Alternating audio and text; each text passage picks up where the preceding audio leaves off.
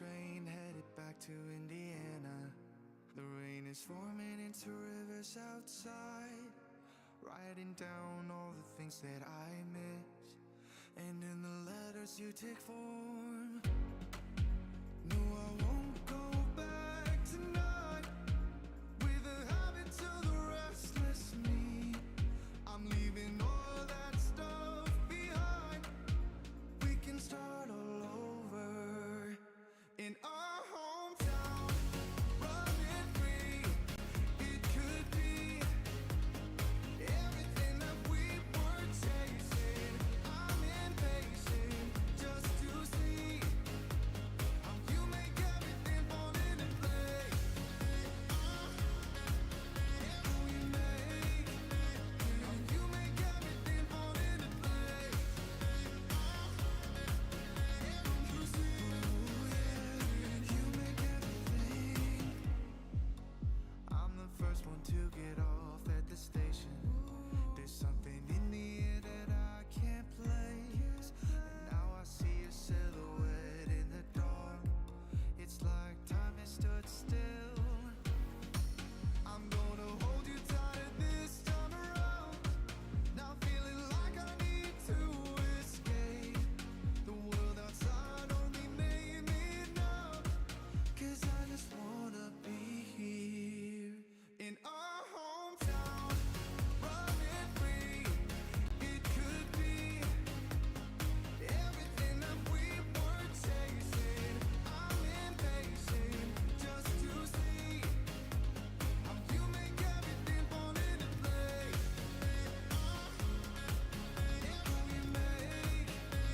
How you make everything fall into place. You see, you make everything. It's just like the saying, you don't know what you got till it's gone. But now I know in my hometown, running free, it could be everything that we were chasing. I'm impatient just to see how you make everything fall into place. How you make everything fall into place. You see, you make everything.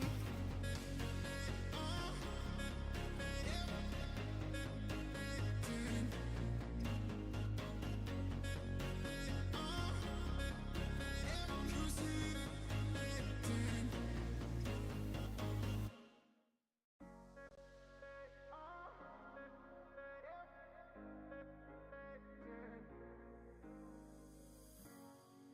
I'm on the train headed back to Indiana. The rain is forming into rivers outside, writing down all the things that I miss. And in the letters you take form. No, I won't go back tonight with a habit to the restless me. I'm leaving all that stuff behind. We can start all over in our hometown, running free. It could be everything that we were chasing. I'm impatient just to see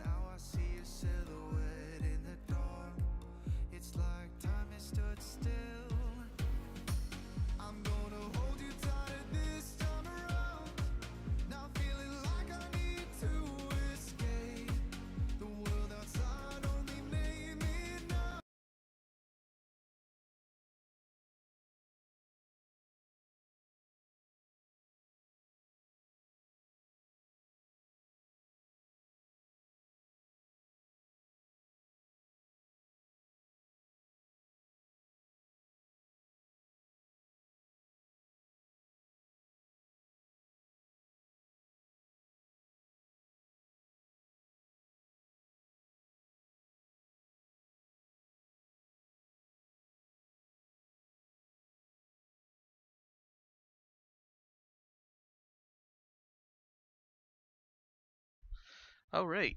Welcome aboard, everybody. I am Kiram Gaming, and we are going to be doing some gaming today. I anticipate maybe some hiccups this stream. I'm not entirely sure. So, just to give you kind of a rundown on some of the changes, is essentially I have switched studio programs, so I'm trying another one. So normally I stream in OBS, but I have now gone ahead and switched over to Prism Live Studios. So I did a quick setup last night, ran a few test streams privately last night. So it seems to be, I don't know, how do you say it, just fine for what I need. You might hear a lot more background noise because I do not have audio filters on right now. So the sensitivity is still up, so I still have to do some adjustments. So just keep that in mind. So I'm just going to adjust my microphone a little bit, bring that down.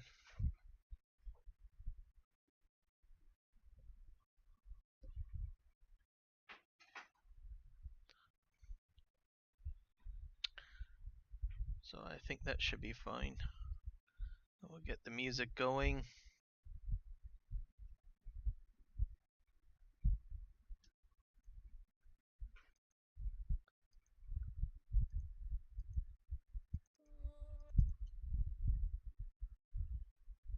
I think I got the music playlist going.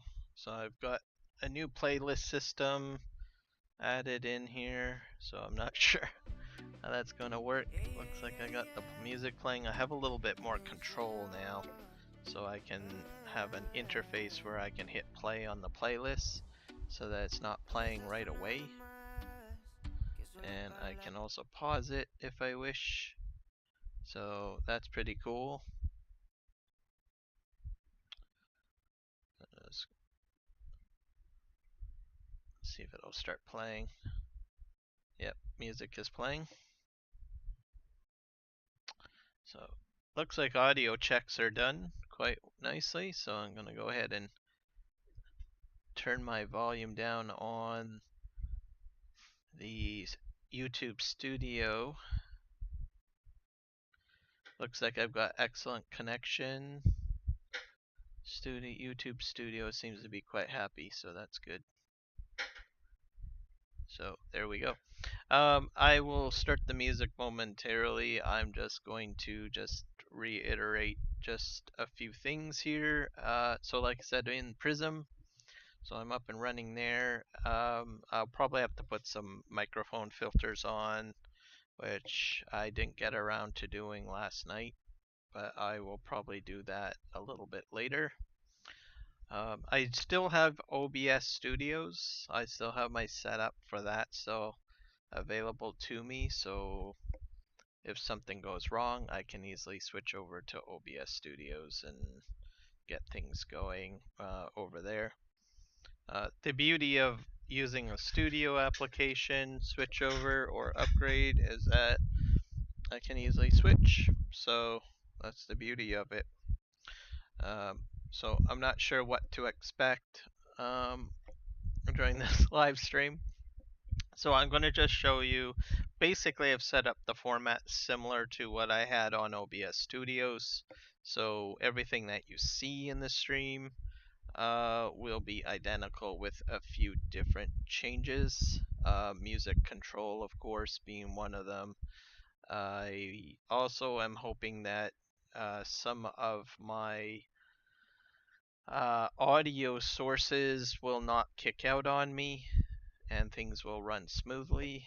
Um, a lot of the times with OBS Studios, I have had a ton of audio sources just kick out in the middle of the stream. I'm not the only one. I've seen other live streamers, run into the same thing.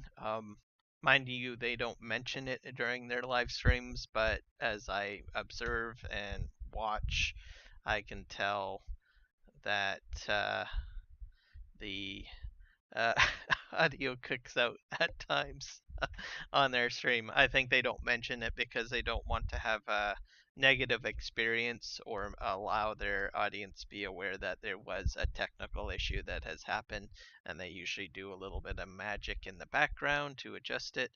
Some live streamers will vocalize an issue. I generally vocalize an issue on the stream. I like to be upfront with my audience so that they're aware that I'm having a technical issue. Um, at the same time, it I think is more. It's better to be upfront with your audience, simply because in the same token, they don't have a panic attack. I have had, well, I won't say panic attack. Maybe that's a little severe, but they voice a concern in a chat, right? That the audio is not working or something like that. So I can go ahead and vocalize, yes, there is an issue happening with the live stream, and that I'm working on trying to correct it. The other factor is that I can easily speak and say, yes, there is an issue with the stream, I'm working on it. Whereas an individual that notices uh, an issue with the stream, they have to take time to type that out into the chat to let me know. So uh, I would rather have my audience, use the chat what it's intended for, which is to make comments and say, "Hey, great job, Kiram! You're doing a awesome stream today," or talking about what I'm streaming, etc. During the stream, as opposed to having to point out technical issues that are transpiring during the stream. I do still welcome any feedback on the quality of the stream to be posted in the chat. A lot of the times, in some situations, I may be doing my thing during the stream, whether that's, working with equipment or playing the game, and I may not be aware of a quality issue with the stream. So I do encourage my chat folks to pop in and just make a comment so that I'm aware. I do try to monitor the stream as much as I can during the live stream so that I can make corrections and stuff like that. One thing that I do is I do reduce the volume of the audio a bit, so sometimes the audio issues might get a little bit overlooked. So yeah, that's pretty much it on that. I'm going to briefly show you guys the new break stream. So I'm just gonna switch channels. I don't have a microphone on there, but you might see me making some slight adjustments on the break screen because I don't think I got around to resizing the gameplay window. So I'm just going to hit break, and there's no microphone on there, so I'll probably be quiet. So I'll try to be as brief as I can on the break screen and then bring us back to the main screen. All right, thank you.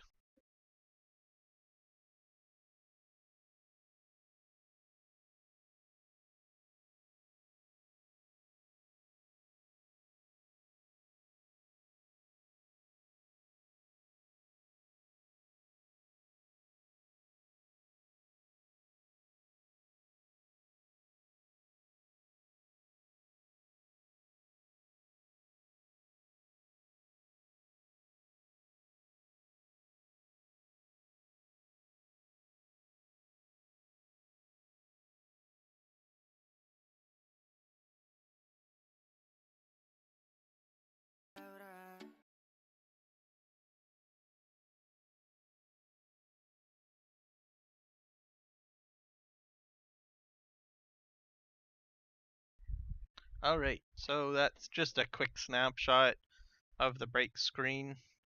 I think it looks great, if you ask me.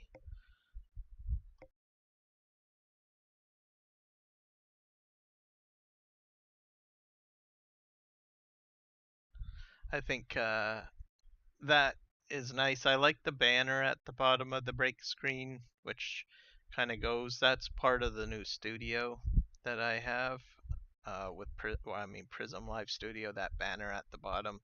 So it's just very brief and it just goes along the bottom.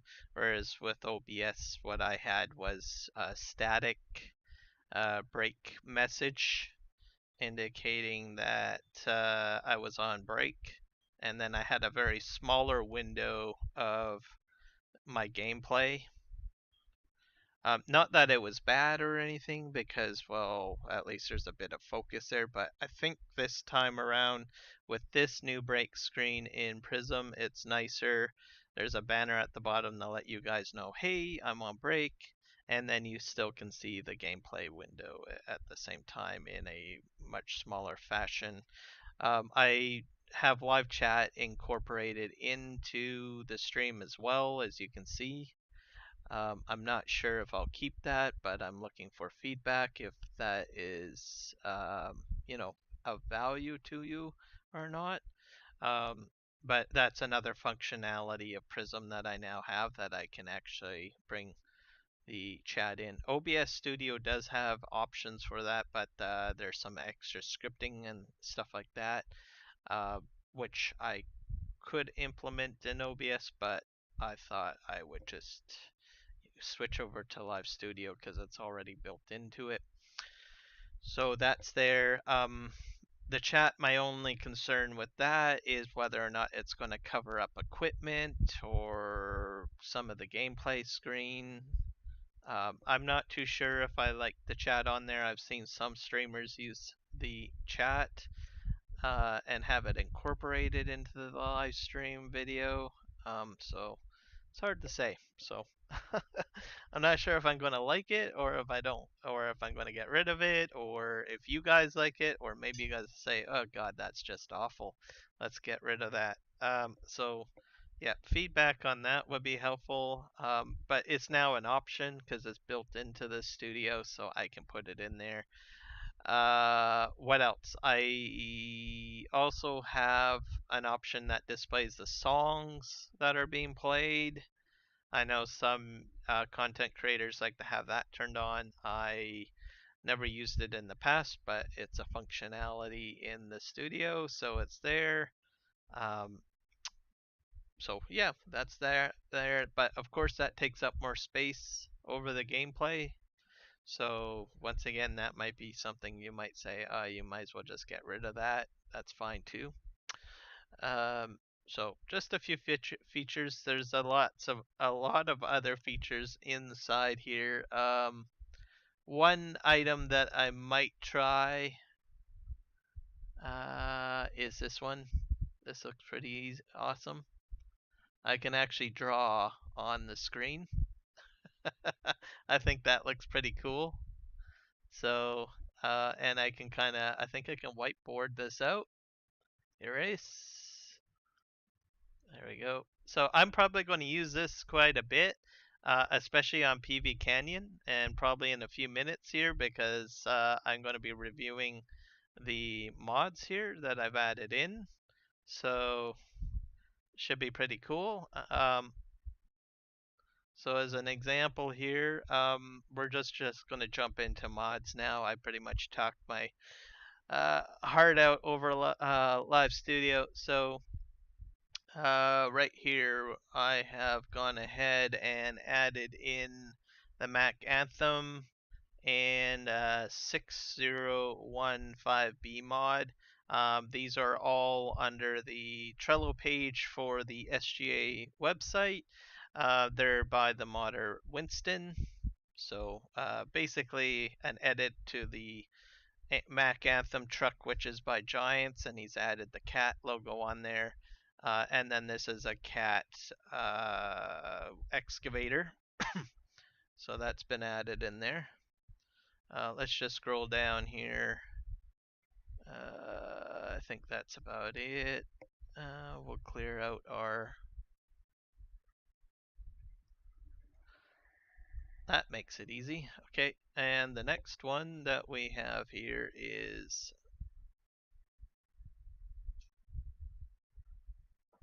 I think it's right about there. That's the Big ZX550GD mower with forage wagon. So it's a mower and forage wagon together. So I've added that in. That's by Winston. We're just going to scroll on down here. Did I miss anything up here? Nope. Okay.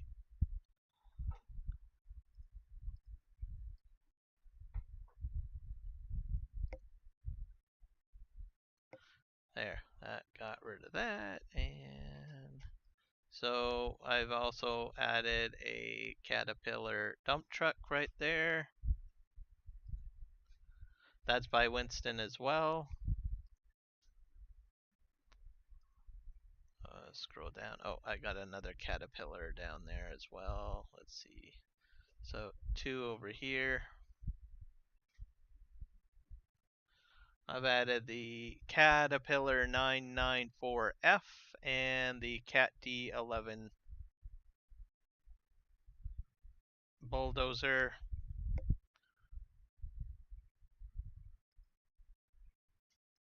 And then over here,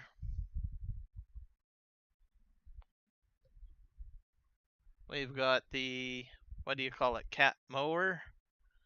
I had a variant of that, I think, in a couple of my videos. It's a cat mower forage pack. So I thought I would get that because I'm going to be cutting a lot of grass. I've also got another front end loader 1914 and a Caterpillar mod pack, which has a number of trailers in it. My last episode, I had issues with loading the excavator and a few other pieces of equipment, so I thought I would get a pack that could probably handle the low loaders. Let's see here. Let's just delete that and delete that. And the next one we're gonna look at is, oh, this one has already been added. I think the last episode. I don't know why it's unchecked. Maybe it got an update by Giants this week. I don't know, but that's by FarmCon. So, which was I think 2 weeks ago. We'll just scroll down a little bit here.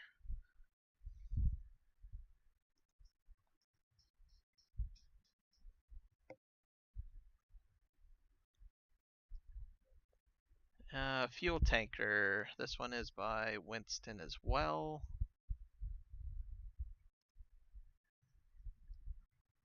So I'm not sure what sort of liquids it will carry, but yeah, I've got that there. Which probably I think has a very high capacity for the productions. So most of these are meant for PV Canyon. Okay, and then I think I added a couple of a dump truck and a Great Dane trailer, which is right here. Those are by Winston as well, so I've got a lot of Winston mods that are added. And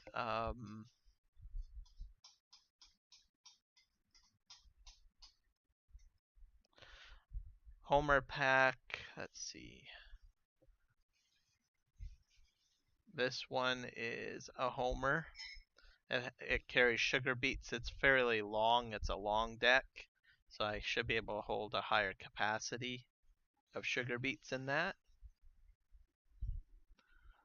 And alright, I think I probably have a few more mods added by Winston, but it looks like I've come across some updates. So there has been over about 20-ish updates this week. So I think my last stream, which was Friday, I said that there was no mods for 2 weeks. Now we got some updates. So there's probably a few new ones, and there is some updates.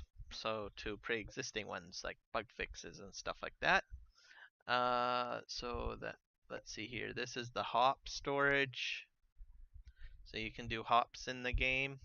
So if you need to store them, that's your hop storage.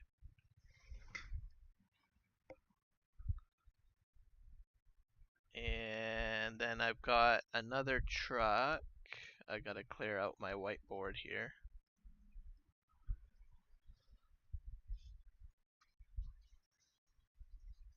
Another truck here. So Kenworth K200 extended. So not too shabby there. So I do like the flat-nosed transport trucks, so this should help. Just similar to the Volvos that should be able to fit on the barges. That one is by Winston. It's an edit, I believe, because I've seen that truck before, but he's added the cat logo wing on it. So just to clarify. And then there's a lizard trailer by Winston as well. It's an edit, most likely, because I've seen that trailer before.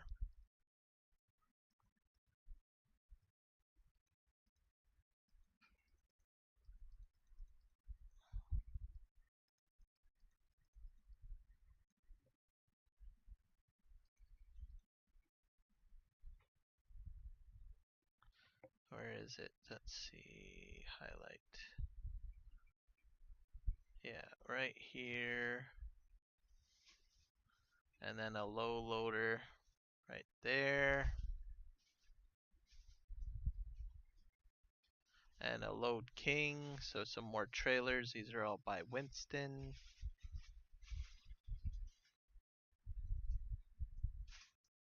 Scrolling down. There we go. Delete those out.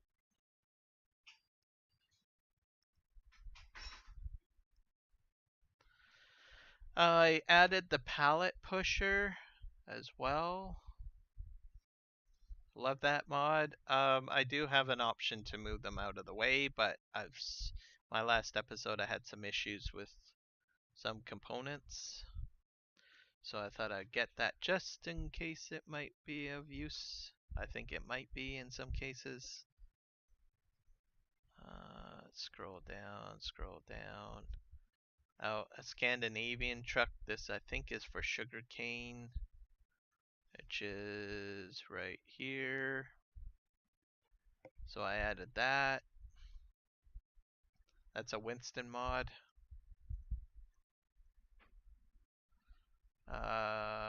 Solo Factory. I don't know what this is for.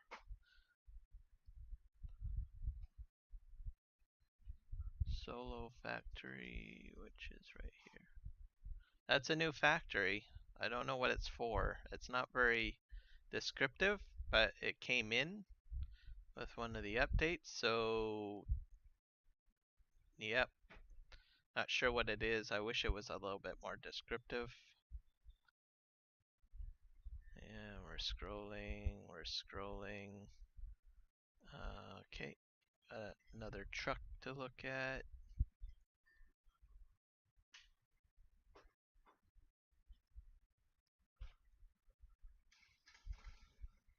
Truck here. Oh,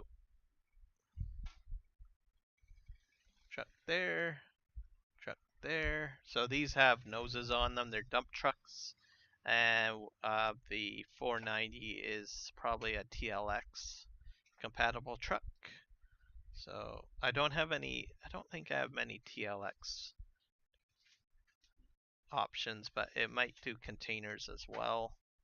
And I think that is pretty much it, I think.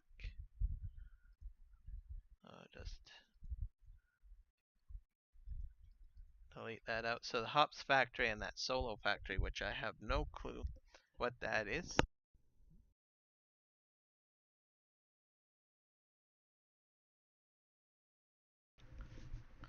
So hopefully that gives you guys an idea of what we got. So most of them are a lot of updates and then to the existing mods, and then this solo factory. I'm not sure what that is, and then the hop storage.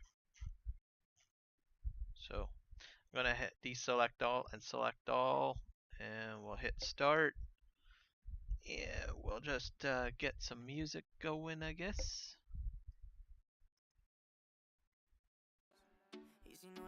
There we go. I'll just turn my fan a little bit here. Today it's Coca-Cola. I had 2 coffees before I started the stream, so I think that's helped.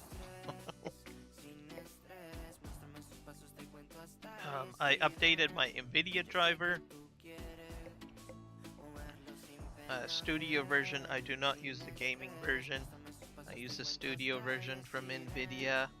So the difference between a gaming driver and a studio driver is gaming driver is basically a driver that's updated more frequently and on the fly. So as NVIDIA works on stuff and they do some like testing and stuff like that, they'll release the content right away.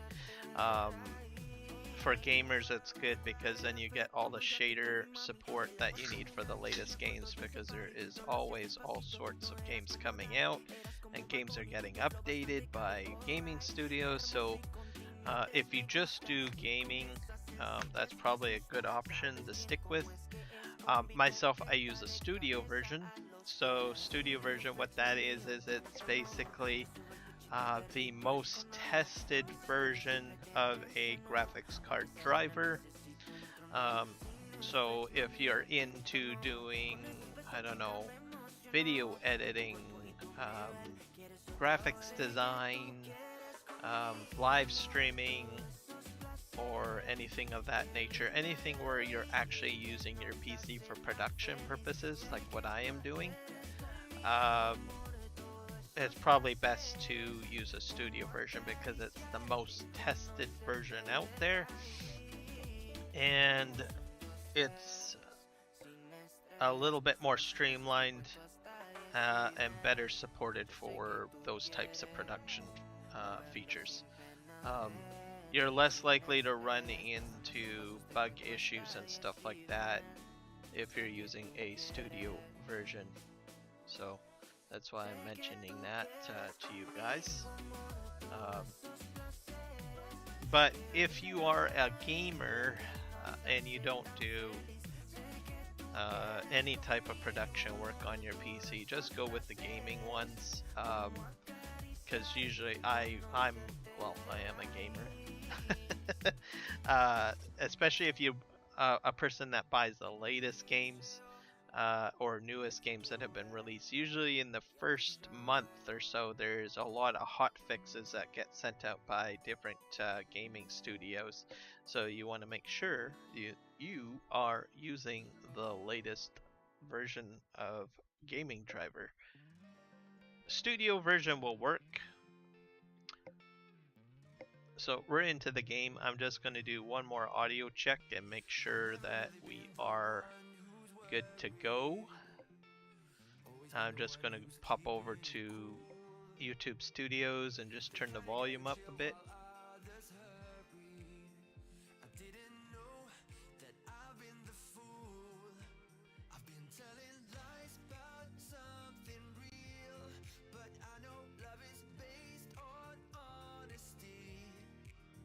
I just jumped into a tractor here. We'll just see if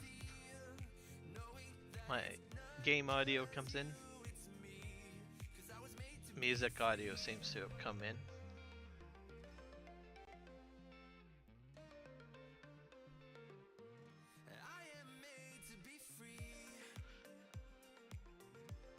So I think we are good to go, I guess. Let's see.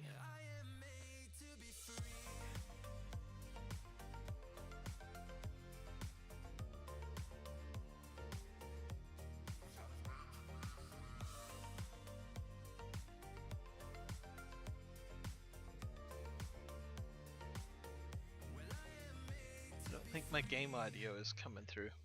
Been thinking about myself and myself only. I've been like that since I was a kid. I've always put Yeah, my feet application audio is not coming through. Let's just see if we can fix that. I could be. Kept thinking, where did I go wrong? Then realizing where I do come from. Was asking how real love should feel. Alright, there we go. Application audio is happening. Not sure how loud that is.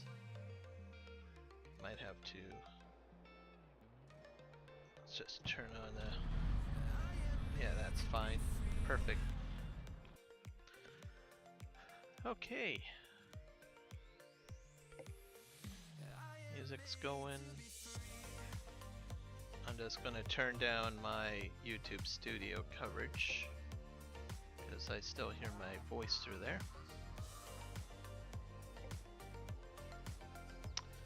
Alright, so today we are going to go ahead and get our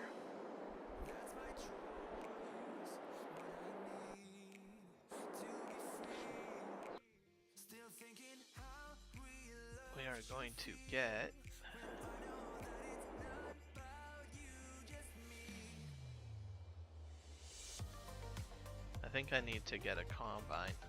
Oh, and I need to move that truck out of the way. Or that trailer off of that.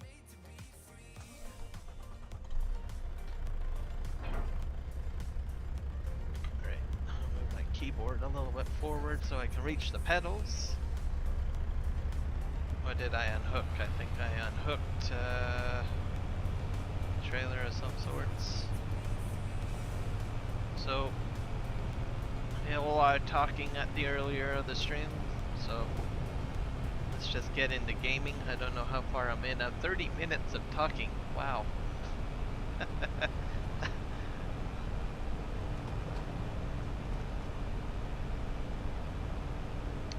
It's quite a bit of talking this morning. Good thing I got a Coca-Cola here. Throat is reasonably hydrated, so should be okay. We're gonna go get that trailer off of that barge because I did start some new contracts at the tail end of last stream. So I need to make room on the barge for a harvester. This truck I'm probably going to leave down there. So we'll see. I can assure you that the harvesting contract is not sugar beets. So in case people are like thinking, oh good god, I hope you didn't start another sugar beet harvest. I did not. So thought I would just mention that. Interesting enough, I was watching another YouTuber by the name of Mouse. There's some numbers at the tail end of the name Mouse, but he does PV Canyon live streams, and I just started watching the live stream, and I didn't get too far into it because a live stream, as you know, takes about what 2 to 3 hours on average, or in my case I sometimes do 7-hour streams. Go crazy, right? Anyways, he, just as I had ended the stream, he had mentioned, well, let's go ahead and take out a contract for a sugar beet harvest. Now, I did Field 20, and that took, what, I think 5 episodes to finish. And for him, his contract sent him to the largest field on the map. So I am going to be intrigued to watch his stream and see how long it takes him to do a sugar beet harvest. Now he did say he was going to do 2 harvesters, so I'll just point that out. So he's probably going to either use his own harvesters or he's going to lease out a second harvester to do the sugar beets. The other thing is he's not as realistic of a player on PV Canyon Crossing as I am. So he does use some modded equipment. So I'm anticipating he might use a fairly large harvester to take care of harvesting the sugar beets. But we will have to see.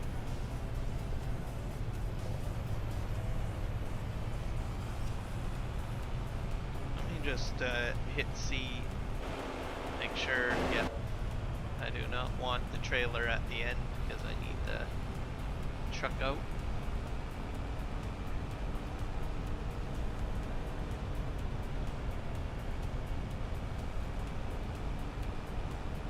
So I'm kind of intrigued to see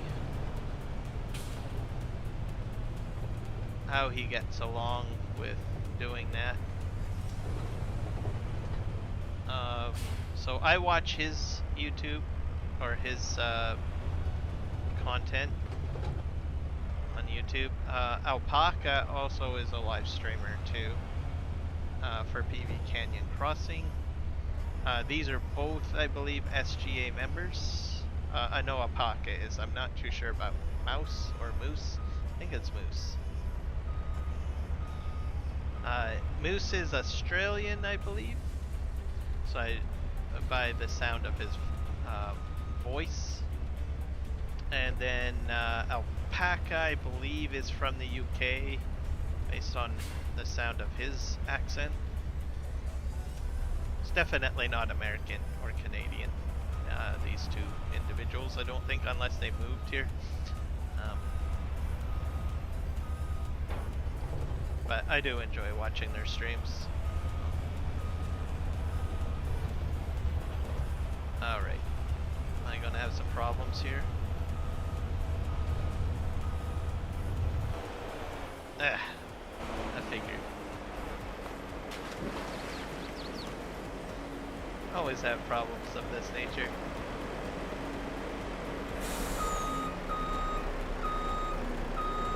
There we go.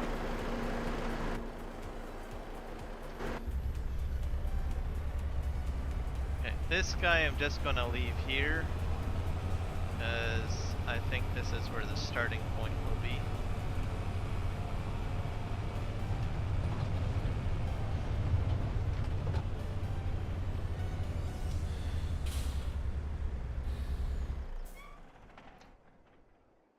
Alright, let's take a look at the map. This, yeah, field 20, I think.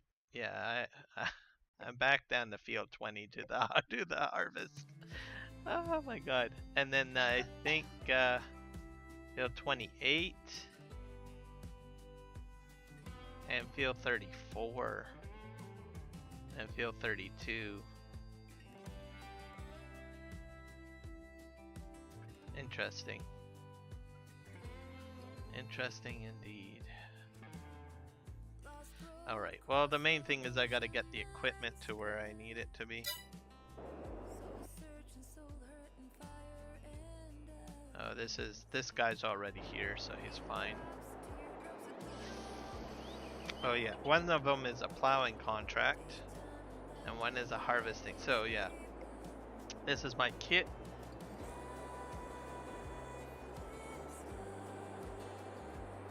You know what, I probably will switch out this 3-in-1 for that TLX tipper.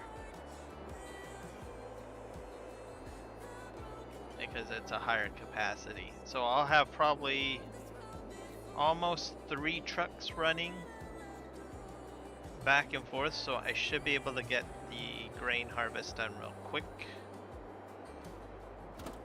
Oh, I've got 2 harvesters. interesting. Yeah, I got some kid over there, so yeah. Interesting. I got all this to get sorted out. Well, let's get the boat over there first. And then we'll go from there. I think I have enough trucks to get things moving here. And okay, I think I got the parking brake on. Yeah, parking brake's on.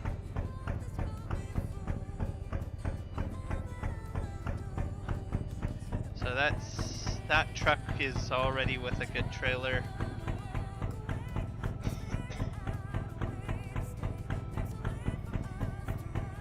I'll try to get at least all the trailers on board anyways. And then I'm going to be moving the gravel. So that's another thing. That'll free up another large truck, by the way. So I have a plan. There is a method to my madness.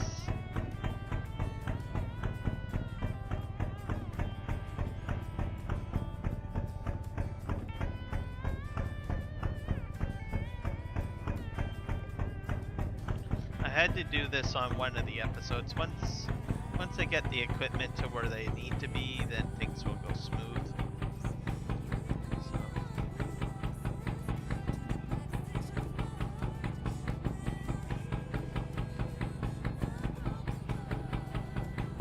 Another thing I want to do is the grass mowing around the lumber yard, so that just so you guys can see here.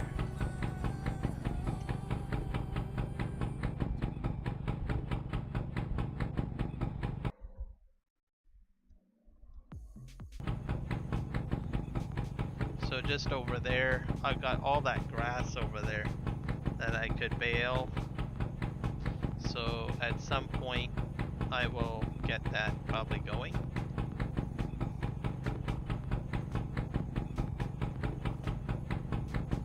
I can also do trees, I think, on that property, so you can see the trees over there on the right hand side. So what I'm kind of going to do for that is I was dreaming about it, daydreaming, thinking about what I want to do. I think I might put, because it's on a hill, I'm going to try using the yarder. I'm going to get a yarder.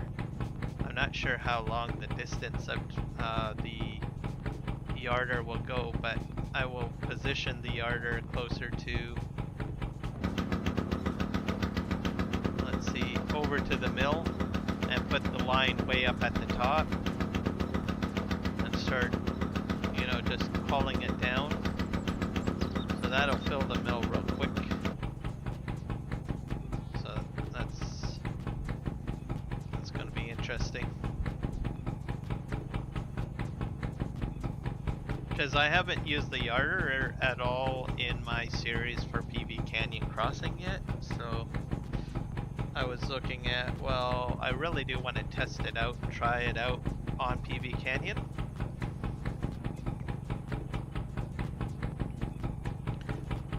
Now, I can use it in my logging area that I have, but that area is all flat, and I thought, well, it's not really a reasonable demonstration of the use of it.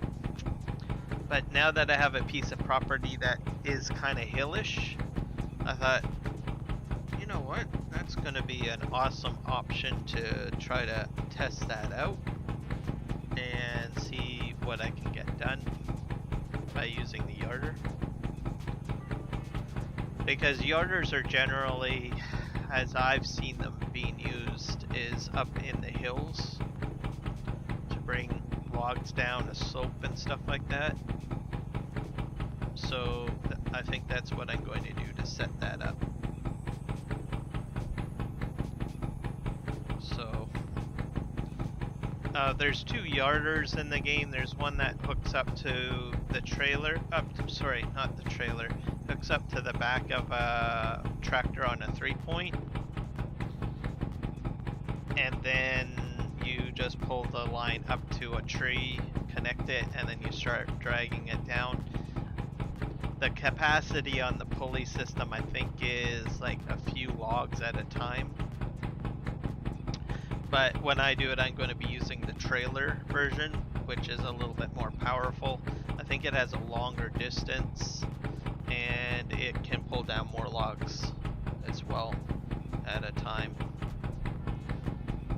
I'm not sure about distance, so maybe I might even have to get 2 yarders, so I have to drag down to midway down the mountain, and then I have to have another yarder set up next to it, and then I have to drag down those logs on the side. There's a bit of strategy too, so I would have to figure out how I'm going to move the logs closer to the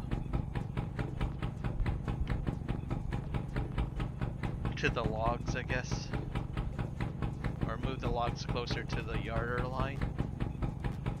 So a different way of logging. My current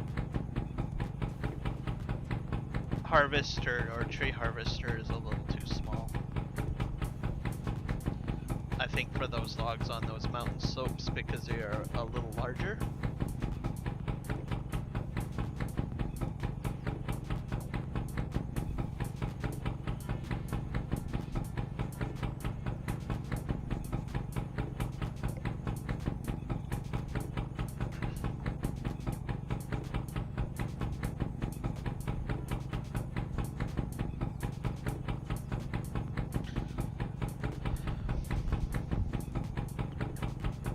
So I think that's the plan.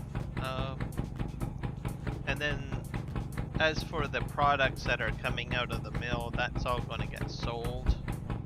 I thought about stockpiling and preparing for the mill, but I realized, well, I really do need more money.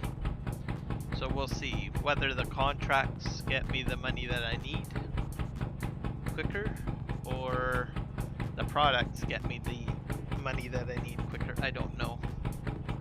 So contracts might win me out. I might not have to sell any of it, of my lumber. I'm not sure.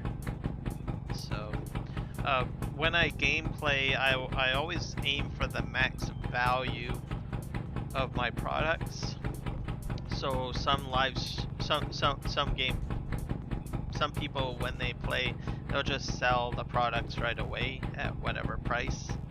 I just usually stockpile all of my products and then sell it at the most profitable month.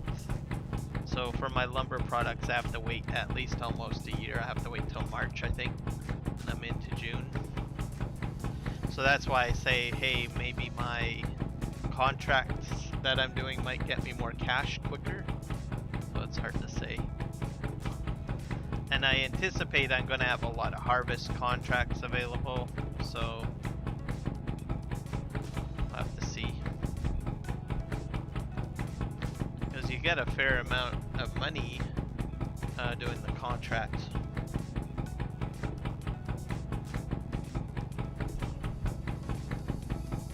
My little winch tractor that I have, that I was starting off with, you might have seen me like pulling a few of the logs over to the main garage area. I think I'm going to go ahead and sell that. The way that I'm set up now with my logging, I don't think I need that tractor. I probably will sell that, and that should get me a fair amount of money to add to my kettle. So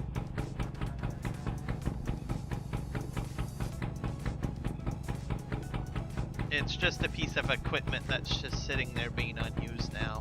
So it was helpful in the beginning when I didn't have an excavator with the log grabs or log loader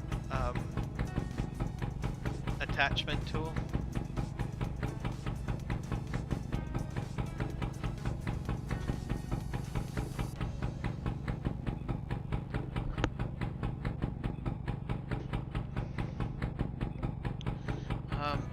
let's see here. So I gave it a lot of thought on the Bale auto load trailer video. I haven't put that out. I thought about doing it, but then I was like, well, I'm gonna do it. And then I thought, no, I'm not gonna do it. And the reason why I haven't done it is because of the inconsistency with the mods. I really didn't want to build a video on that because of the inconsistency with most of the mods that are out there, and I think it would have confused the heck out of people. And they would see my video and say, oh, it was working for him, why is it not working? And then they have maybe a different trailer than what I'm using, right? I did do a live stream on that, so if you want to see my testing, I live streamed the testing, and that was a couple of months ago. It's a bit of a lengthy live stream, but you can check that out. I don't feel comfortable putting out a video because of the inconsistency with the mods, so sorry about that, but I'm very much divided on creating a video for bale pickup with auto load trailers. I was very enthusiastic about it in the beginning, but as I went through the testing with it and I saw just the disaster behind some of it, I was like, I don't know. I don't think I want to do that. The amount of information that I would have to put out, I thought maybe it's better not to do this video. I thought about doing 3 videos on the subject, but I thought, nope, I'm not going to do it. So I think the live stream is probably the best method because I did test a lot of different trailers, and you guys can watch through that, and you'll get a big picture if you watch the entire stream all the way through on using it. You can use courseplay and auto drive to pick up bales with the auto load functionality of an auto load trailer. It is there, but different modders have taken different methodologies of how to build their mod trailer. So yes. Now I think the universal auto load script, I think, is the best method if you want to use like an auto load trailer. It seems to be the most consistent because, as I understand, it will auto load it on and then apply the straps to the actual trailer, and that seems to run the smoothest. The only issue, and at the same token, it will just drive through. You have more options with that if you're using the universal auto loading script, is that you can tie it into base game trailers as well. So just to let you guys know. My mouse is acting a little weird, so just give me a sec, guys. I'm just gonna save the game and see if I can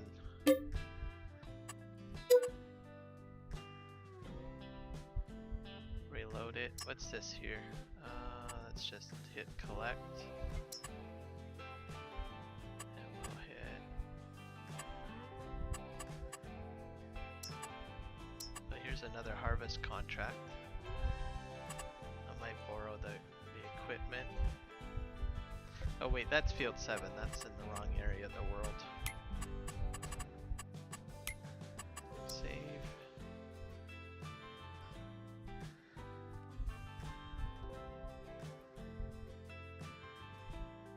But yeah, universal auto load script is probably your best bet.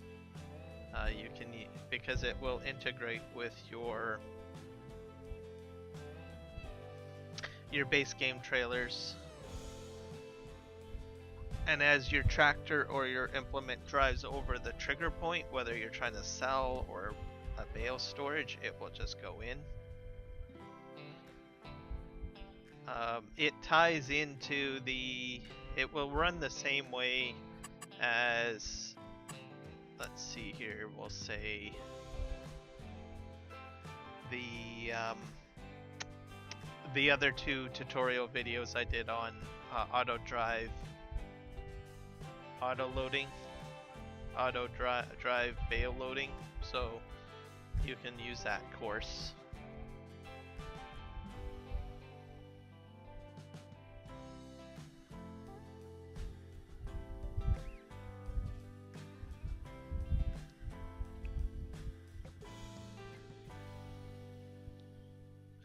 I'll load up the game. For some reason, whenever I move my mouse to the left or right, the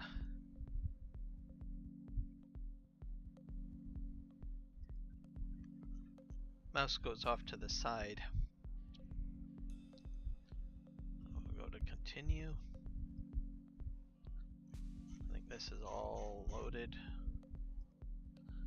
Oh, I did a lot of cleaning up this morning. So I added a lot of mods to the game file. I removed the RGC mods. What is that? Real Gaming Crew mods. I removed those because I think the only thing that I wanted out of that was that barge, and I tried the barge and it was not what I was looking for. Well, so I'm just going to stick with PV Canyon Crossing mods. I might re-look at the RGC mods again at a later time. The other thing too is the RGC mods, they modify the map to add additional fill types and stuff like that. I sort of want to stick with the pre-existing PV Canyon Crossing, what do you call it, fill types. I don't really want to mix it all up. I might reconsider that down the road, but for now I just want to keep it consistent with what's available with the map, so that when people are playing this map and they go ahead and they use the DashNet mod switcher tool to download it, they are aware of what comes with it. I've added a few different mods myself to it, but mainly from the mod hub and stuff. But anything to do with productions, I'm going to just try to keep it consistent to PV Canyon Crossing so that I don't confuse people. So that's that. Let me think here. We're back. Let's see if I have any more mouse drift. No, I do not, so that's good.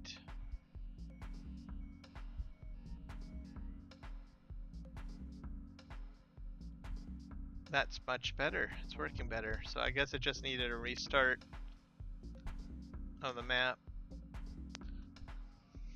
So if you guys like dump in any major mods, like large ones that are not native, like auto drive, courseplay, terraforming, or real gaming crew mods, any mods that drastically modify the files or the gameplay, it can be, I don't know, pretty serious. Not say that it's bad or anything, but it might have some hiccups. But any of those types of mods, you want to install them, save the game, and then close out the game, reopen your game file. That way the game file has the ability to update. Same with if you remove any large major mods like that, remove them, open up the game, hit save, then close the game out, and then reopen it. That way, you know, you're not going to have as many hiccups during your gameplay session or crashes.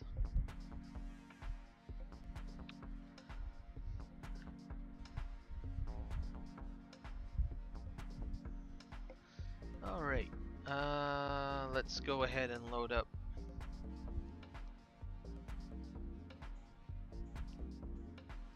I'm gonna get this this guy on. I've never done the in-cab view for this before. We'll get him on board. So while we're driving here, I do plan to do some tutorial videos still. I'm probably going to start looking at it on Monday. I'm going to be completely focusing on PV Canyon Crossing. So I'm going to do, I guess it's going to be kind of like a mod video format. So that's where you, if you guys have ever watched mod videos before, they usually have someone, you know, present the mod, give details about the mod, test it out, stuff like that. Oh, it's raining. So I'm going to be doing that. And what I'm going to do it for is basically the PV Canyon productions. So I'll review the tier 1 productions, and then I'll review the tier 2 productions. I might do a tutorial video on some of the maps.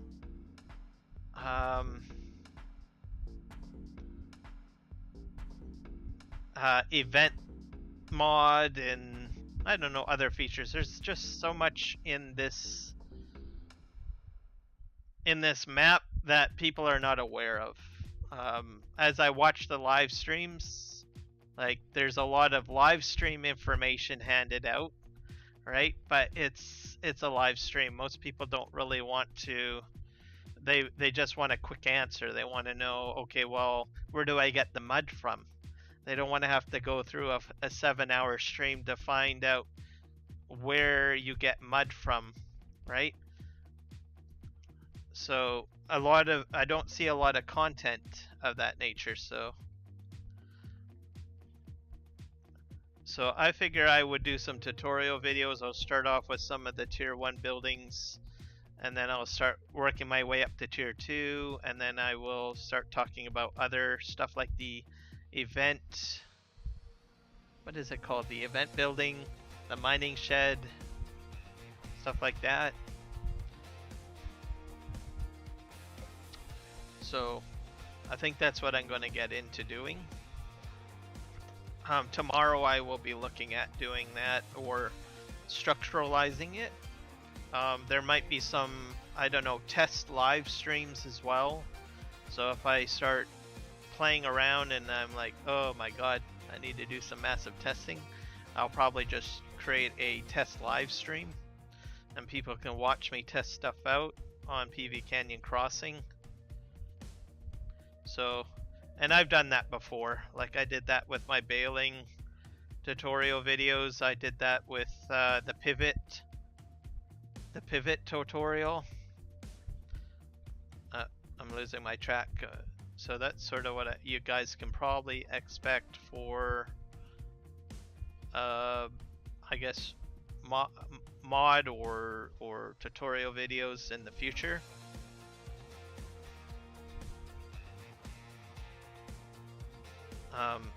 That way people are aware of what they can do on this map. Because there's a lot that you can do. My live stream, I admit I play a little hardcore. So if I had like all the cheat machines in here, I think people would get an idea of what you can do a lot quicker. But I really don't want to change up my live stream format. I like to play on hardcore mode. I like to play with no loan. I also like to do contract work.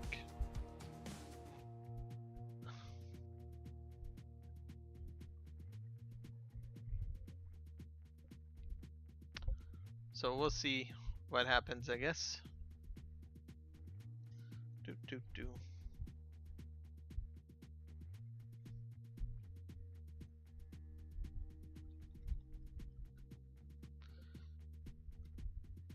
There we go. So I think this is going to take up a fair bit of space on my barge.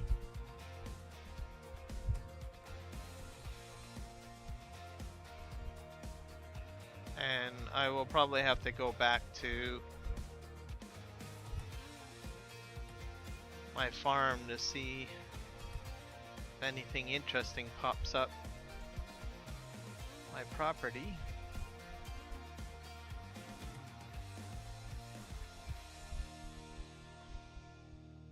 So the mining shed and the event building are two items that are triggered by rain. So I'm not sure exactly how that works. I might have to do a test stream on that. Oh boy. I don't know if I can fit another piece of equipment on this barge because I've got the header trailer on the back. Okay, what am I stuck on? Oh.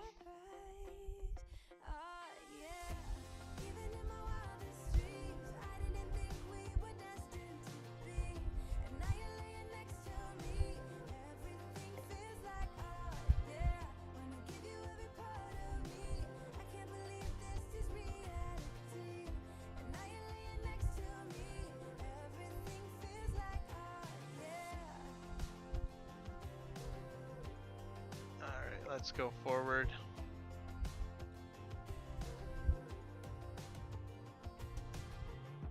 I'm just curious, when did you know you had feelings for me? Maybe somehow we've always known that we have chemistry, but always chasing after someone else. So this took me by surprise. Oh boy.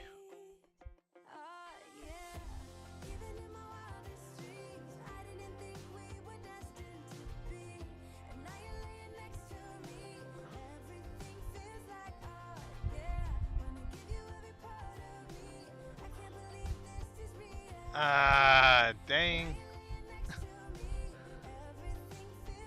Okay, I think I'm probably better off just to take this combine forward. I have loaded a combine on here before.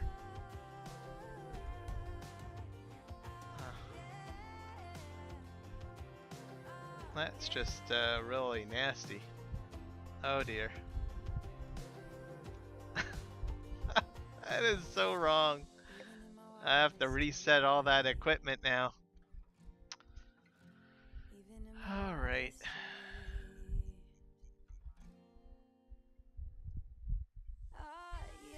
Okay, let's reset that one.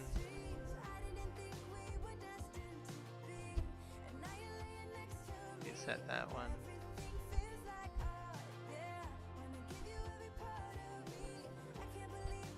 I don't know what happened. What the heck is that guy doing over there?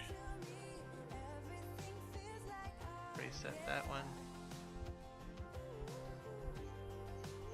Hope I don't have a header trailer flying through the air. That's something that can happen too, by the way, on this map. If you muck up a tractor or something. Let's see if I can hit tab.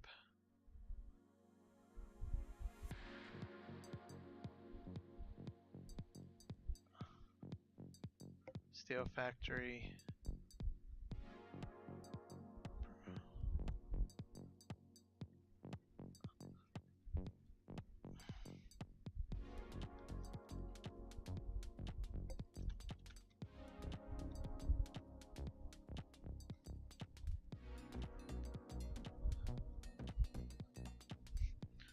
Alright, let's just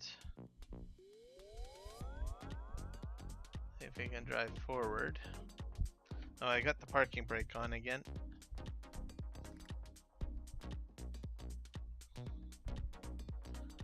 I don't know what happened to the header. I don't know what happened to it.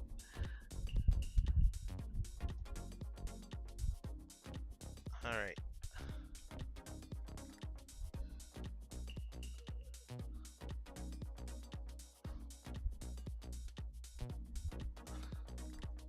Have to get over to the shop.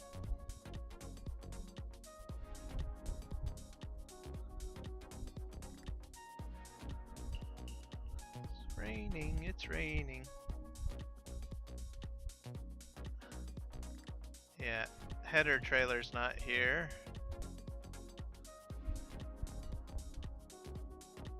Wowzers. Alright, well, I got a quick solution. I'll probably just cancel out the contracts and refresh them. Except for the plow one, because that one was fine. So we'll cancel that one. Collect. And then new contracts.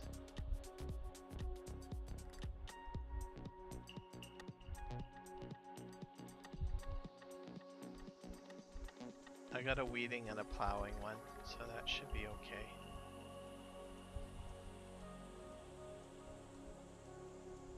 That's new contracts. There we go, field 34, so that brings that one back. So, pro tip for you guys.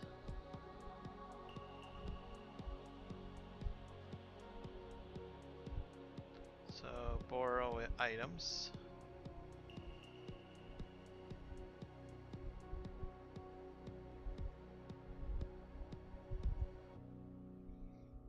There, I got the contract back.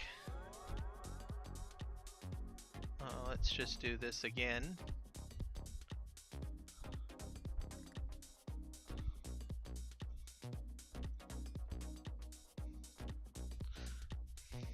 So I just want to give a shout out to Prestige. I love your Platinum DLC tutorials on joysticks. A lifesaver.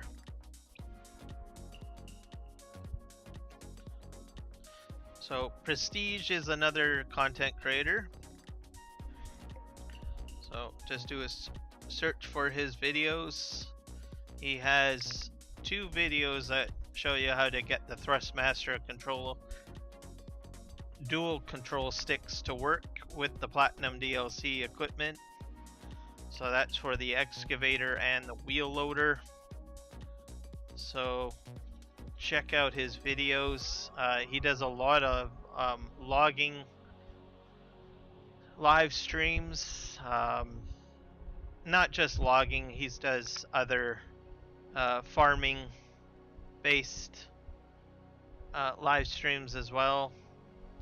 But I'm giving him a shout out because I use his 2 videos like almost religiously for getting the Platinum DLC equipment to work with my Thrustmaster dual joysticks. So please check him out. Make a comment in his video. Tell him I sent you guys over. Reason why I mentioned that is this morning I had to redo the keybinds for my front end loader.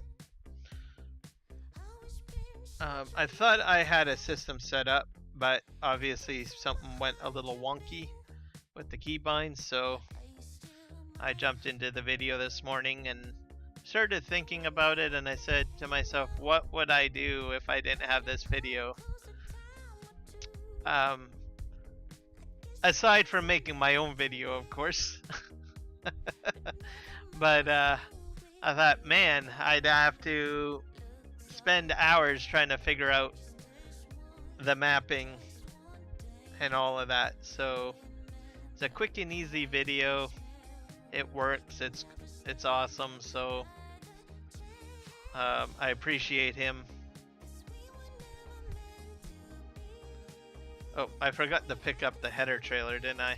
Yeah, I did. I keep on talking too much and I forget what I'm doing.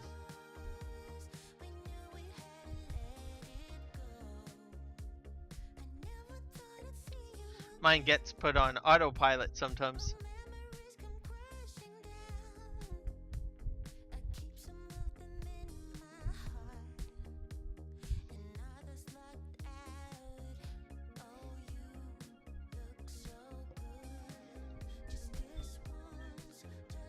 Let's go inside here.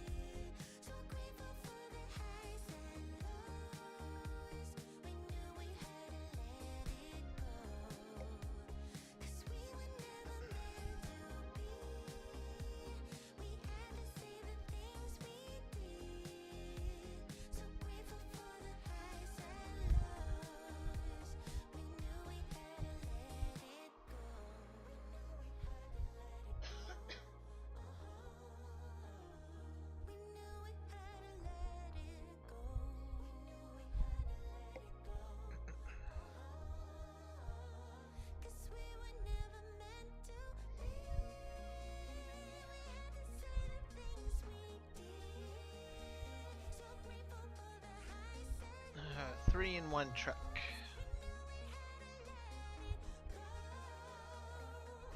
Alright, let's see if we can get this header up there.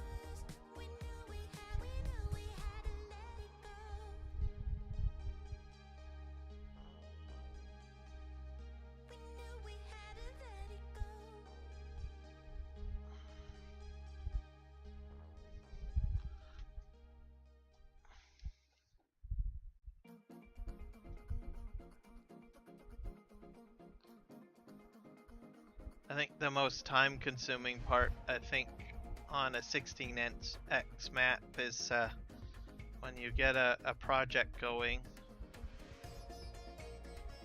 It's always moving the equipment around that usually takes a while. Oh, that's too far.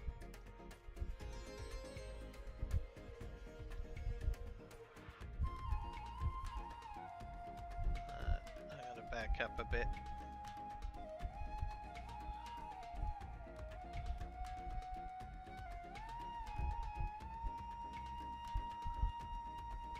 I think that one went on.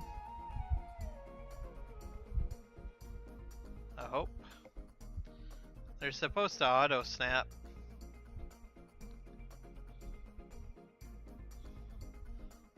And we're gonna hook this up to the plow. And then we're going to go and get the combine to pull that trailer. What I'm gonna just do this time around is I'm just gonna bring this tractor over there.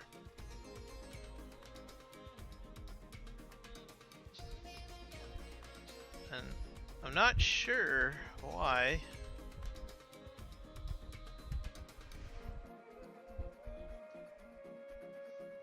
Not sure why I have so many issues loading onto the barge lately. It seems to be, I don't know, a little bit more consistent having issues. I'm not sure why though. Okay, can I squeak through here? Yep, I can.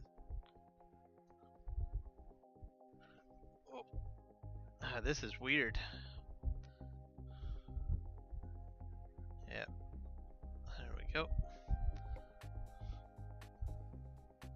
But it seems to be a bit more consistent that I have issues trying to get equipment on and off the barge with or without the parking brake as of late.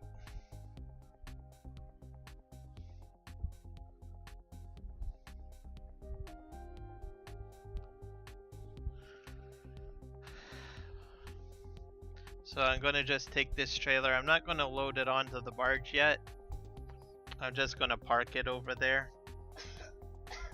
Then I'll get the transport truck over there, the combine over there, just get all the equipment over here, I guess. I'm going to take a different strategy and then try to figure out how I want to best organize it all. I think what I might end up doing is just taking the truck and trailer over.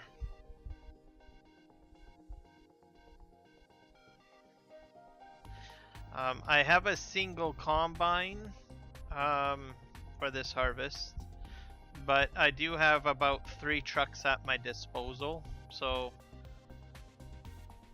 what's going to happen is I've got the contract truck and I've got 2 trucks at the farm.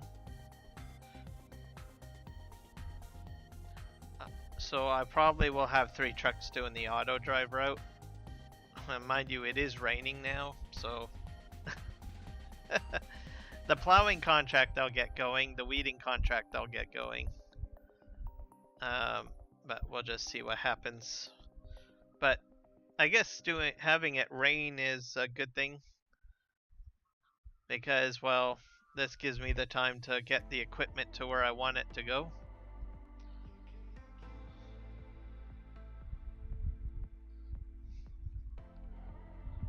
So that's the truck and the trailer. I won't be using that trailer. I'll be using the TLX, which is parked here too. Is there a rear window on this combine? Nope, of course not. Why would there be?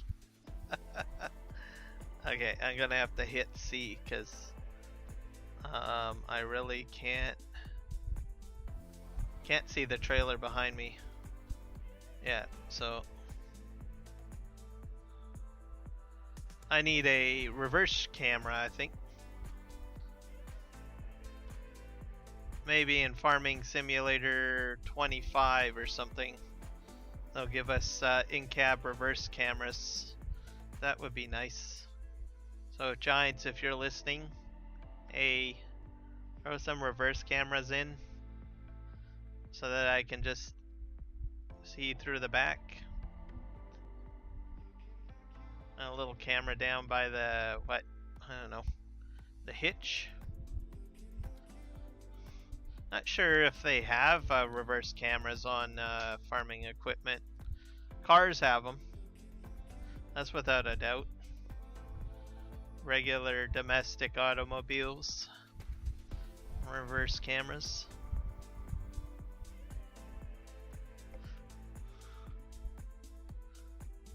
But maybe put a couple of reverse cameras on a combine,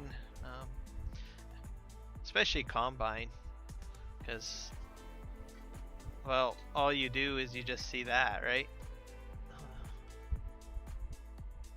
Okay, how are we doing with our header trailer here? Looks like it's on, so that's a bonus. It's snapped on quite nicely.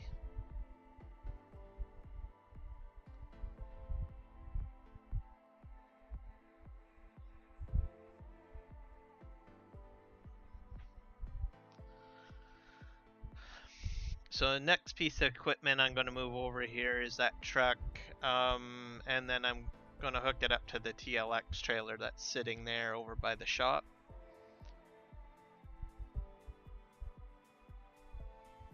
Because it's a higher capacity trailer. Not as much as the 2 Mark Thor 3-in-1s that I have, but it's pretty close. So I do have 2 3-in-1 Mark Thor trailers at my disposal at the farm. I'm probably going to do some real quick front end loader work, and then with one of the 3-in-1s that I have over there. And then I will add it to the harvesting crew so that I can get the harvest done real quick. Okay, so this is a 3-in-1, but that's with the contract, so that's going to be like, what, 50,000 liters? That's not really what I want. Okay, this one I can hook up.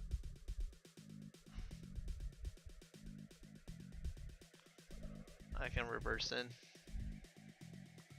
100 degrees, eh, Michael? Boss ass bitch.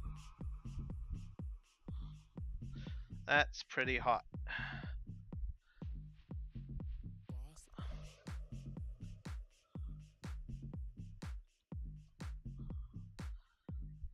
There we go. ass. Hey, these mirrors work for the trailers. Oh yeah, I still have to go get that, don't I? Forgot about that.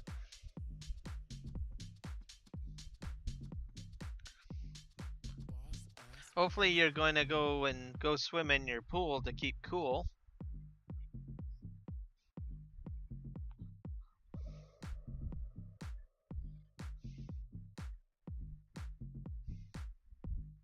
Boss ass.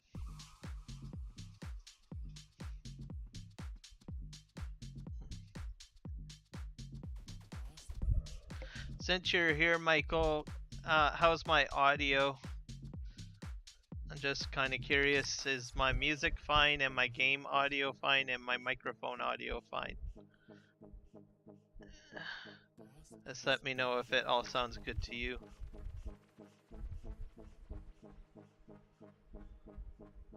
As I am using a new studio program, so feedback will be helpful.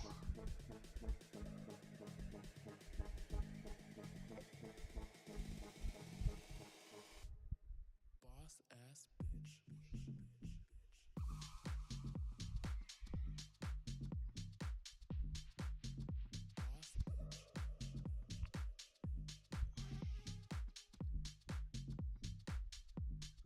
Boss ass.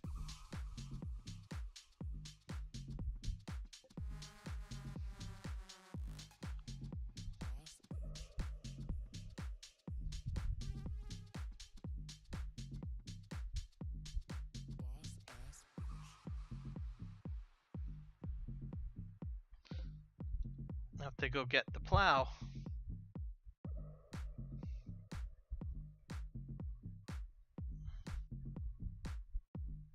Boss ass.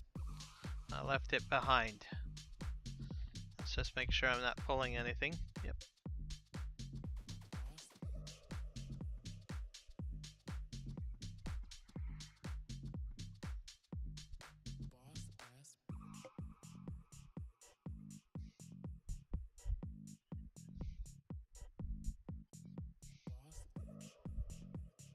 One good thing about this new live studio application is I haven't noticed any of my audio sources just mysteriously closing out.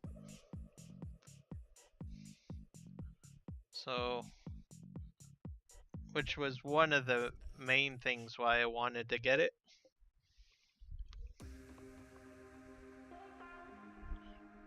There's some bonus stuff in it, as obviously, of course, too.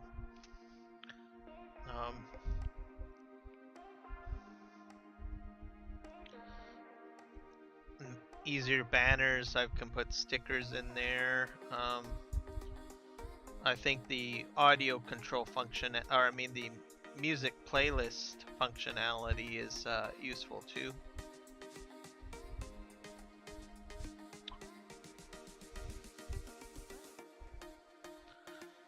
Well, I'm constantly researching ways to better enhance my streams.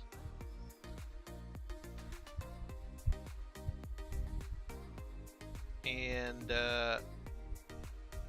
all sorts of stuff.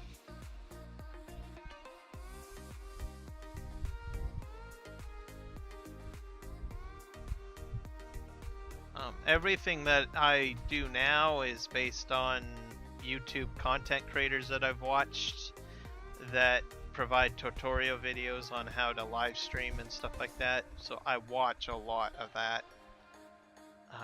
And I keep up to date on new trends and stuff like that. Let's see here, am I? No.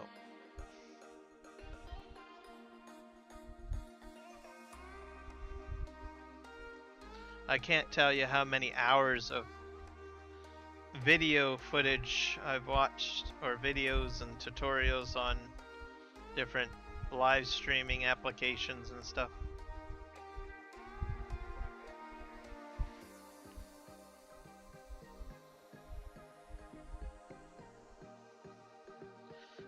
The industry keeps on changing so much too, I find. Because I'm subscribed to those channels and everything keeps on changing regularly.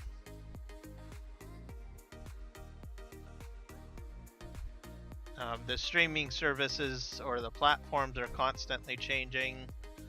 How they provide tools to content creators, so I do my best to try to keep up to date on a lot of stuff. I'm not a YouTube partner yet, so there's a lot of functionality that I don't quite use yet. I still have to get my watch hours up. I still have to get more subscribers to unlock some of the functions and stuff like that. There's a lot of different platforms that host videos and live streams. And those different platforms are vigorously competing. I think more so now. So the reason why they're competing more now is because they need more ad revenue. Okay. The environment for ad revenue is getting a little bit more difficult because there's new legislation going out to tax companies and stuff like that on content. The other factor is to take into consideration is during the pandemic, they probably made a lot of money off of ad revenue, because when you were in lockdown, you got nothing more to do but watch YouTube videos, right? Or even create YouTube videos, for that matter. Some lockdowns, people couldn't even go anywhere. They had to stay at home. So you have a lot of people that are watching content, and you've got a lot of people, well, creating content. But now that, you know, everything is opening up, there's less people creating content, and there's less people watching content. And then at the end of the day, what happens is that those companies are accountable to their stockholders. So they got like, well, we made so much money, now we have less money. So I said, well, how can we incentivize people to make more content, right? So they have to drive that workforce somehow. The other factor is there's other platforms that are starting up. So there's that Kick. There's Mumble, and then you still have the traditional ones like what do you call it, YouTube and Twitch. These other new platforms, they come up and they compete with the traditional setup, which is YouTube and Twitch, and YouTube and Twitch are still competing with each other, so they have to change things up a bit. So they provide cheaper offerings or better offerings. So anyone that's trying to get into live streaming or video content creation, this is probably a prime time to get into it, because there's a lot of services being available now, and there's a lot of competition between the platforms. So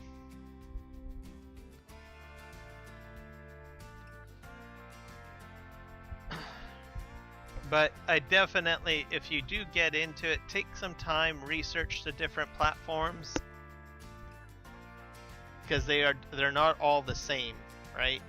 They offer different offerings, different ways to become partner.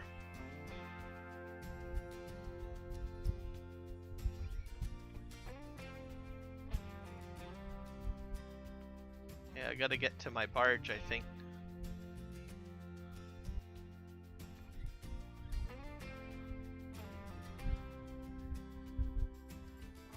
Where's my barge?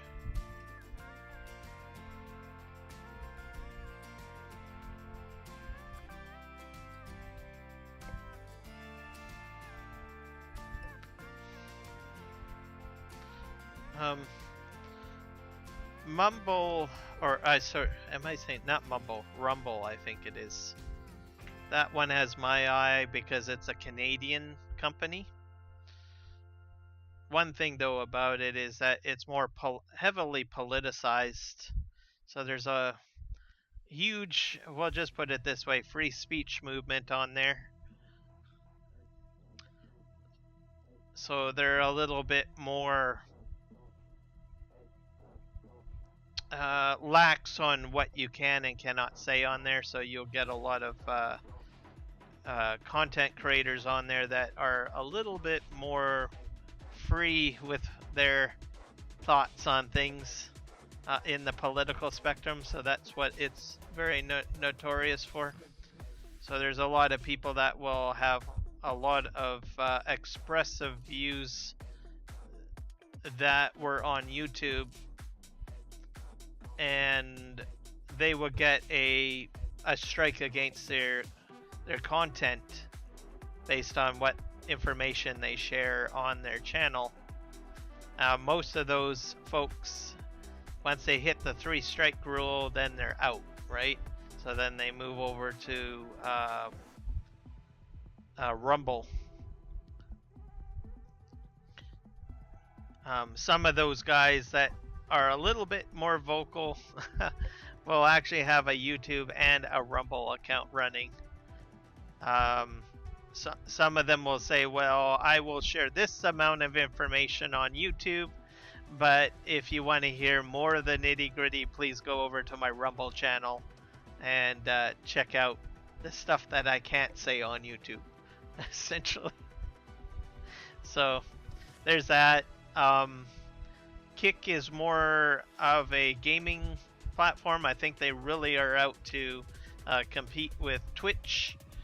What's interesting about them is they plan to do a $16 an hour concept. I don't know how that's going to work out, but if you become a partner with them and you get the viewership, if you put in 16, put in the time and whatnot, you'll get paid like $16 an hour. They might incorporate maybe ad revenue on top of that too, so you might make $16 an hour plus your ads. The $16 an hour concept is not available yet, but that's what they're moving towards. So a lot of people are moving over to Kick, I think, for that reason. Twitch is still doing Twitch. YouTube last month slashed the requirements to become partner, so you don't have to. They have a tier level system now where you can get some of the perks of being a partner at a lower amount of watch hours and a lower amount of subscribers. So I just have to get the 500 subscribers and then I think about 3,000 watch hours, and I can become a variant of a partner at tier 1.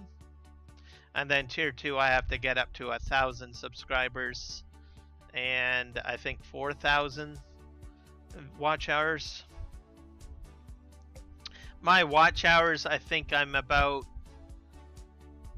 what is it?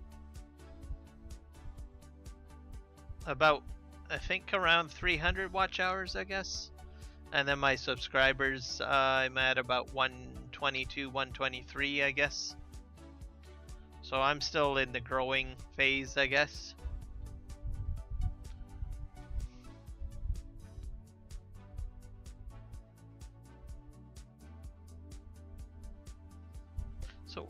So we'll see when I get there.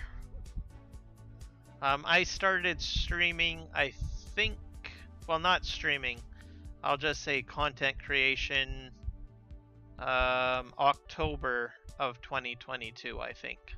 That's when I started doing time-lapse videos. The video quality on some of the videos are a little off. And then I was a bit shy. I didn't feel comfortable doing live streaming. And then I think around March or maybe February, I started moving into live streaming. I don't know. I can't remember my timeline, but now I do a lot of live streaming. I've had some live streams that weren't as smooth, but it's all a learning curve, right? You learn as you go along.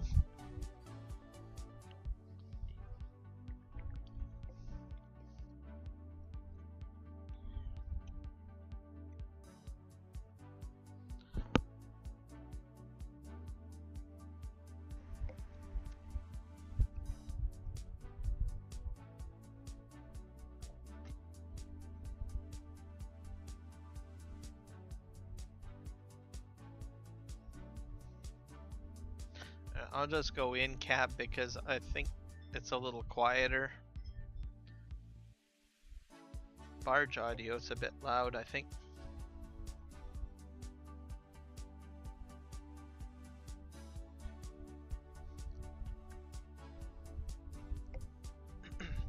At some point of my stream, I will probably go in the flight mode and just fly over my property.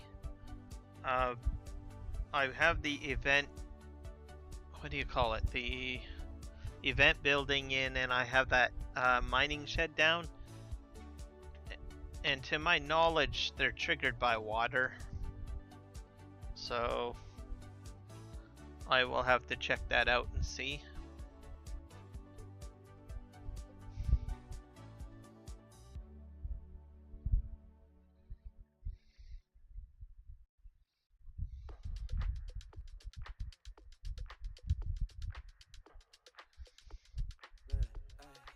This equipment, I think I will just get them put onto auto drive to go to the specific farms they need to go to once I hit land base.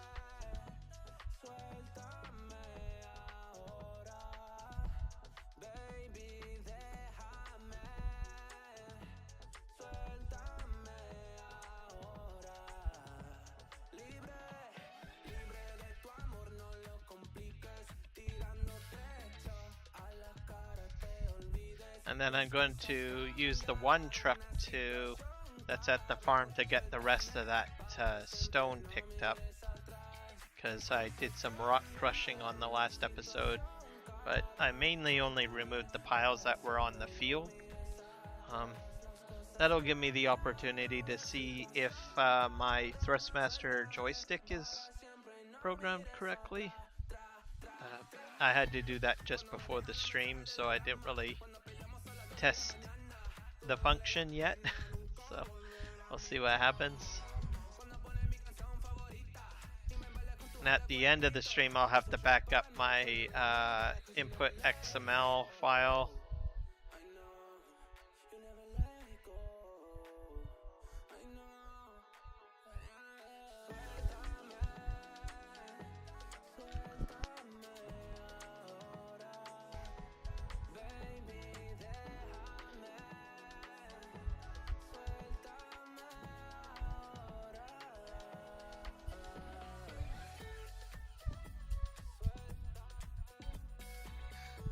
Oh. As for platforms, I'm not sure if I'll ever switch off of YouTube. Because there's, you know, Facebook, there's Twitch, there's Kick, there's Mumble. But Um, I kind of like YouTube more. It's a little bit more chilled and relaxed. Twitch, it seems to be like you need to do like a really large production. Like I know some people like put into their stream like mini games and stuff like that. I'm not too big on that. I find that YouTube is better for me because I kind of like to do more of the educational factor of it. I don't necessarily want to put on a full entertainment approach to it where I got like a lot of flashing lights and bells and whistles and stuff like that. I like to be more of a kind of a content creator that builds more educational content on the games that I play and stuff like that.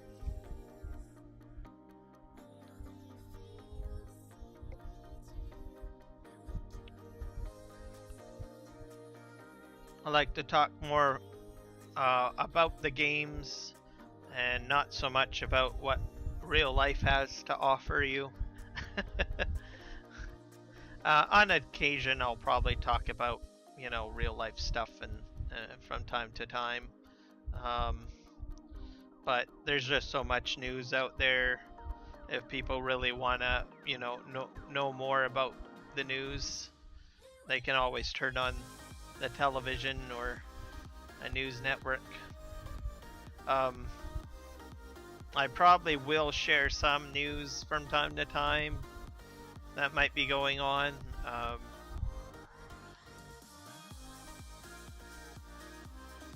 Talk about Canada a little bit, that sort of thing. One thing I should mention though, shout out to anyone that's from Nova Scotia.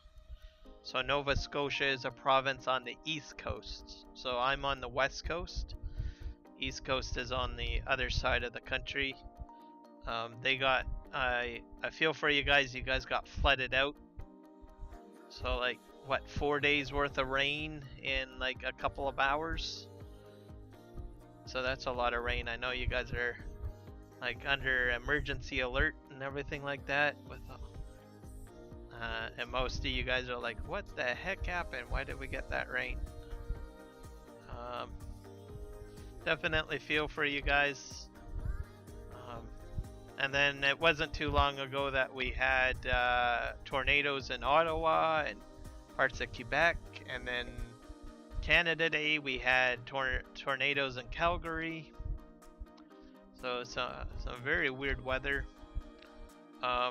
Also to the people south of the border, the United States, I know some of our weather goes down south to you guys, especially the wildfire smoke. So myself, I am in British Columbia, and my province is on fire, as the saying goes. So let's smoke. But I haven't been impacted by the smoke. So most of where I live, most of our air comes from the ocean and from the south. And for the time being, it seems to me that we are getting clean air. But that's not the case for, oh dang, I think, did I go in wrong? Yeah, I did, didn't I?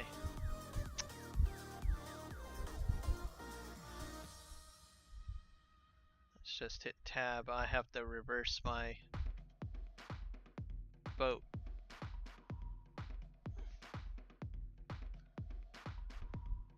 I am concerned about my fall though. The reason why I'm worried about the fall is our rainy season, and we have had not record hitting like heat warning temperature, but we haven't gotten a lot of rain. So it's still very dry, and with the way how weather patterns are happening, and this is happening everywhere around the world, that's why you get record heat waves, that's why you get record rainfalls. I mean, India, I think, is got flood issues. I think parts of even Australia probably has had some issues, United States issues. And what's happening is all these air masses it's just that the flow of weather is just sitting in one area. So you get like your highs just sitting there, your lows just sitting there. And when that happens, you get more excess of a particular type of weather. And that's why all this flooding is happening. That's why you're getting all these heat warnings, because there's no relief. The jet stream isn't working the way it traditionally flows, where it's like weather comes in and weather goes out. That's normally how it should work, but it's not working that way. Everything is stagnant. Everything is just, how do you say it, staying in one place for too long. It's a good thing that our planet rotates. Just think of it. If our planet didn't rotate, you'd have sun constantly on one side, and then you would have darkness on the other. So that sun just beaming down in one spot all the time, that would be really hot, I would assume.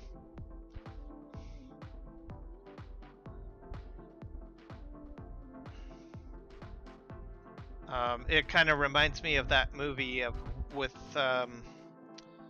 Riddick, where he's on that planet, and it's like this big, large amount of oh dear, where it just like roasts the planet over during the day, and then it goes super cold at night.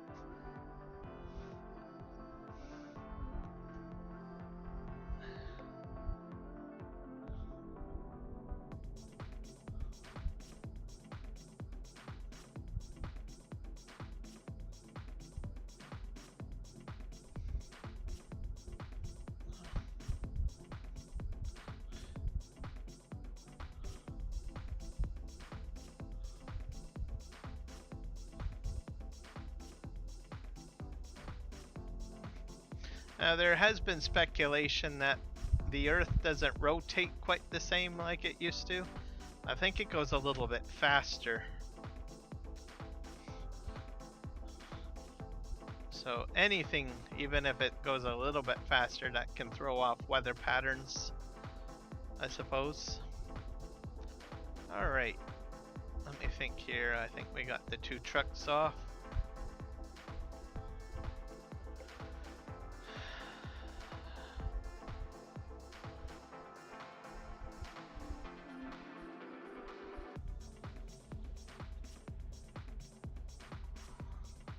What we need to do is figure out where we're going to send this equipment to.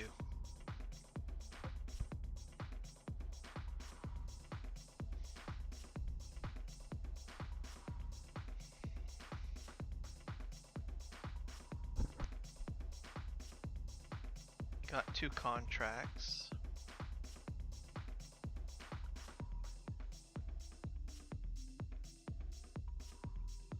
Need to go to field 34.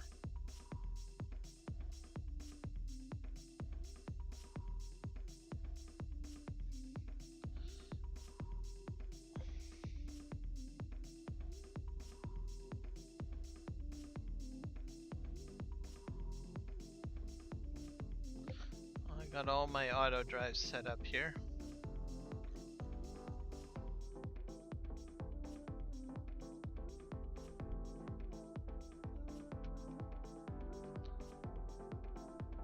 Off you go. I'll get the other truck moved up.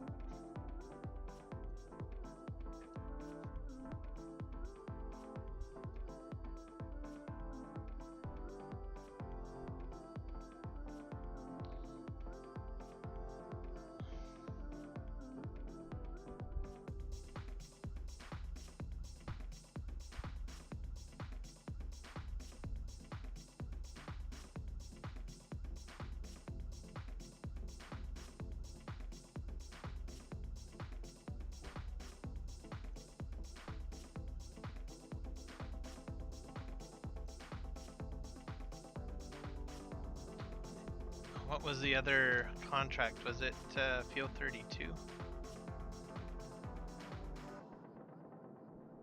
No, Field 20.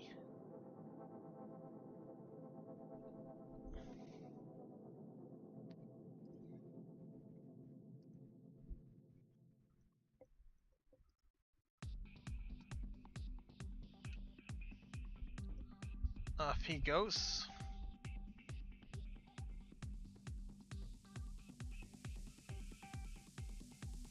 There you go. Now I need to go back and get the combine, which is next on the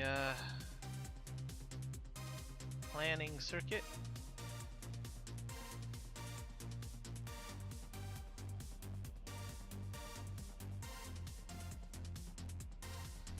All right.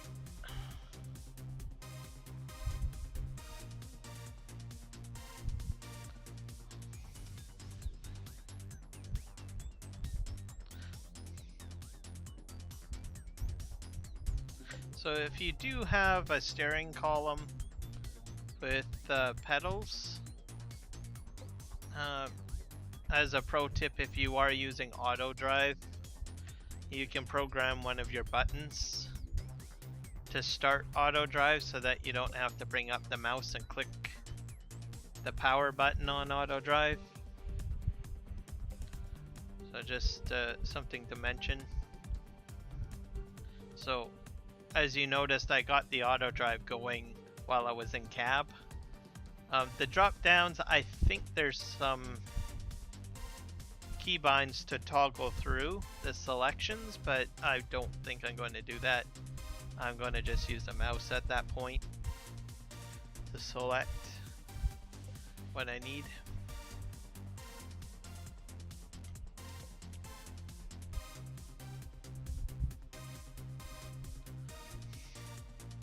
So I just need to take a quick break, guys, so I'll be right back.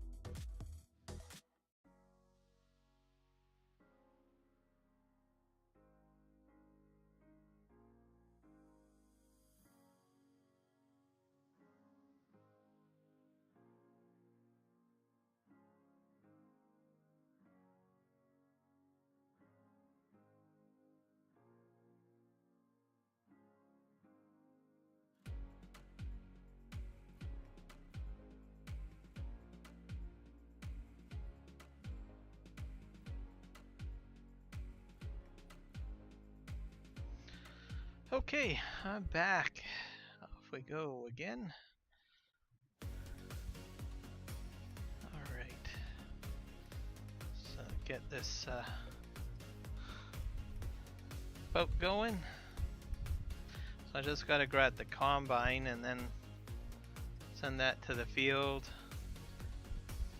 The plow and the weeder I'll probably get started on courseplay. As for the combine and the trucks, probably not so much because it's raining.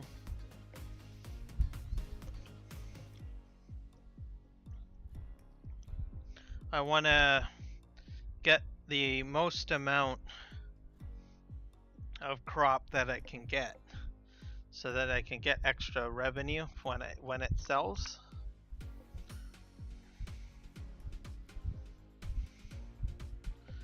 So that's sort of what my plan is.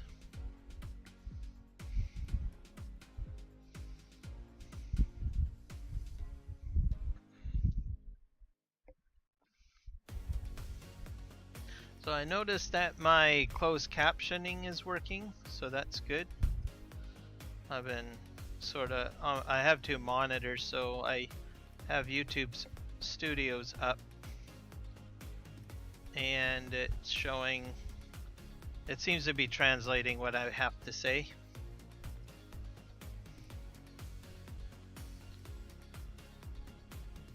At least in English. I've been putting a lot of priority on making sure that my captions are created so that if people from other countries that don't speak English, they can still watch my streams and hear what I'm saying. For them, all that they need to do, because it's already translated into English, and if it's successful, they just have to hit the gear icon and then select their language, and they can watch it in whichever language they speak, whether it's Polish, German, French, what else? Many of the languages in India. Well, I can't say all of the languages in India, because there are a lot of languages in India.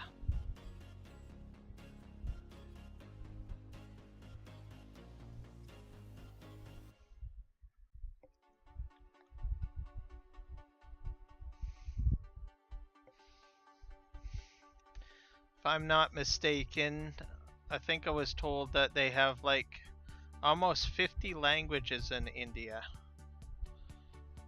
Maybe even more than that.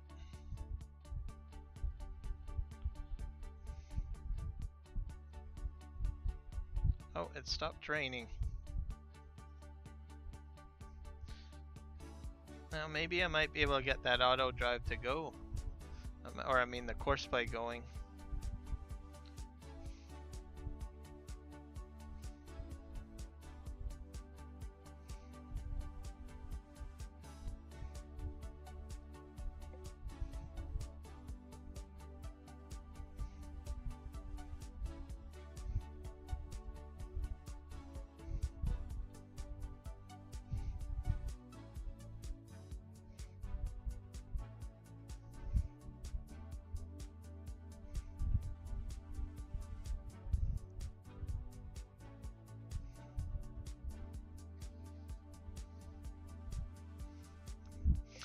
Also, I will have to adjust my game speed. It's interesting because the game speed seems to change. It seems to go back up to 3 from time to time, which I don't know why it does that. I usually play where it's like at like 1 or 2. At least on a 16x map. If I'm playing on like Elm Creek, I might go a little faster, like up to 5 or 15. There's just so much to do on a 16x map, and most of the time you're moving equipment around and stuff like that, so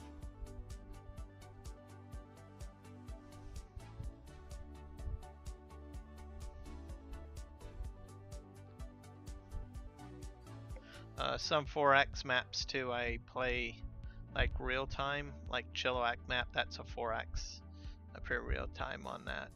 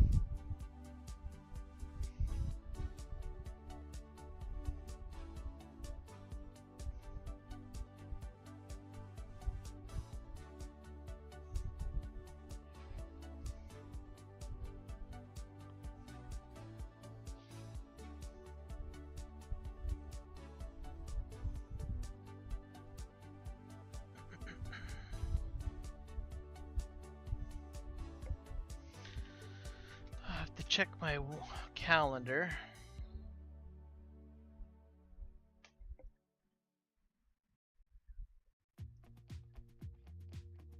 Because my streaming might be a bit different next week. Because I have to go to a wedding. I think it's next weekend. Let's see.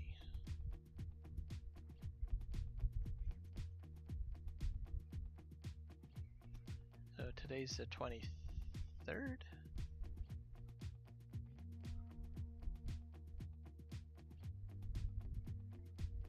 Yeah. So, yeah, this weekend. So it's on Saturday. It's the wedding. So I'm not sure if I will be doing a Sunday stream. I might be doing that a little later in the evening. So just fair warning, so Sunday stream may or may not happen, and if it does happen, probably maybe later in the day, we'll just see. Mondays will be fine.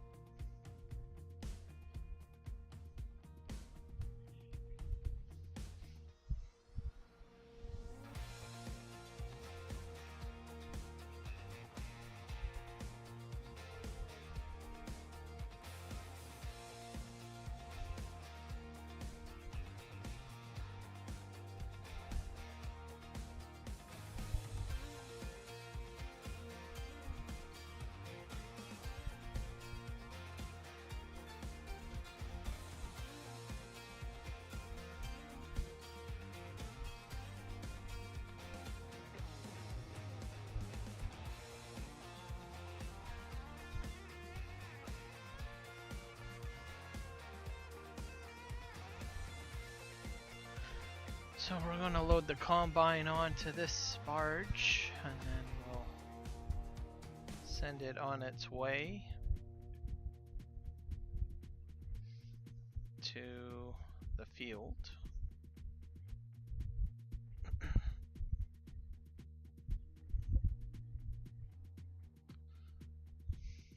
Transporting of equipment, I think, has been the predominant aspect of this stream so far.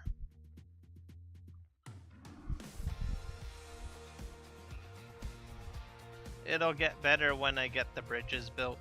I keep on saying that, but it'll be, it's true, it's real. Because I can use the auto drive routes. You can go to the shop and just set a truck or a combine to auto drive and then go to where they need to go.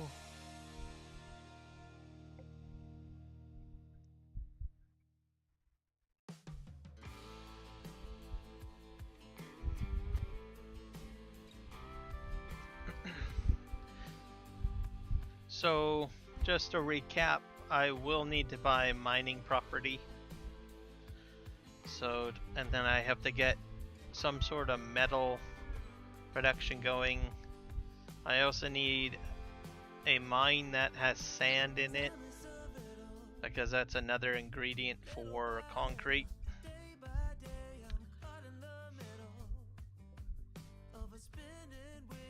So that'll be the main focus, I guess.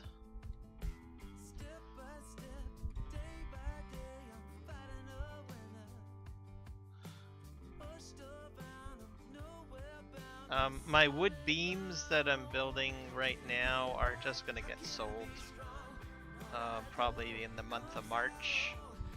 So I'm just gonna, because I got a lot of lumber to cut down on my property, so I'm not worried about running out.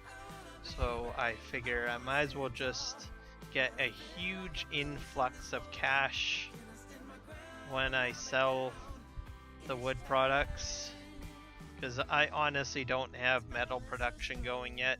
So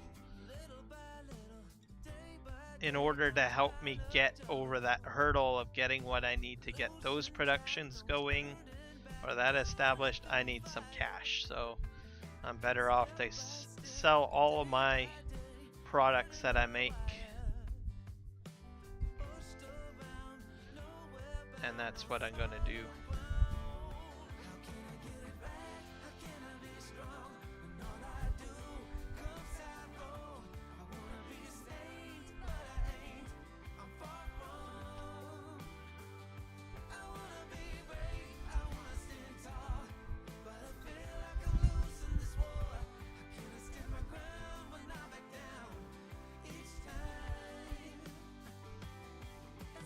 Alright, let's just hope that the header trailer doesn't have an issue.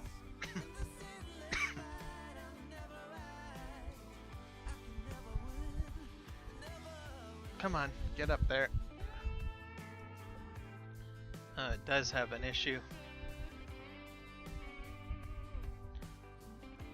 This time around I'm going to do it a little differently.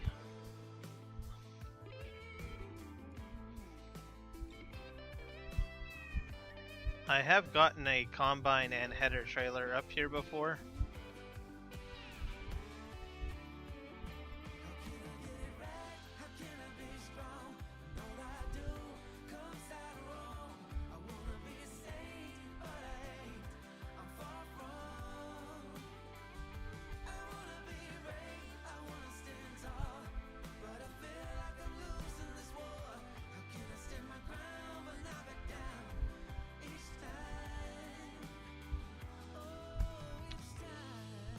I don't know if it was this combine though.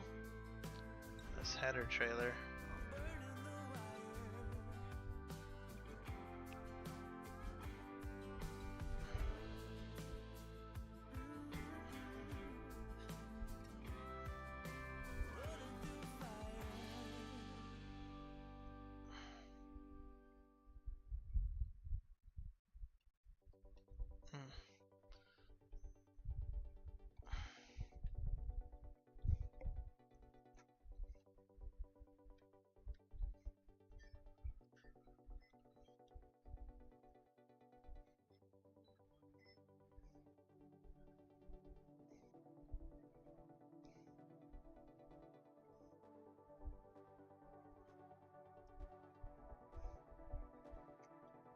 Good enough.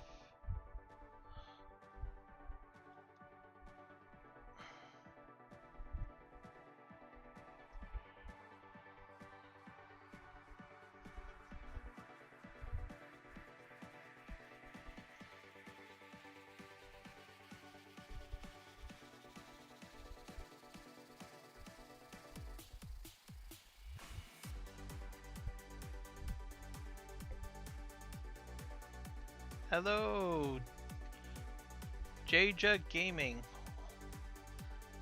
Welcome to the stream. How are you doing?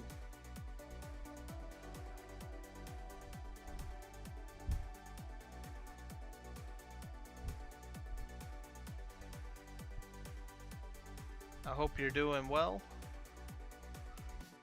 Having a great day wherever you are located.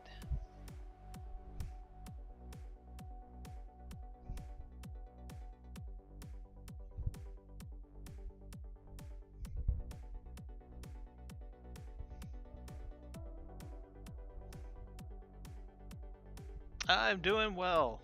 Doing very well. Things are actually going very well on the stream.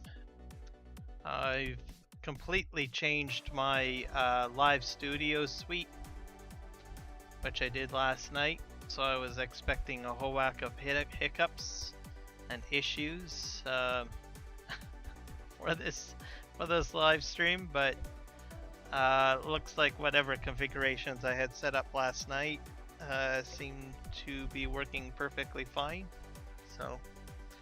So I'm ecstatic, to tell you the truth.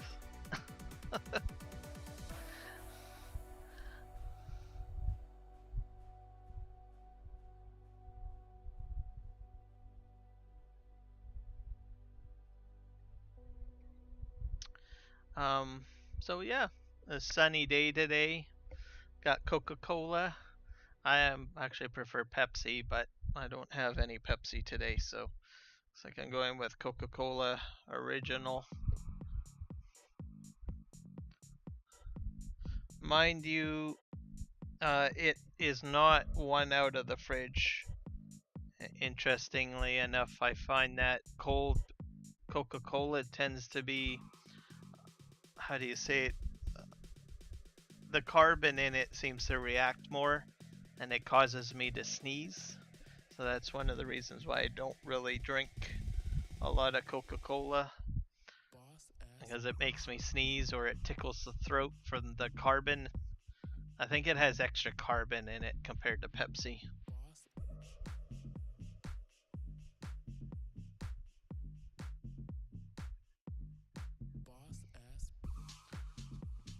Pepsi has carbon in it, of course, but it just seems to go down a little smoother than Coca-Cola.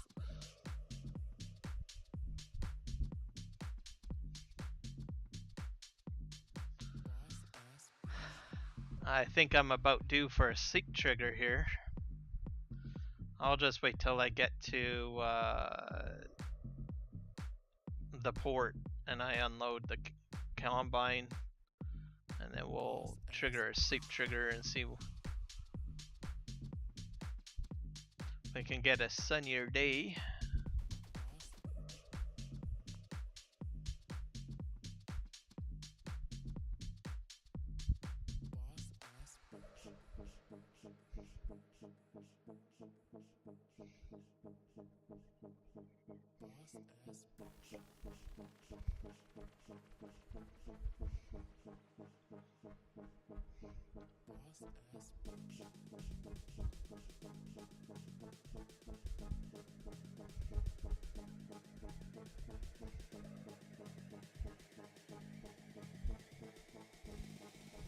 Yeah, definitely gonna have to do a sleep trigger.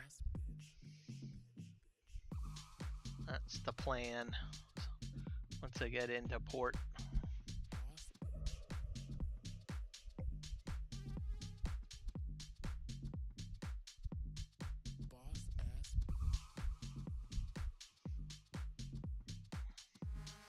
Oh.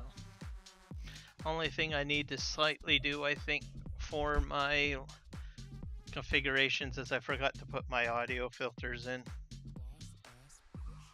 That usually cancels out some of the background noise. Like if I got a fan going, or if I have, I don't know, some of my family members in the kitchen, or what have you.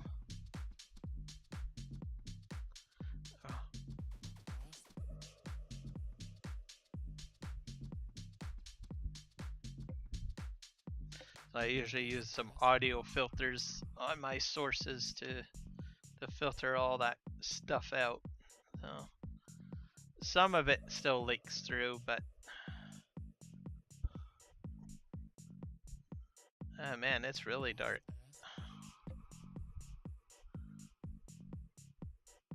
Okay, I can barely see where I'm going.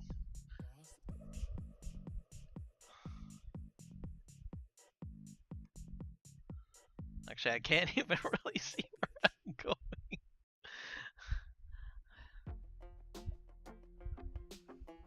I know I'm going in the correct direction because I can see the shadow of the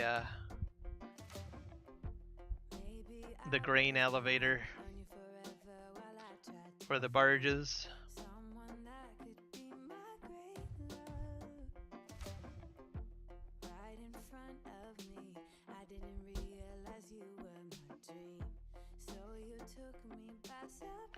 So as long as I stay along the right hand side, I'll be able to figure out where I'm going. And maybe as I go around the corner, things might lighten up a little bit.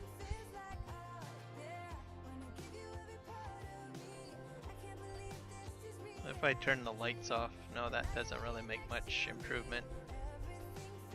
Oh, there's a river here.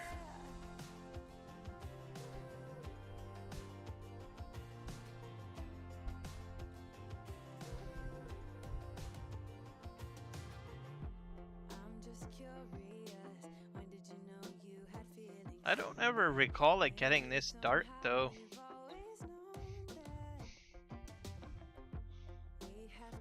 And I have gone up and down the river in the darkness.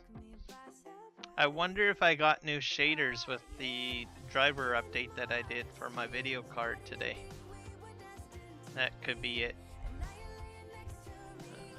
Maybe it's causing things to be a little darker.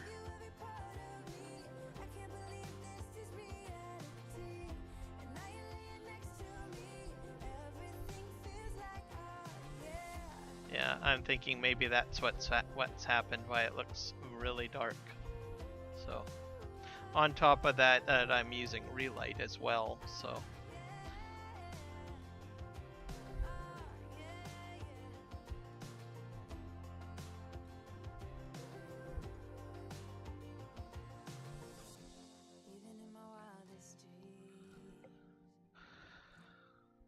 Not too shabby, so we're surviving here.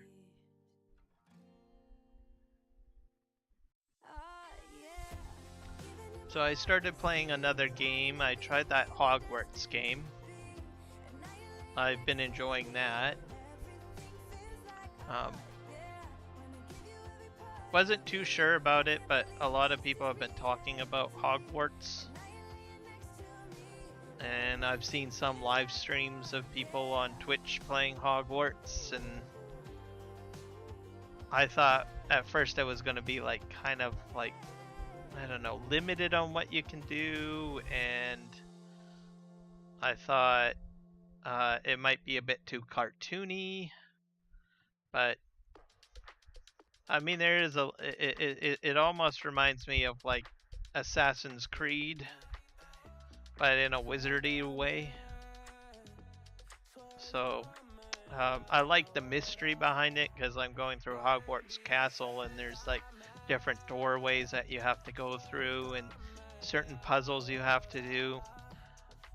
So every time you go around a corner, it's like something new to look at. So that fascinates me. The spell casting is interesting too. I've been enjoying that.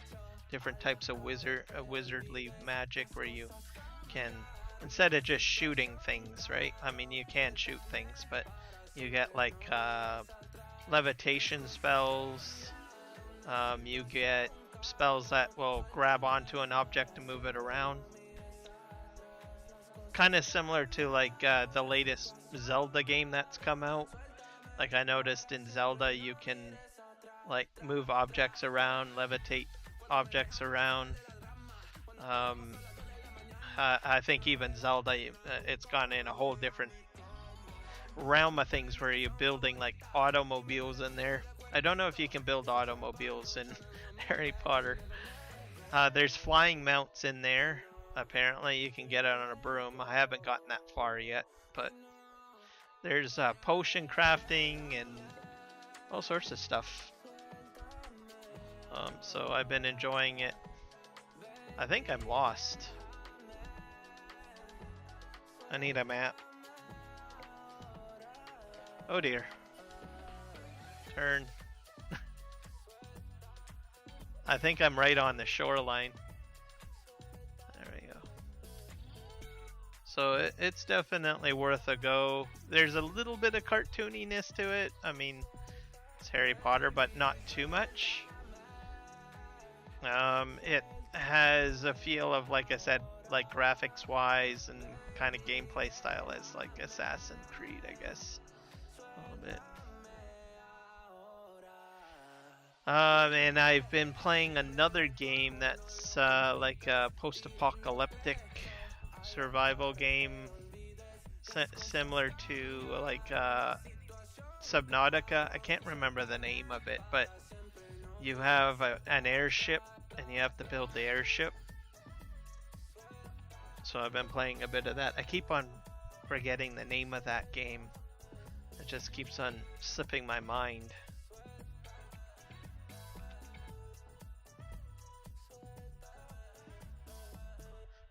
But it's kind of interesting because you have to get water, you have to add combines to your airship, all sorts of things. And then the more combine, or I mean, not combines, turbines, sorry. Yeah, turbines that you add to it, it allows your ship to go higher. Oh wow, that took him a while to get to field 20.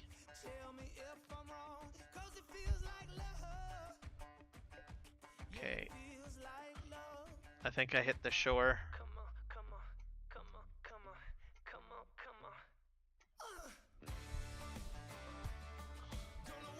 Oh, I'm backwards. Am I backwards?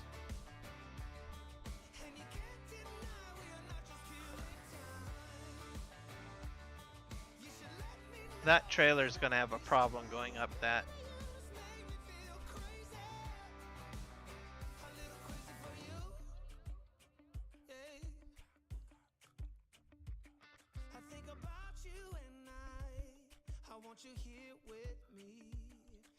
Turn all the lights on.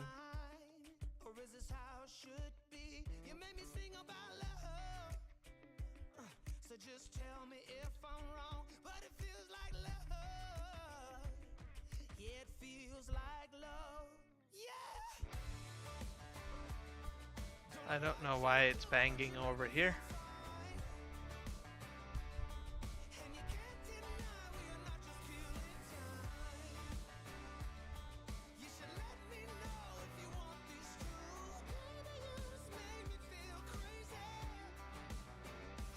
There we go.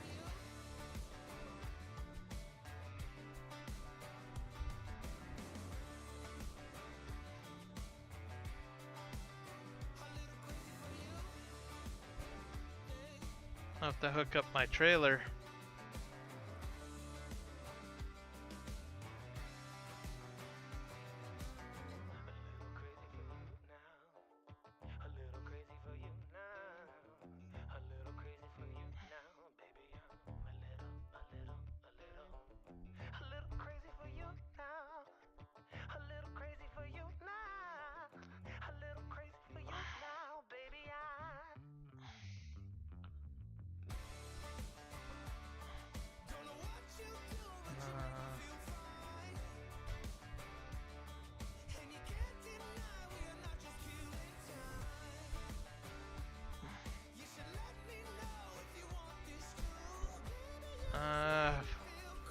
Forget what field I'm going to again. I am bad at remembering numbers. Field 34. Yeah, field 34.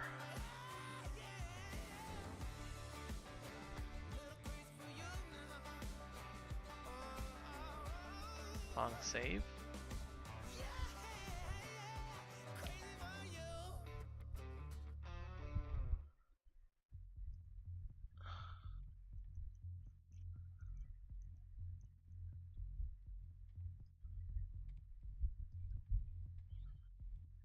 go. And then as for the boat, I won't have to use him for a while.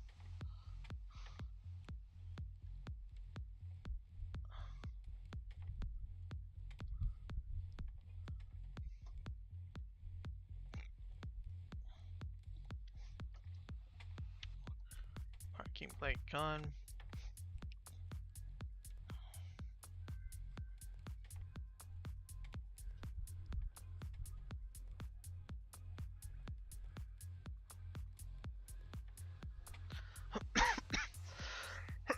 Excuse me. Where's my water trailer? There it is. Go to the house. I'm gonna trigger a safe trigger because it's just really dark.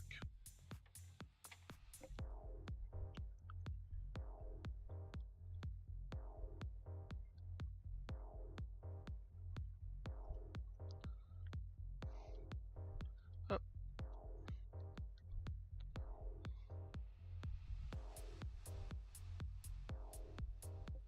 Alright, now we can actually do some real work. I just moved a bunch of equipment around, so we'll get the course play going on the waiter and the plow, wherever that is. Okay, this guy. No, this guy will be doing a lot of weeding.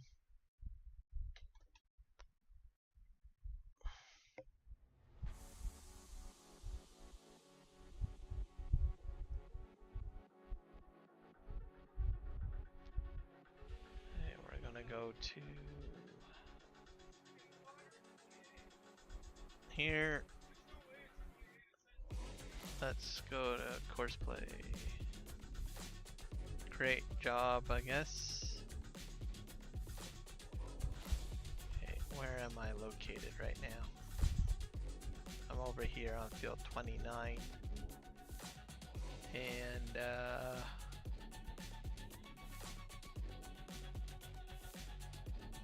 open this. We'll probably do 2 headlands. And we'll set it up for smooth. Or is that smooth? No, sharp. Yeah, sharp. Generate field course. I'm not sure how quick this guy's gonna make on this, but we'll see. Close that, and we'll hit start job.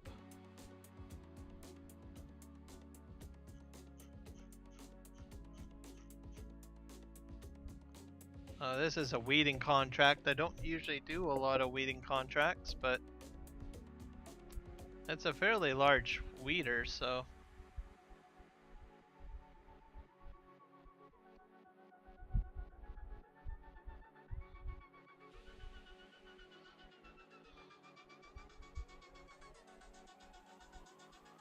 We'll just see what happens.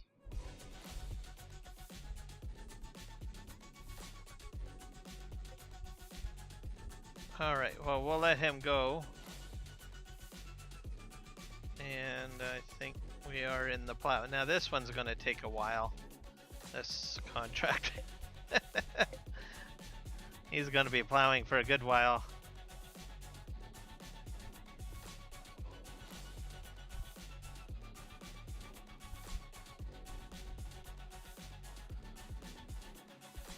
And he's just down here, I believe.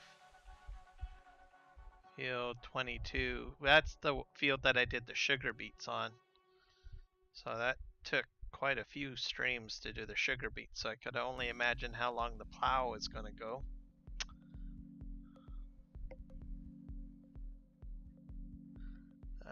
Let's go and create job. Course generator.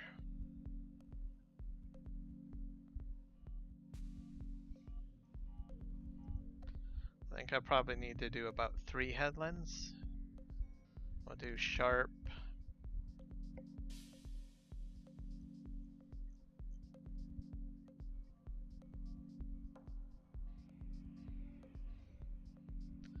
This is going to be a huge calculation. Yeah, that's a huge calculation. Oh my God.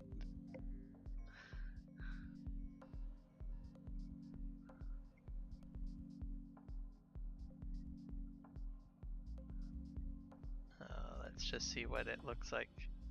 Yeah, it's... Wow. Wow. It's all blue. You couldn't even make out that there was any lines. Wowzers.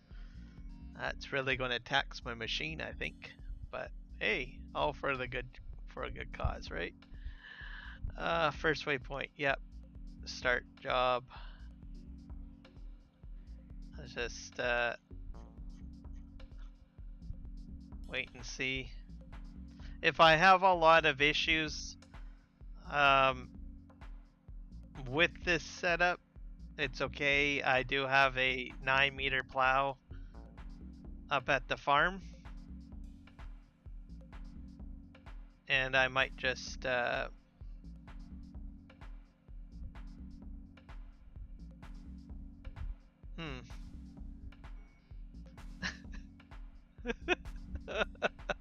This could be a disaster. I might have to get that 9-meter plow. Let's just see.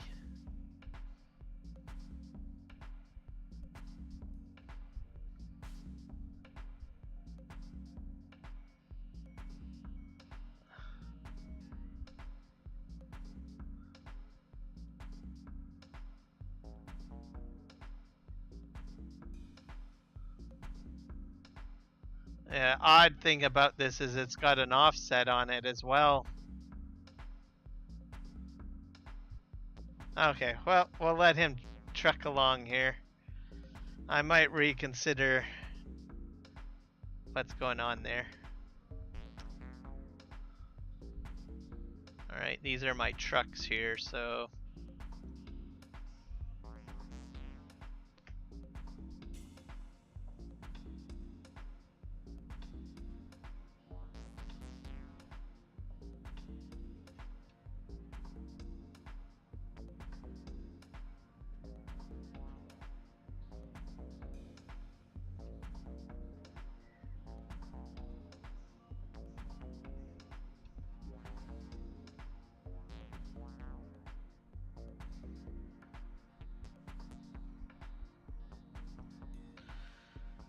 So there's going to be a combine assistant. That looks good. So he's going to return to the ferry. So that guy's all set up.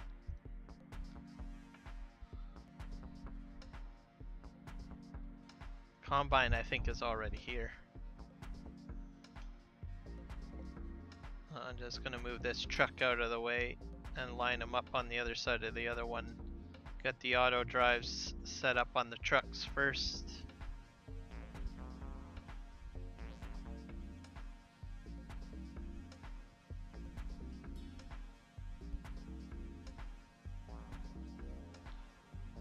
Oh, I jackknifed.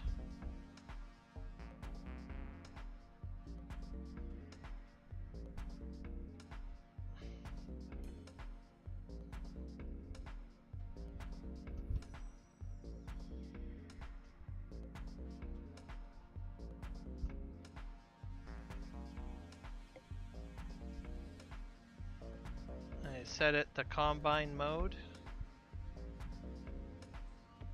and then ferry main. Now that guy's good. I got one more truck to move up, or no, I don't. I just got those 2 trucks. I do have a 3rd truck, but I need to do another task with it. So we're gonna move this combine and the header trailer over onto the other side here, so that it's outside of the auto drive route area.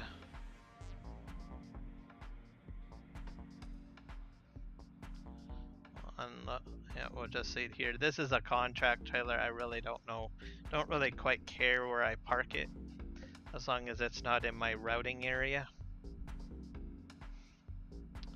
Because I don't have to go searching for the trailer later, because once the contract ends, all the equipment goes away, except for maybe 2 of my trucks.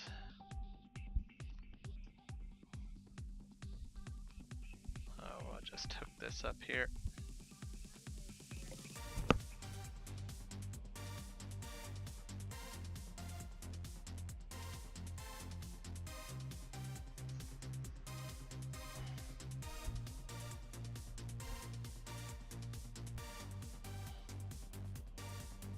I'll reverse this up.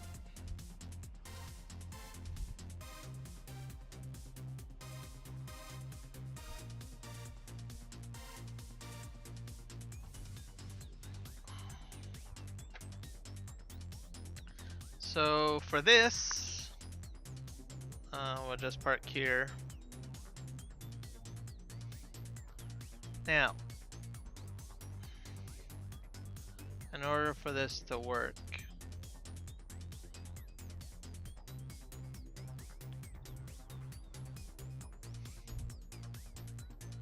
you just need the field selected. Okay, that needs to match your trucks. And you need to, well, you could leave it as street if you want, but I generally switch this over to combine mode.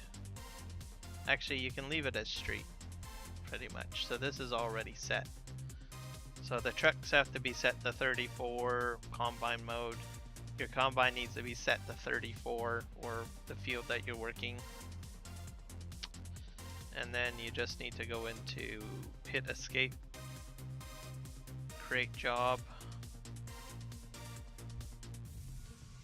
and then we'll just generate a course. I'm probably going to get straw. Oh, did I add the ad? I don't know if I'll be able to pick up the straw or not.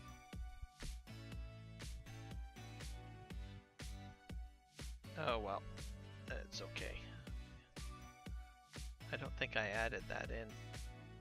There's a mod that you can collect straw from contract fields. I don't think I added it in. But I might just bring a baler over and just quickly check to see if I can or not. Let's see here. Headlands, I'll probably do about 3. And we'll just make this sharp as well.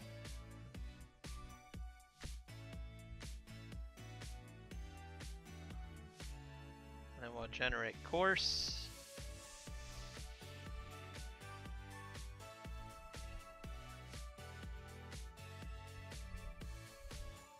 Where is this? Where is this set up? Oh, it's right up here. There it is.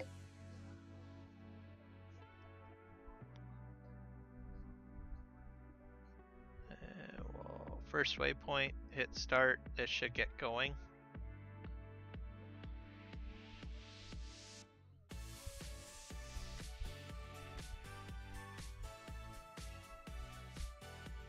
I think.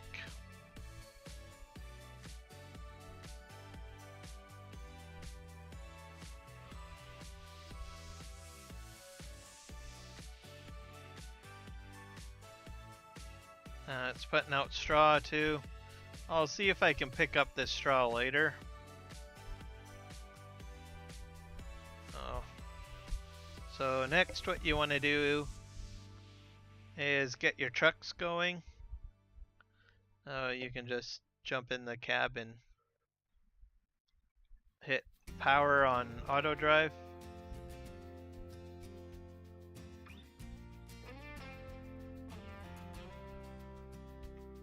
So I'm gonna have 2 trucks in the beginning. There we go. And that pretty much does it for all my auto drive routes that I need to have set up. I'm gonna go quickly grab a baler. I didn't realize the field was that close, so I'm just gonna drive over there with a baler and see if I can bale some of it. Because if I can, I might as well get the bales.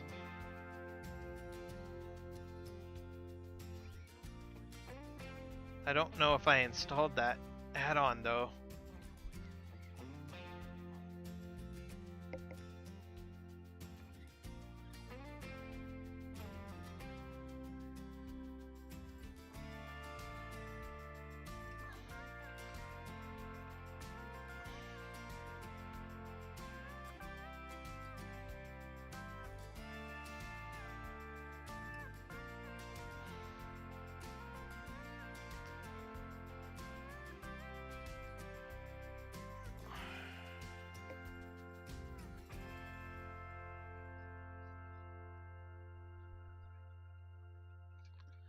Alright, I'll bring up the large map. So it's a little bit down the road. So, which is a benefit to me. So, it's a neighbor's field, so that means that I will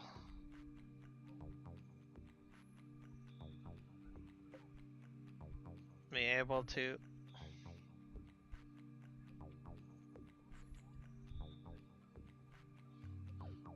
get set up real quick and find out. That'll be great if I can get those bales.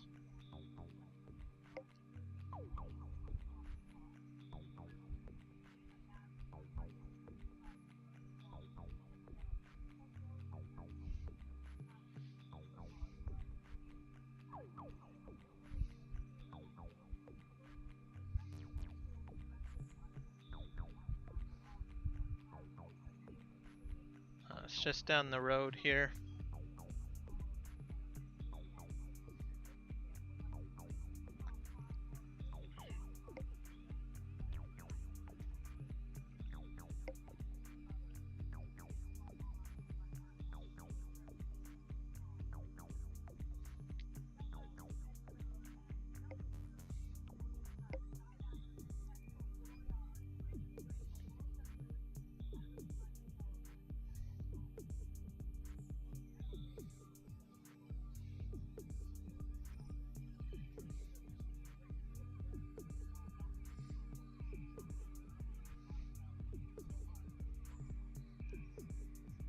So next week the horse pack gets released. I think it's gonna be Tuesday. For North America anyways. Maybe Wednesday for Europe or other parts of the world. I think I got that straight. I've got a small field on PV Canyon Crossing, so I'll probably use that equipment to plant my field. So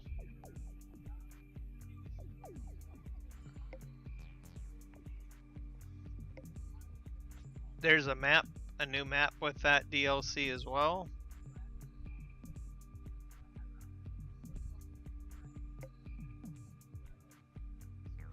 I might do a test stream on Tuesday night on that map and with the equipment. There's a lot of videos out already on it. A lot of Giants partners have done content videos on it, so you can check out those streams if you're wondering what you're getting into with that pack. I'm going to give it a shot too myself. I'll do a test stream and see what I got. Alright, looks like we're at the field.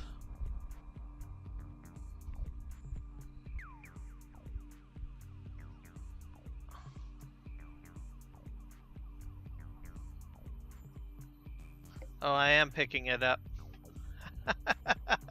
Right on.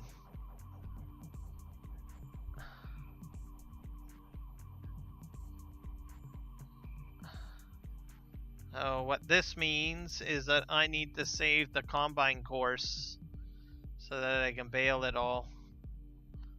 So the baler is here. I'm gonna have to figure out what I'm going to do with the so I'm just gonna leave the baler out here.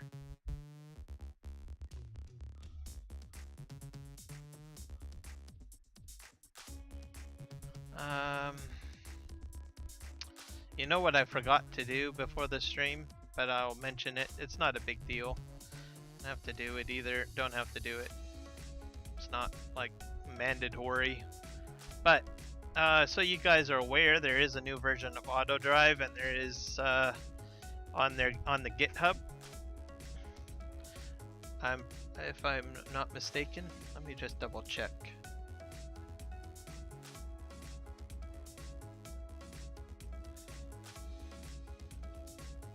AutoDrive. I'll pop the link into the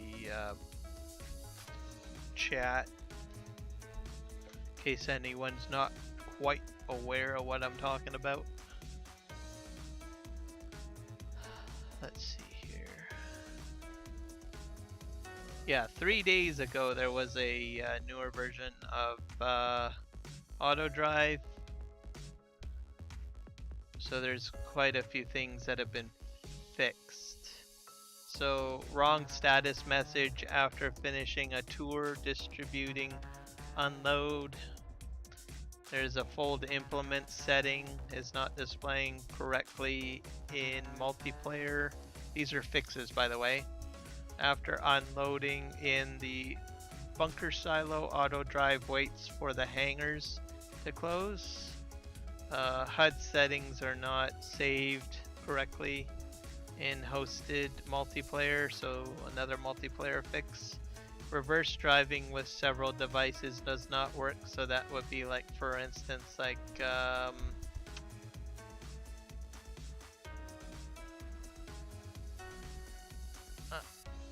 let me see. Maybe if you've got like maybe tandem trailers. Yep. During distributed loading and unloading, the counter is reset in case of repair or refueling. So that's been fixed. Consider seed and fertilizer tanks for loading. Recognition of grass/grass swath as fruit bypass. So basically, if you're using the swather pack, it's going to recognize it to bypass it and treat it as a fruit. Improvements in pathfinding calculations on the field. So those are fixes, and then there's some new stuff that they've added. So universal auto load, fruit goods selection is not available in the AutoDrive HUD pull down list. So I guess they removed that. So you just set it to go and it just does its thing. Maybe it causes some confliction before. So that must be a good thing. Charge and discharge fill level in percentage are not really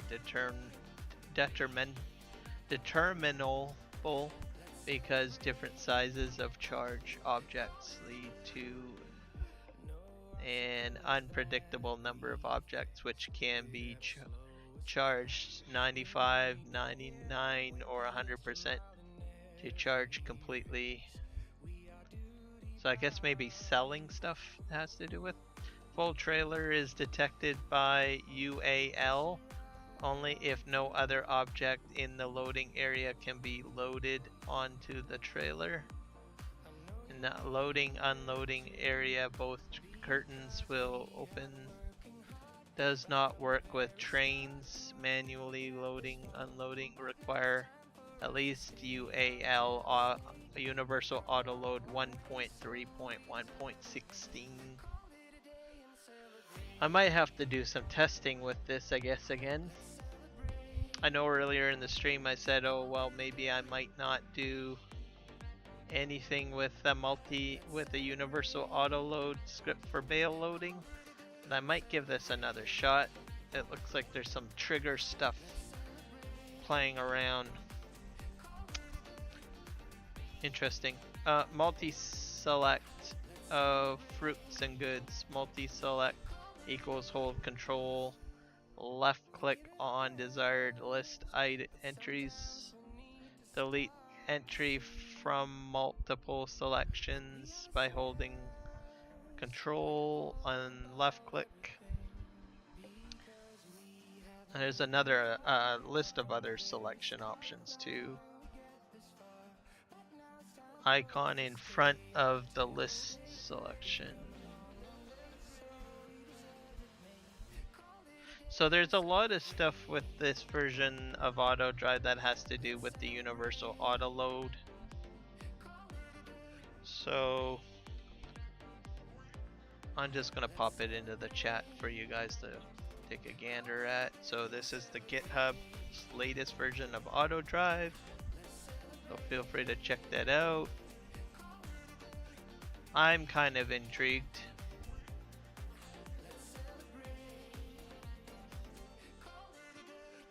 Now let's go take a look for courseplay.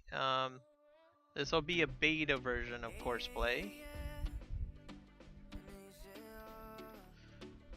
So it will not be the one that's up on, it's not going to be released to the mod hub. Let's see what they did with that one.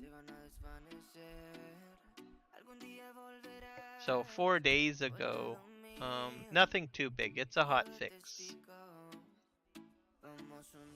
Call stack when starting equipment.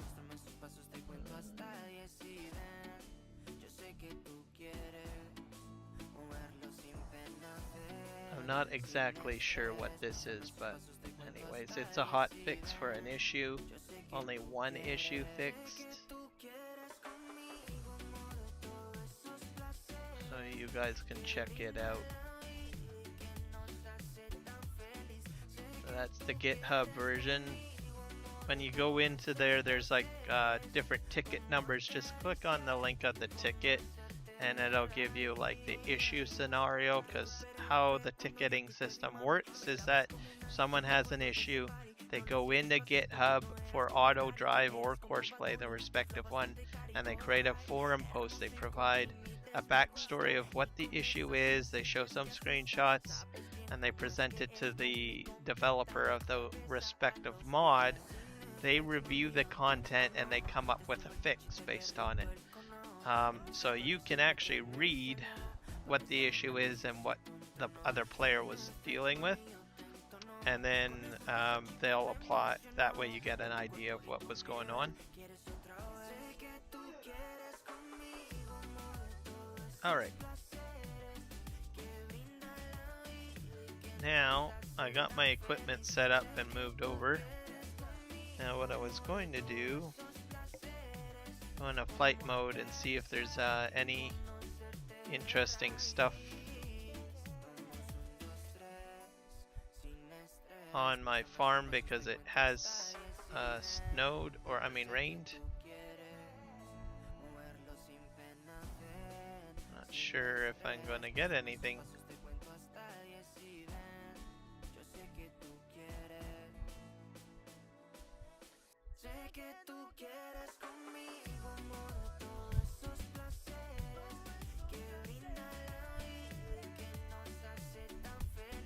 Let's just see if I'm heading towards the mountain.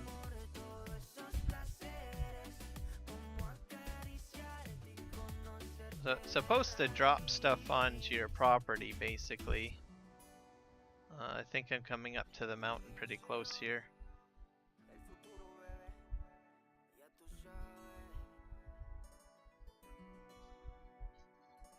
So I don't really see anything really.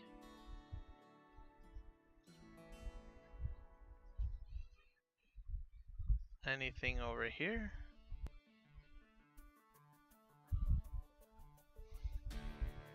No, I don't see anything. Well, worth trying, worth checking. Alright.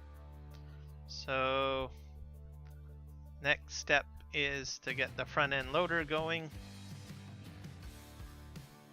Let's see if my controls work.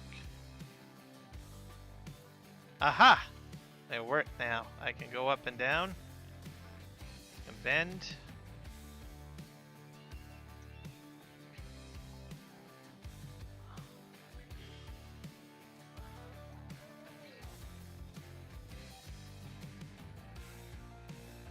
Alright, I'm happy now.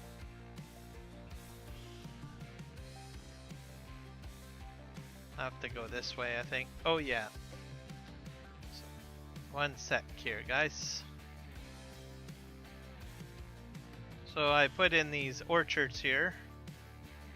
Orchard trees. And I need to shut off my flight mode off.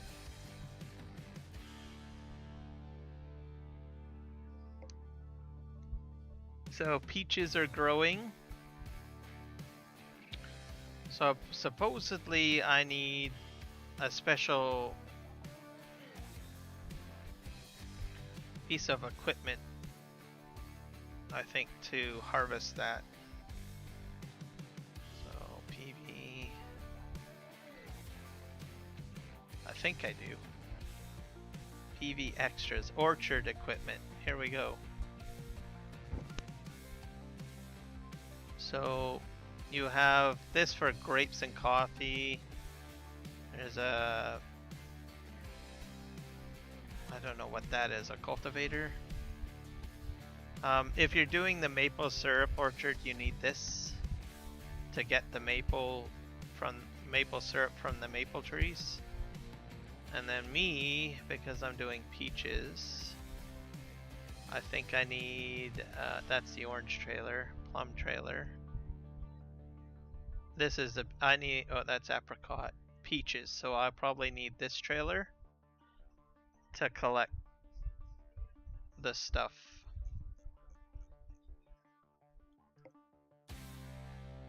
And I don't know what's in here. What's this do? Oh, this does resin. You can, I think that's resin. So this will do glue as well. So just keep in mind that there's specific trailers and stuff like that. Let's go in the tractor, see if there's anything in here. Boats, EV mods.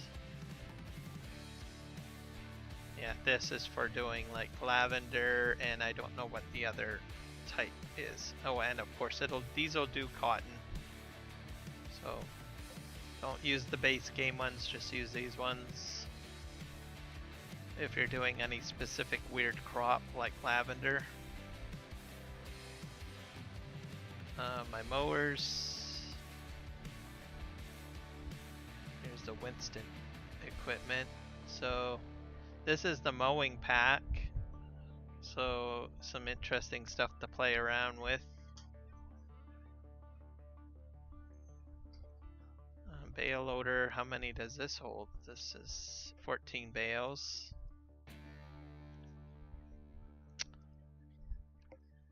Oh, here's a cheaty kind of pickup wagon. It has a 38-meter radius and it can hold up to like 5 million liters of stuff. So interesting. Here's some more Winston mods in here. Oh, he's got a whole whack of Caterpillar stuff, so this will come in handy. So excavator, the dump truck when I get into mining. This holds about 25,000 of rock, so I'll probably upgrade to this Caterpillar front end loader at some point. This is the forage wagon and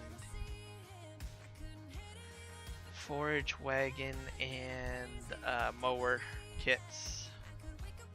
So you just drive it and then it collects in the back. I've got a bulldozer, forklift, some flat deck. Oh, there's logging equipment in here. B-train. Oh, that's cool. Here's my storage tanks. So this holds all my liquids, so I'll probably be getting these. And then I have, this is B-train line, so grain. So a lot of this stuff I'll probably be using. I had issues with, I needed a low loader. Here's a low loader that I got. Kenworth truck. Because I like the flat noses, remember? Tyrion. More grain trucks. I got so much. Oh, this is a lot more stuff than I had realized.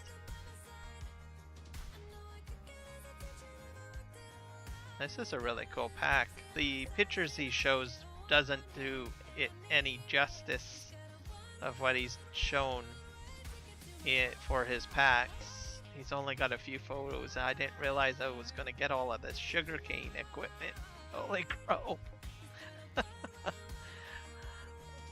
Winston really, so shout out to Winston. He's an SGA member and he works on the Dashnet projects. So shout out to you. I didn't realize you had all this stuff in your pack, man. Gotta post some more photos up on your Trello page card there. Wow, I'm amazed. Yeah, shout out to Winston. Winston 9587, thank you, bud. You hooked me up with some pretty cool equipment here. Here is another, I think this is a Winston mod too. This is a new Homer. I've never seen this before. So when I start doing, so I get this Terra variant. Look at that, right? That's long. And then you pop one of these on there.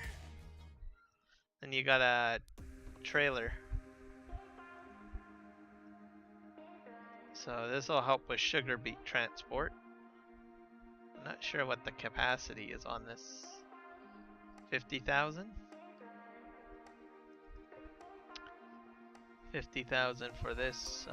This looks like some sort of auger wagon. So you can fill up your products. This is probably for grain. Yeah, it'll do grain.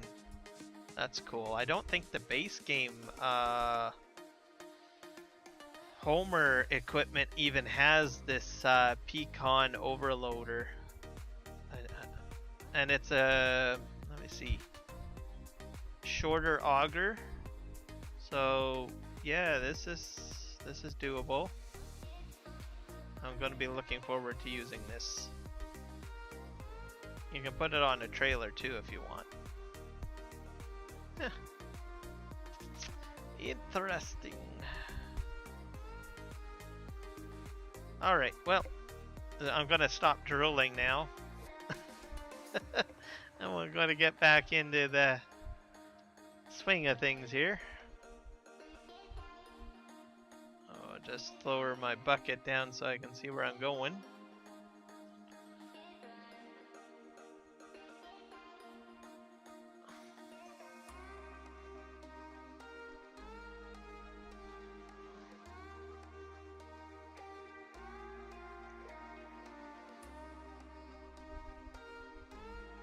So I don't know what I'm going to do about that straw though.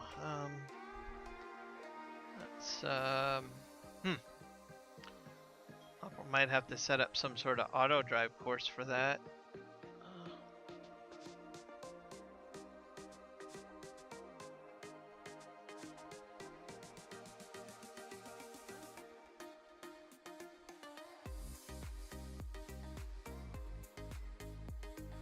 I'm gonna get off the field, it's way too bumpy. I'm gonna need a stone picker too.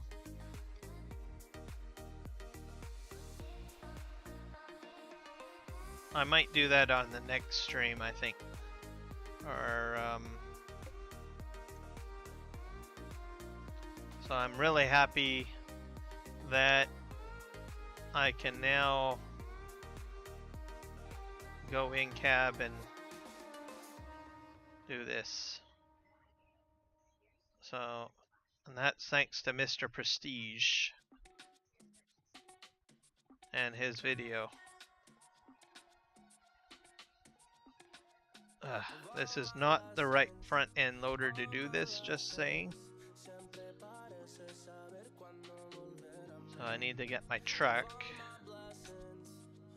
Oh wait, that's the wrong truck. Is that the wrong truck?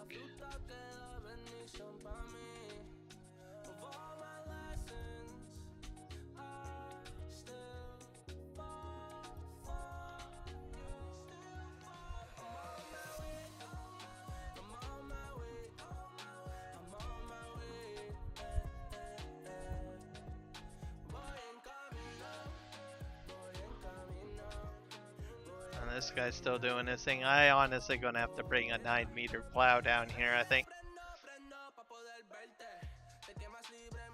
Yeah, I think I'm using up all my trucks. Except for one that's over by the mill.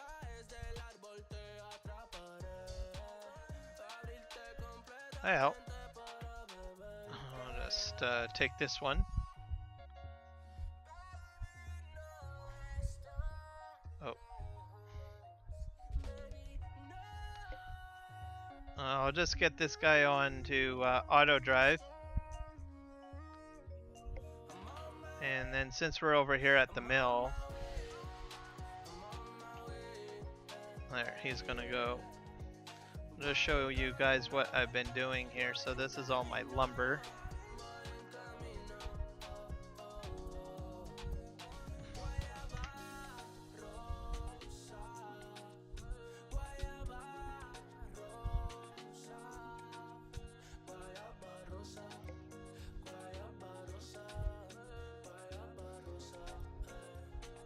Oh, cool. Front end loader arms work.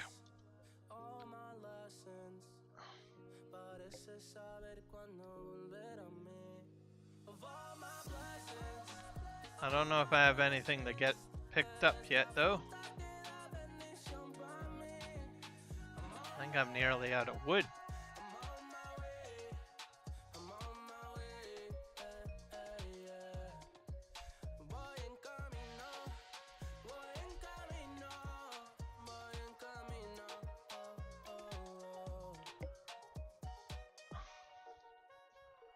Alright, so I can't really get the forks under here.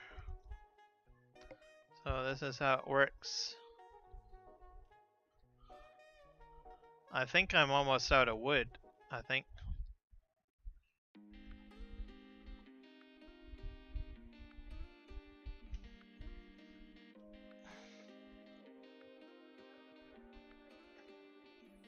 Dale mi amor, el viaje siempre me lo haces mejor. Volando rico en los sueños contigo, sin miedo, sin dolor. Siempre te encuentro. That factory's loud. Cabeza nublada en este ambiente, diciéndome cómo se siente, baby, me siento muy bonito. Tú eres mi fantasía de mi amor. Tú eres mi fantasía de mi dolor. Fantasía. So I have to get the mill filled up with wood, I think.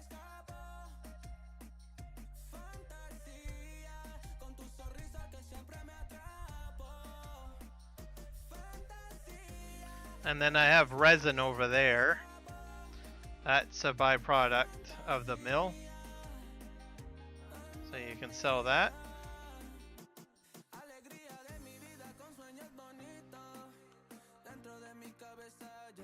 Oh. Everything's gonna get sold.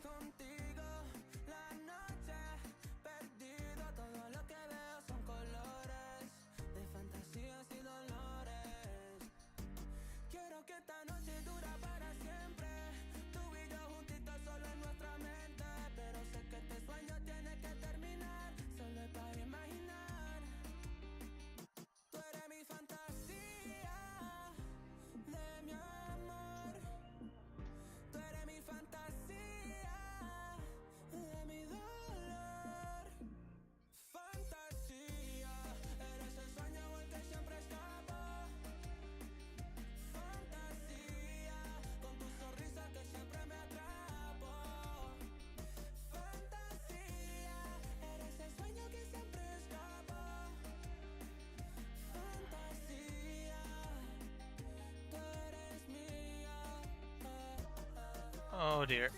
No, that didn't go quite as planned. Oh well.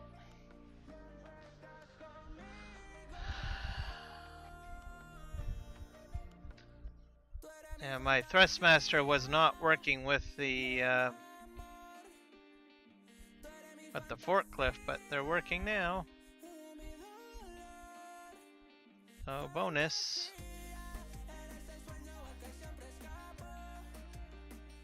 feels more natural when you're using the Thrustmaster.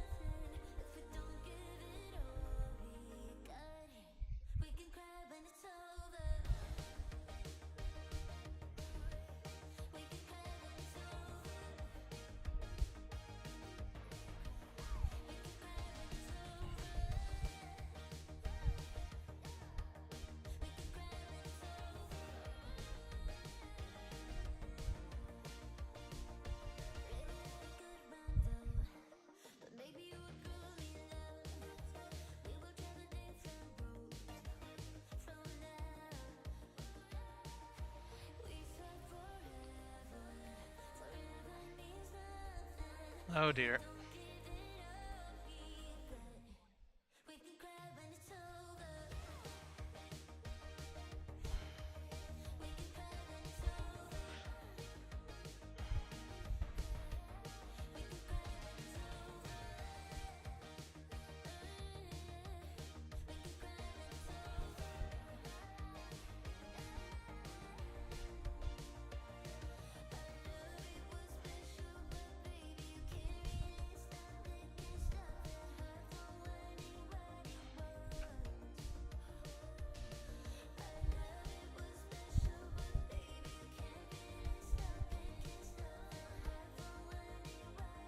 Yeah, so much easier with the joystick.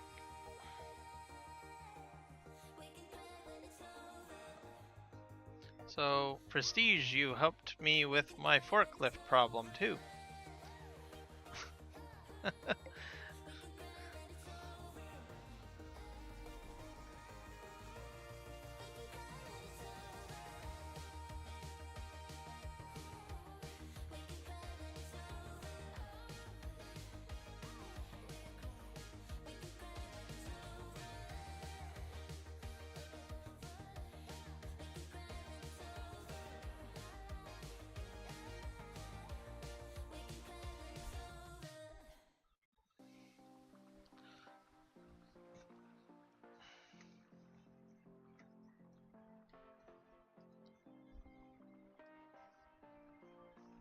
I don't know if I can fix this though.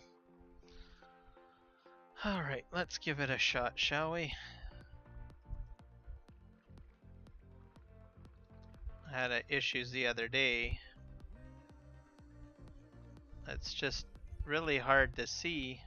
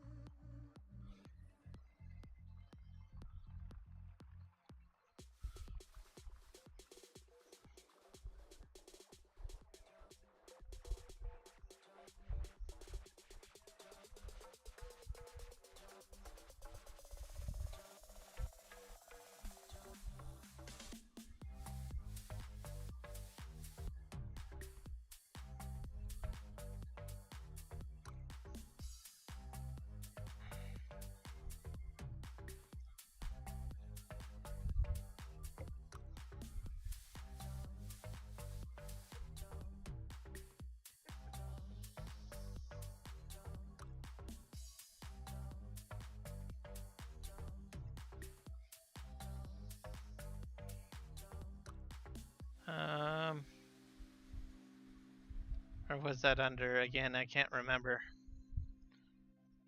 Under storages? No. That was under other.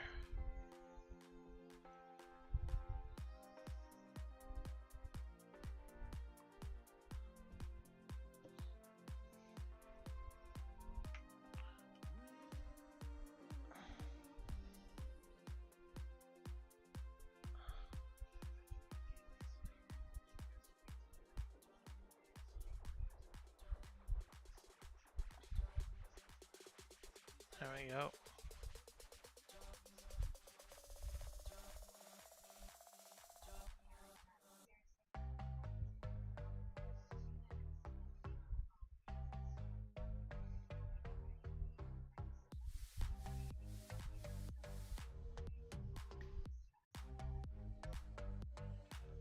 And the problem is I can't see far enough back, and that's part of the problem. Unless I somehow maybe tackle it from this side. That's a possibility. Like I can do that. That.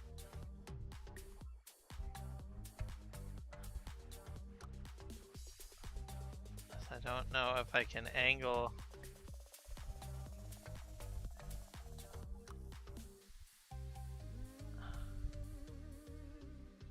I have to go on this side now.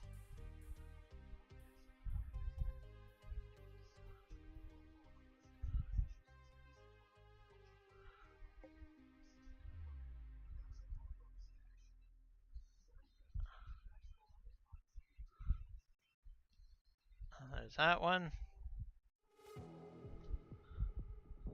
I don't know if I can angle down more.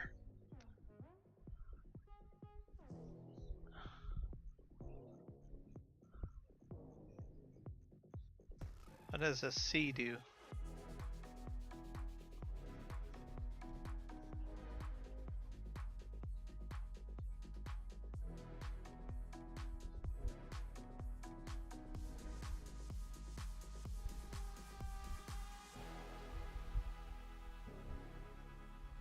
Aha! Aha! You can do it. Ha ha ha. I figured it. Middle mouse button, folks.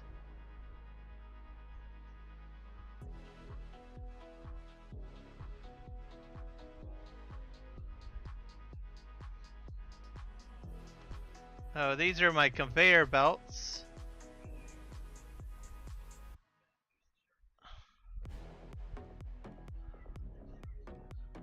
Now, and as you can see, what they do is they just push the stuff forward. There we go. And the reason why I'm doing this is because I can't fit my forklift underneath. There we go. Perfect. Now I'm happy. So as long as it grabs the, you can put them into the trigger. Because if you don't clear out your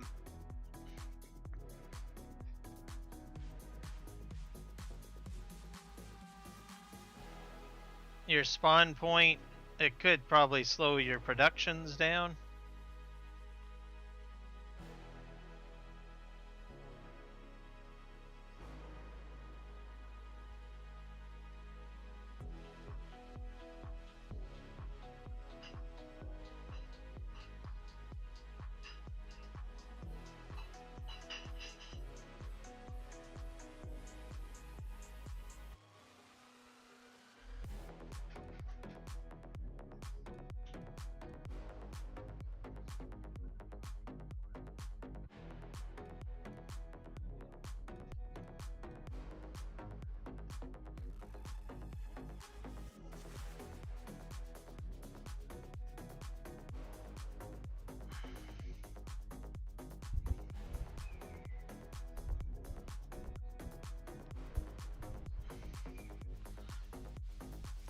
Now, I can't fit this forklift underneath.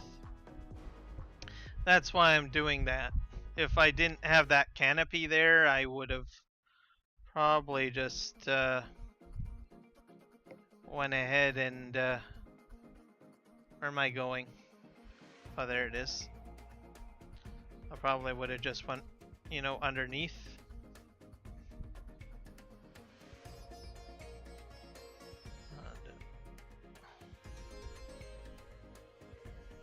Because you can sort of get it under there if you want, but you really have to make sure that your boom isn't extended too high.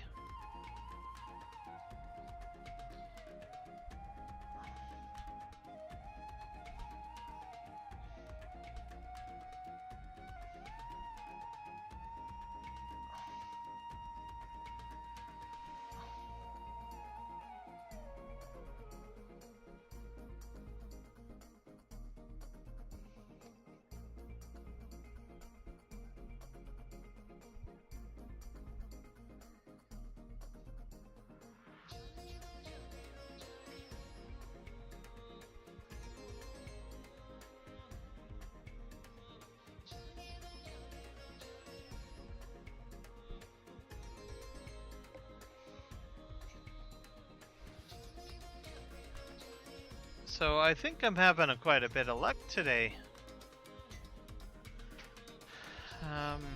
for my live stream.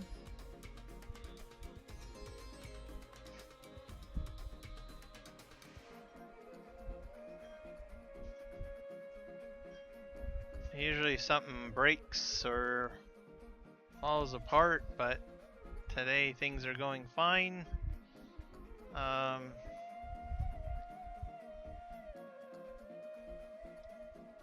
Computer is handling the calculations quite nicely too. So this is resin. It's a byproduct. I'm not going to begin moving these yet because I still have a lot of space here. I don't know what this spawn point's for. That might be more resin under this spawn point. So, yeah. Okay, let's just check things out here. Oh, and this truck is here now. This is the one that I'm going to use for the rock.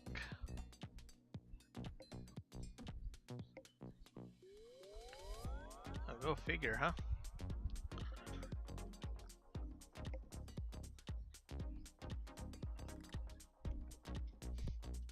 Drinking some lemonade now. I had some given to me.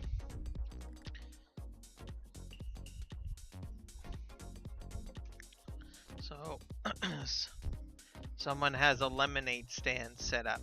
So, and they were selling lemonade. So I thought I would mention that on the stream. Sometimes people wonder, well, do people still have lemonade stands? And, well, yep, they do. You don't see it as much as at one point. It's not as common, I guess the saying should be, to see lemonade stands.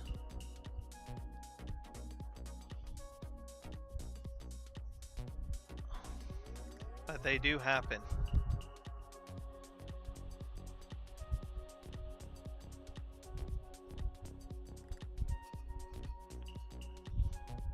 I think I'm too far ahead. There we go. My trailer. This is a Mark Thor trailer. And we're going to fill it up with the stones, and the stones are going to go into the stone factory.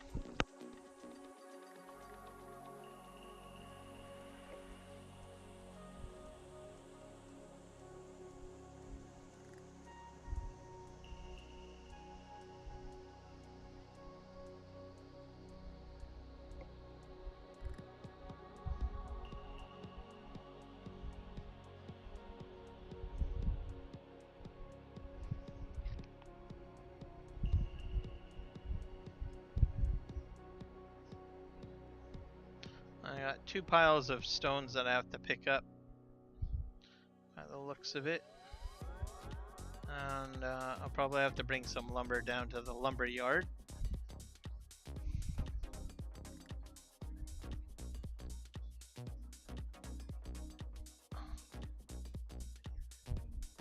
So this Volvo has issues with stones, so got a weight issue, I guess you could say. So you want to just make sure you bring your boom down.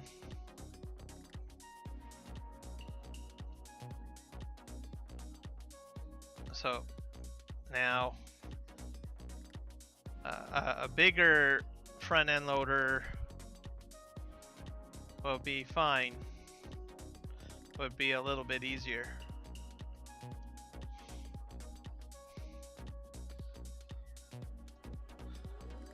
But I always recommend people using this one. So I have used a front end loader before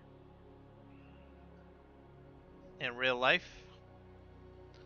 So anytime you're transporting anything, you don't really want to have your stuff up in the air. It causes issues with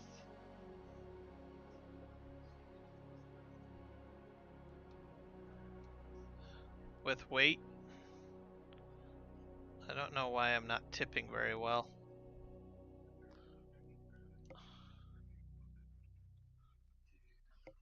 I wonder if I can program the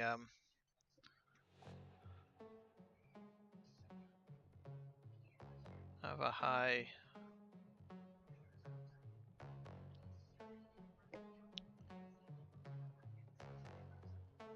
it's saving. Why does it always save when I'm trying to go in here? Is that annoying? Whoop.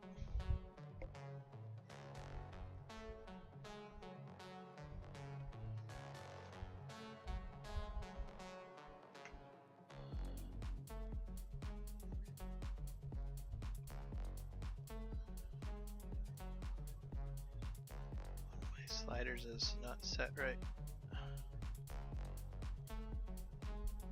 There we go. Let's see what else we got for keybinds. So I have a high dump bucket.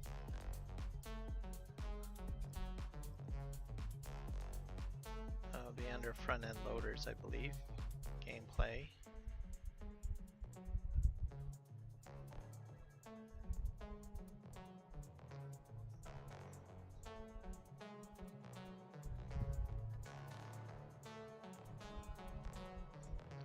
Raise tool axis. So let's do this. Well, we'll try the lower one. So if we want to lower, we'll just set it to that button for now. Oh wait, I can't do that. Contract front loader arm. Oh, that's already programmed to 1. Let's just do that.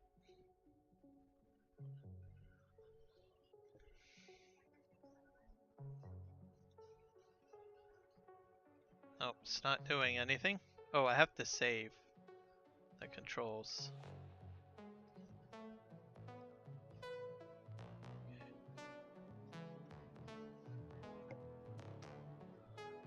Nope.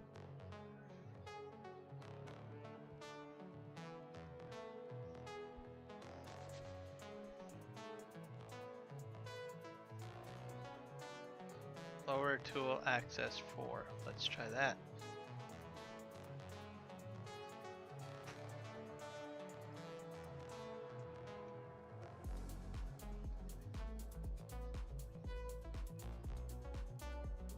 Oh, it's already programmed in. Never mind, I don't have to program it in. So I gotta erase that. I don't know what that's for, those accesses. Let's save.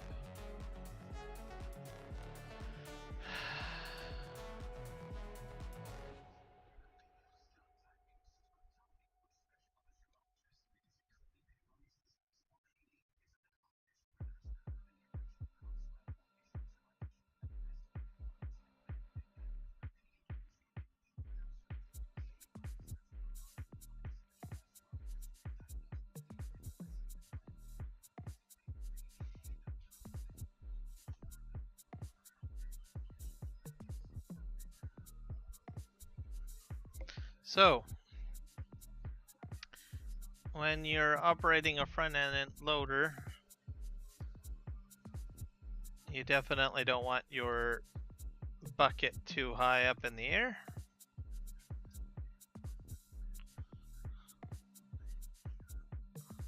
Because you will flop.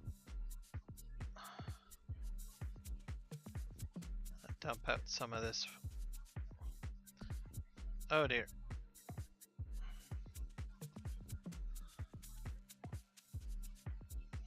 This one, like I said, is you get a lot of tipsy-turvy-ness going on there.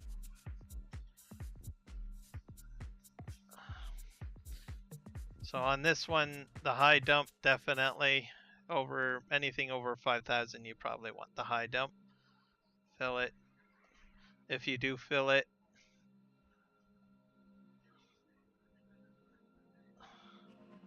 and then just raise it about that high.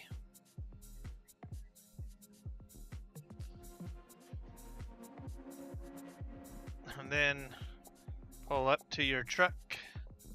Make sure you're straight, because if you're on an angle, there's a lot of sway.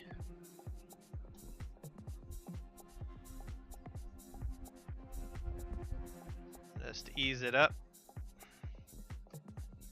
Pull forward a bit.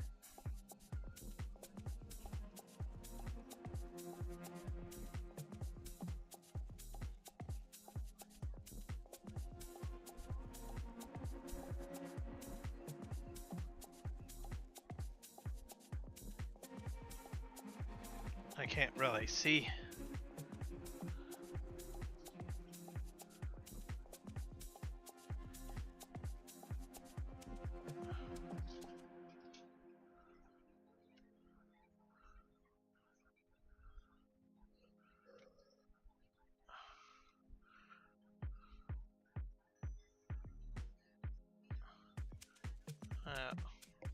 Very challenging with this one, but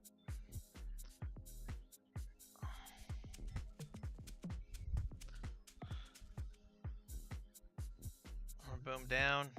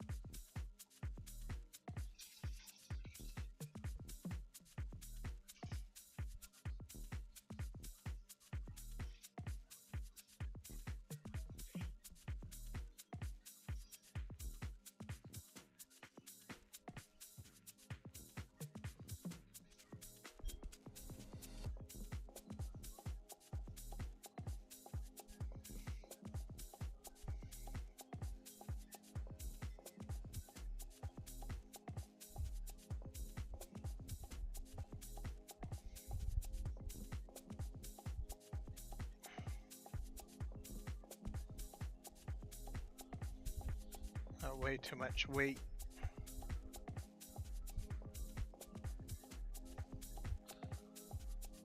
You can boom down, gain more balance.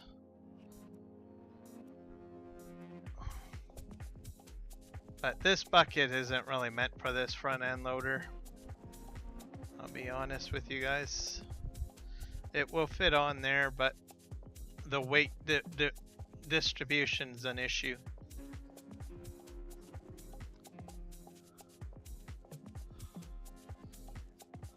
I'm gonna probably have to upgrade my front end loader, I think.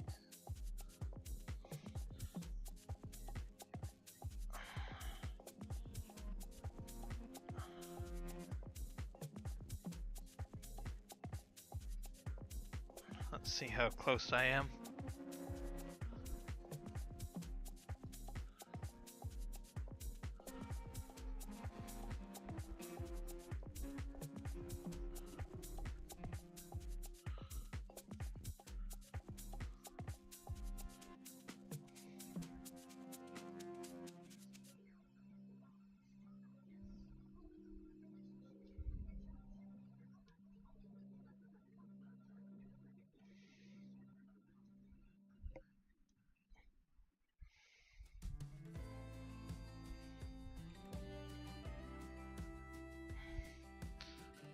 So if I do a lot of, I obviously is not. I'm not going to use this in the mine.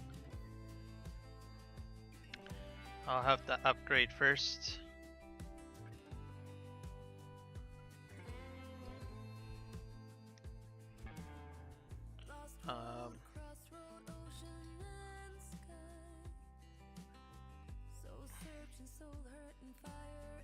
Just something to consider.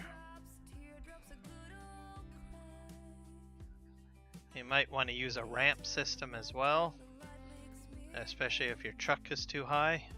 You have issues like this cab is a bit of an issue.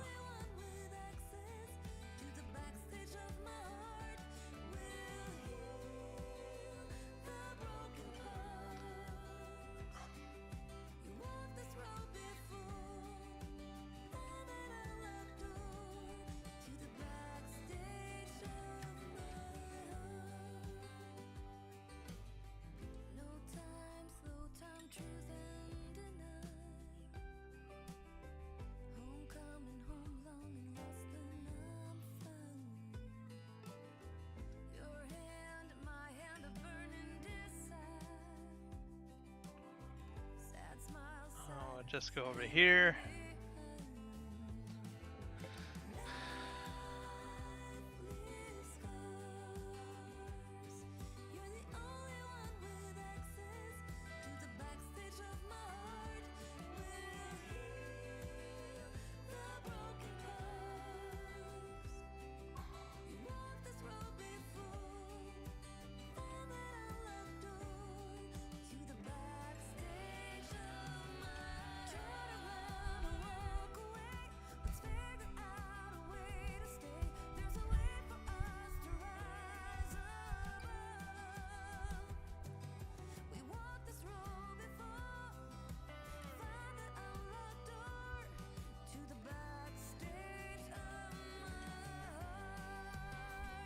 It is a nice front end loader though. I do like it. And it's... Oh!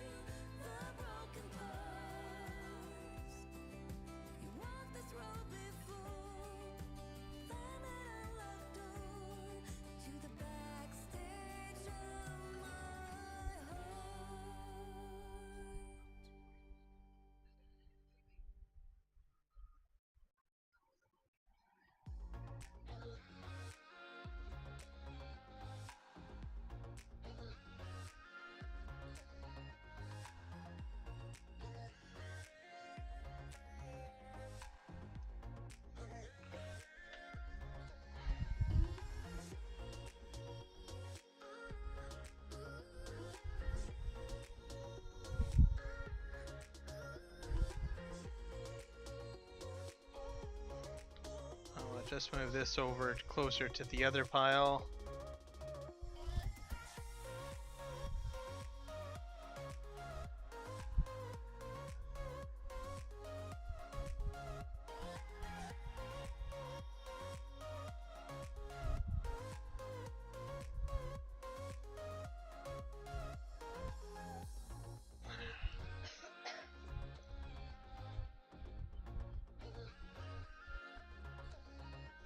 Yeah, I think I'm gonna have to upgrade this for an end loader. I don't know how much. I wonder if there's one on sale now. I should probably check. No, but this is. How much are they?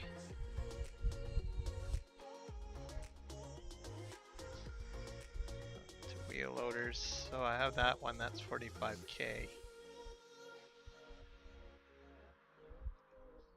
Oh, yeah, they get pretty expensive.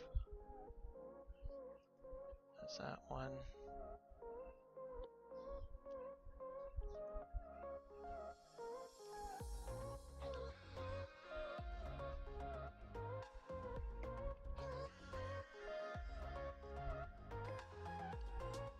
I get the New Holland. That'd be the next one up, right? Or what about this one? What can this be combined with? This one might be the next one that I can get. 1.5 tons.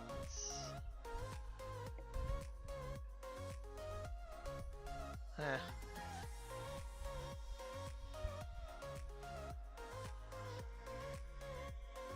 Nine tons. So this one's, I think this one's smaller.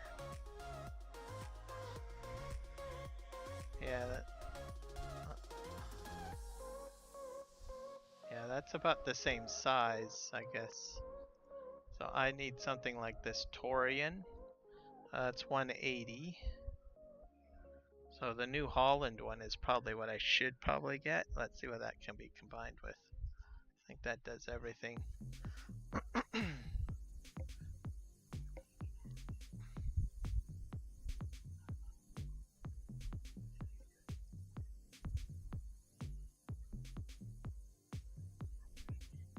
Yeah, I might get this one. Let's do that.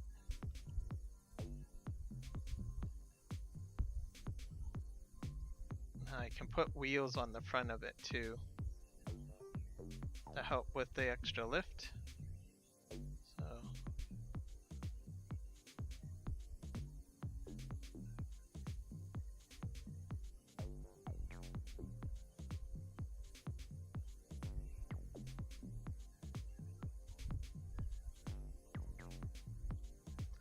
there we go.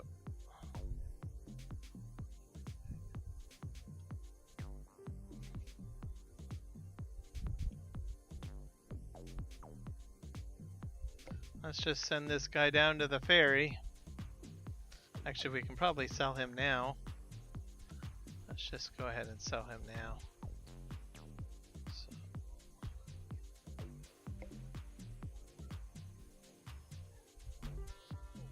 So he was a good wheel loader, but we're just gonna upgrade.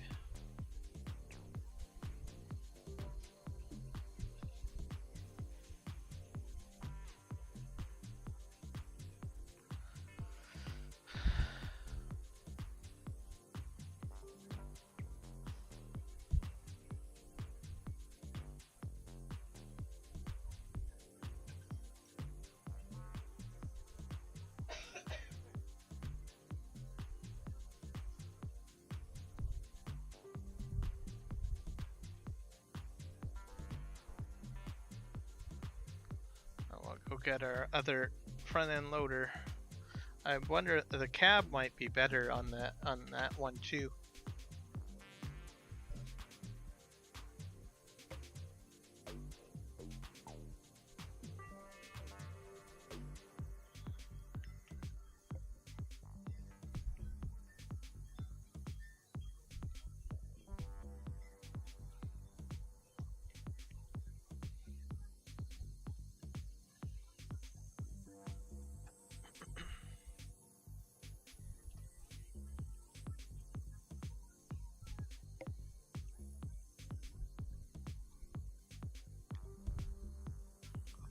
Oh, we'll go get the other front end loader and then we'll bring it back to the farm, see if it can handle the weight a bit better.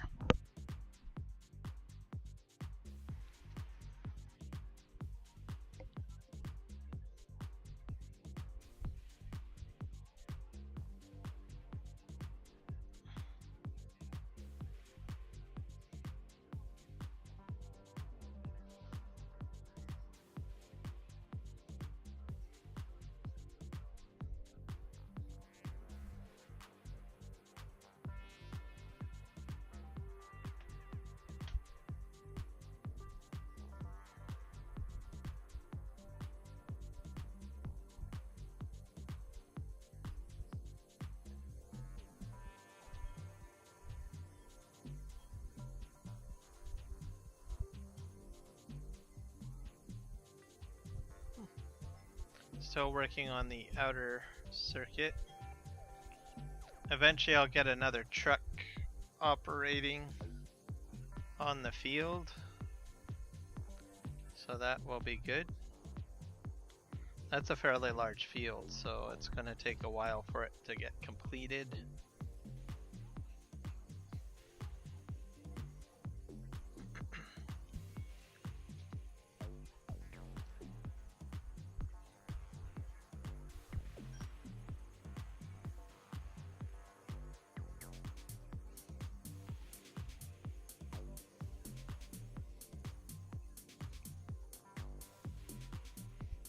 All that field on the right hand side will get cut.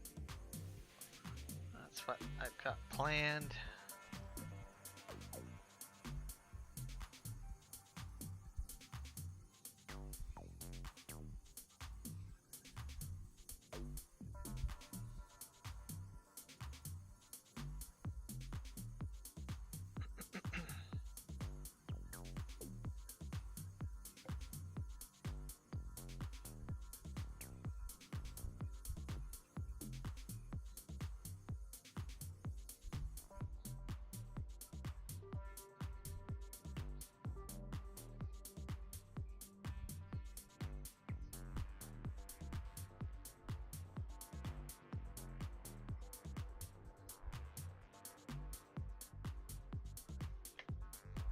I'm gonna adjust that chat box a bit, I think.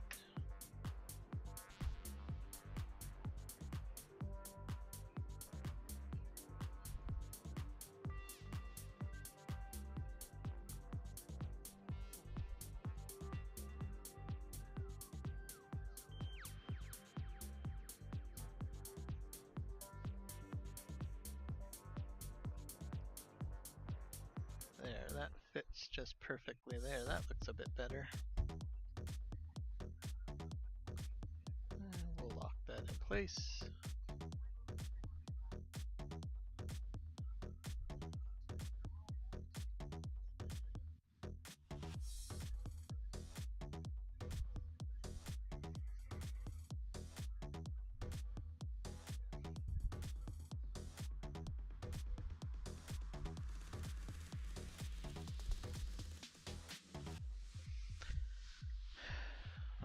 Another pro tip on streaming, make sure you run an ad-aware program. Scan your PC, clear out any cookies and crap. Unless you've got an ad blocker, sometimes ad blockers will work, sometimes they don't. I use Brave browser. There are a few situations where I still have to use Chrome. I use Pixlr as an example for developing my thumbnails, but they make a lot of money off of the advertising that they show, so I get a whole whack of crap downloaded through cookies into my computer whenever I use that. So I'm working on switching applications. I might try Photopedia or Photopea, I think. But anyways, after I close the browser out, usually I have some performance issues or whatnot if I don't clear out all that crap from the advertisements. I do have like AdBlock Plus and all sorts of other things, or widgets and plugins installed in the Chrome, but it still just doesn't block it out, so I'm out of luck. The other factor is sometimes some websites just won't allow you to view their content unless you allow that crap to come into your PC. I don't use Adobe Photoshop or anything like that, or a professional studio tool for building graphics and stuff like that. I keep on looking for one where I can just pay for one time, but Adobe seems to like to go on this subscription model. I'm not really big on the subscription model.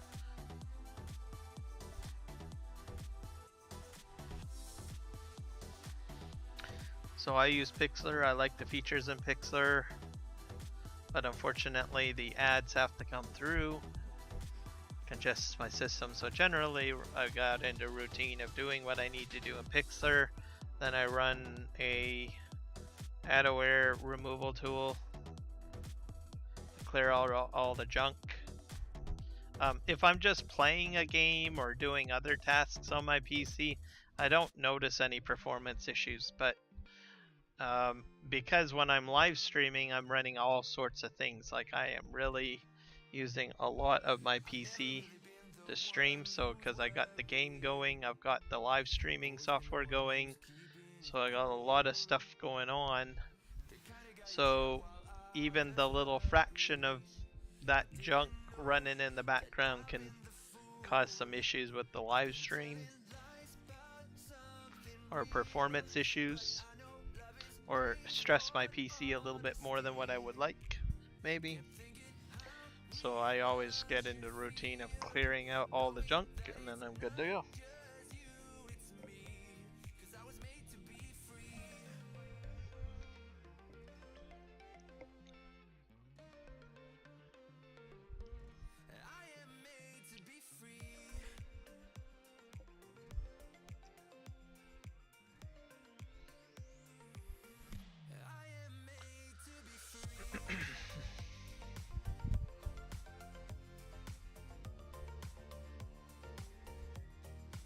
I wonder if emojis will show up.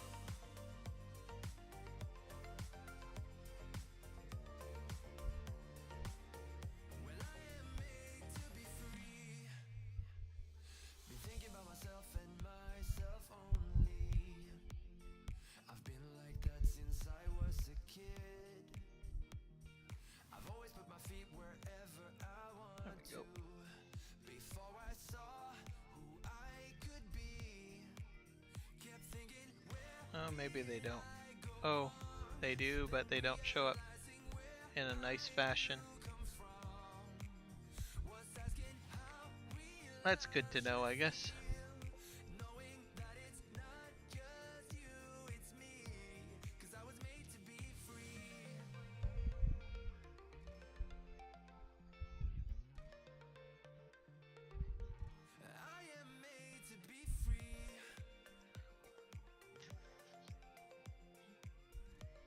I got a viewer count widget, which is new.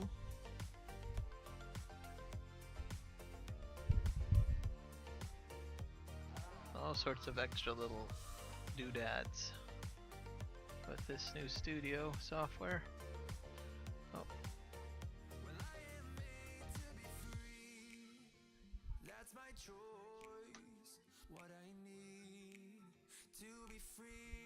I might move this up here, I think.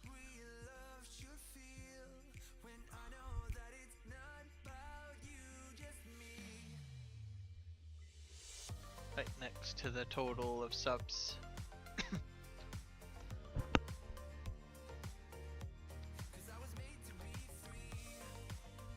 I should check to see if my alert system works. So I haven't tried that. I haven't gotten any subscriptions yet, or new subs, so. But I can trigger one from an old one. I use Stream Elements for that. See if I can get to it pretty quick here before I have to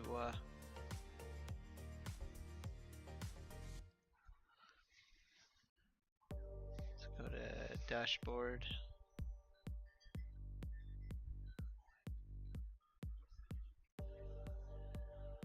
Alright, Chris Cummings, here's another shout out to you, who is my last subscriber. Hit that a couple of times, see what happens. I wonder if it's buried, the alert system. I might have, oh yeah, I might have to bring that up.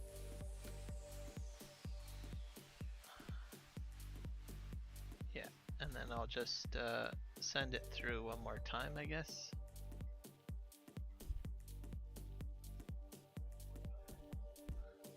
Well, the alert works. I heard the noise. Send another one. Oh yeah, it's there. It's just off to the side.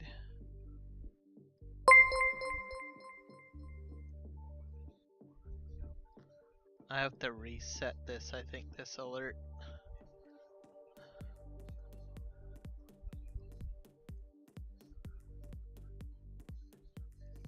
There we go. Okay. Hey, one more time. We'll try Steve Anderson.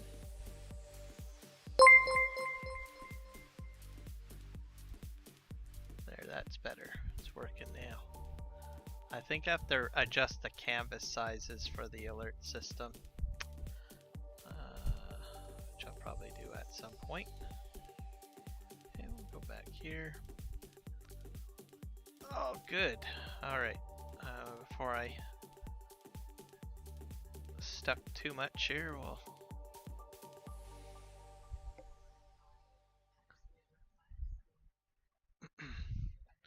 Eventually I want to create some sort of custom alerts, because the purple doesn't really go with my theme. So I might have to figure out how to create some interesting alert graphics.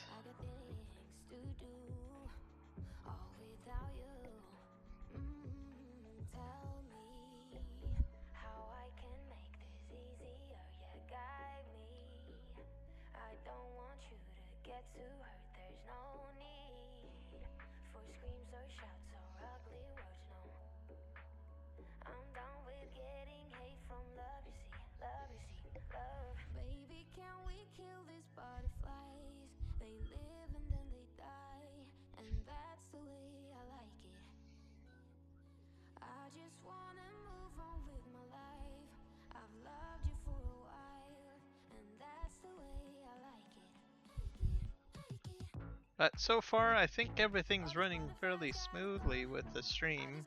I just have to put the filters in, which is all transferable. Basically, this studio suite that I'm using is based on the core components of OBS, but it's a customized thing. So to put it into perspective, it's like taking a mod and editing it to add capacity and stuff, or extra features on. So it's the same concept. So the core components of the studio suite I'm using is based on OBS, but they've added some extra features in Flare and UI, graphical layout that makes it a little bit more user friendly.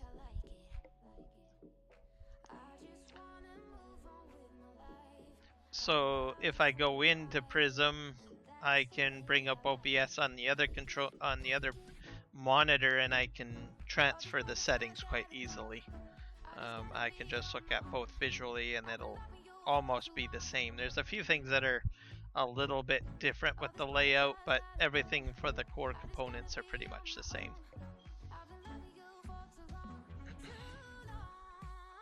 I think it's been out for quite a while, but the problem is that they had some issues with performance. Like, I guess PC performance went right through the roof or whatever on some PCs, so... But it seems like they fixed that.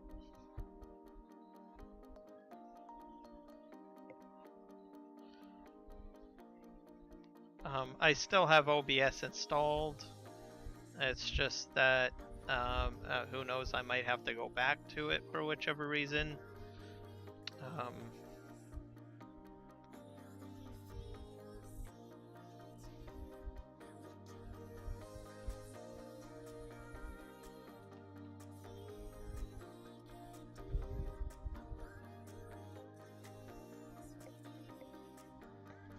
It's kind of like an idea of like Stream Elements. They have their own version of OBS.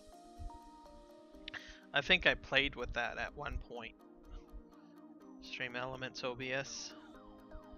I wonder if this guy's gonna get finished. That'll be cool if I get that contract done. This guy, I feel bad for him.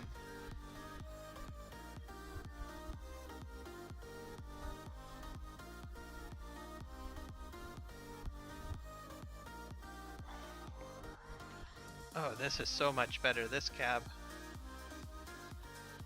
So I put the dualies on the front on this because I thought I would use, it would help with the extra weight.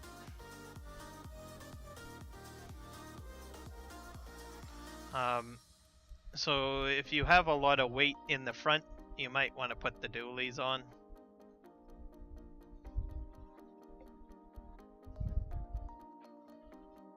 Just something to say, to mention.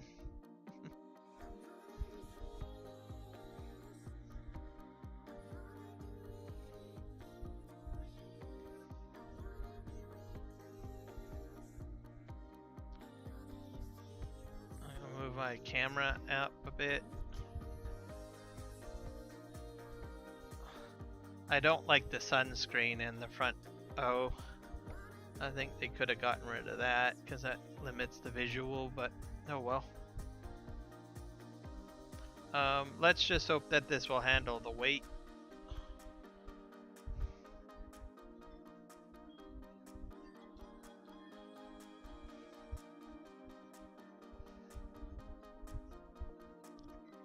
Eventually we'll move into the Volvo equipment, but I don't want to spend a lot of money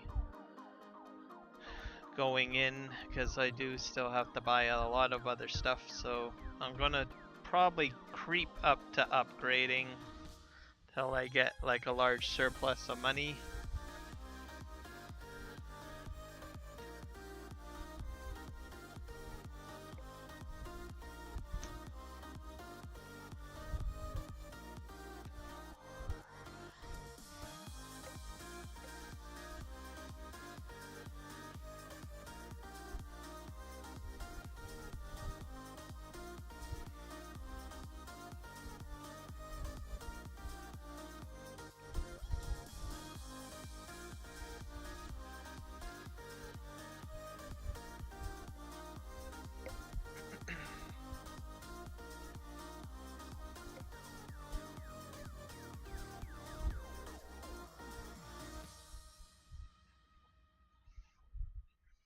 Alright, here's our barge, ladies and gentlemen.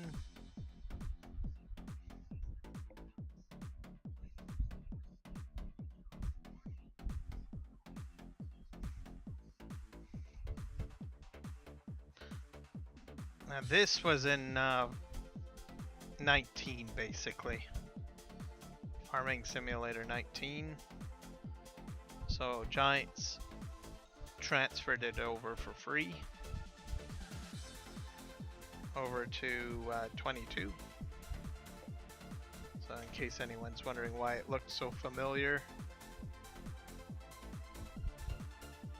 So I've used that front end loader quite a bit in 19.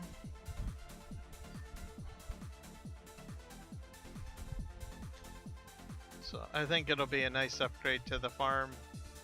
I was hoping to use one of the newer Volvo front end loaders, but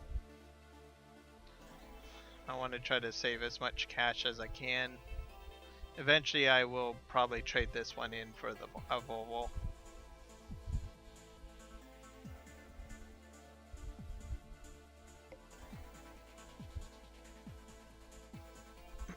And then there's the Winston mods, right?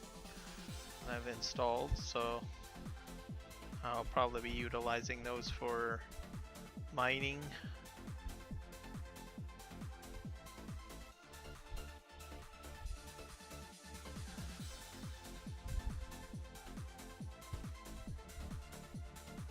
Now let's bring up the map and see if we have any trucks coming down. I don't think so. So that's good.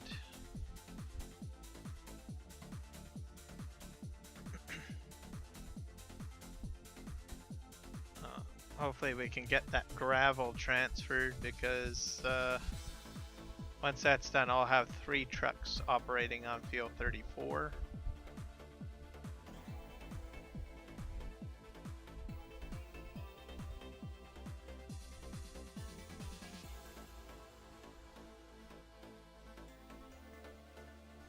get all that straw too, which is going to be nice.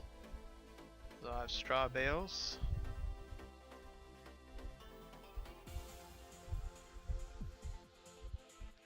I'm not sure how many straw bales I'm going to end up with. I might end up with quite a bit.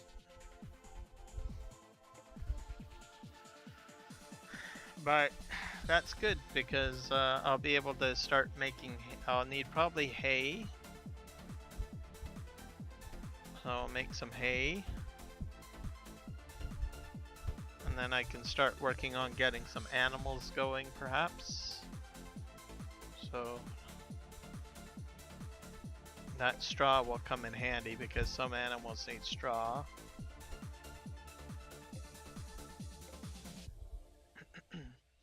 And I'm using Maize Plus, so I want to make sure people know that this map is built, has Maize Plus built into it.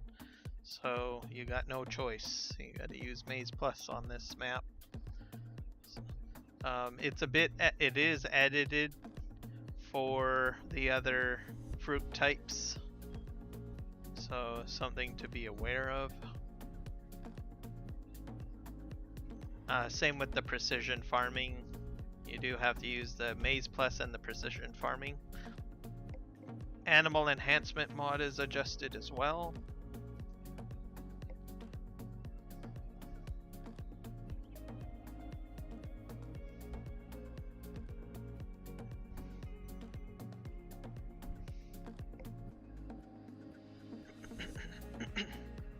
So guys, just remember to like the video and also subscribe.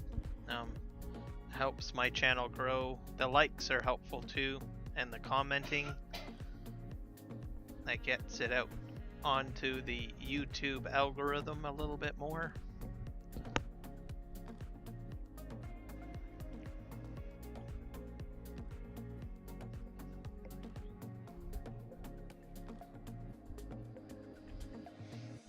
And share the video with people too if you think anyone might be interested in the content that I do.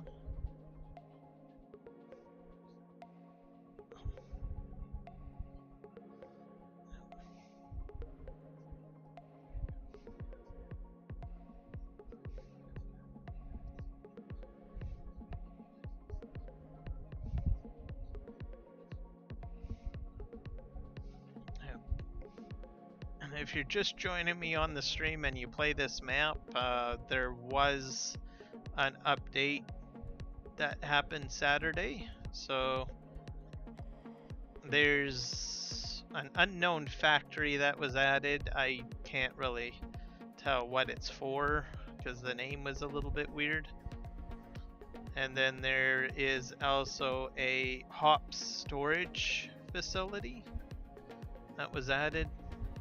So those are the two new mods, and then there was at least about maybe 15 mods pre-existing that were like updated. So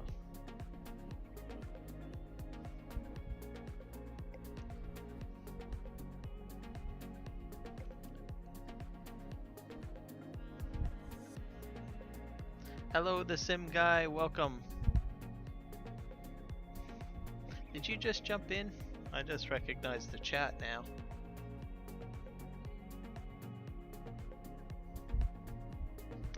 Just noticed that I am just trying out the new studio, by the way. So, looks like I'm doing well with that. Seems to be going quite smoothly.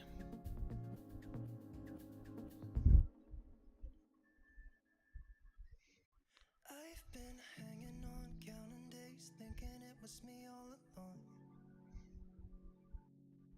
Had a million conversations in my head about where it went wrong. And I've got no idea where you've been, who you are, not anymore.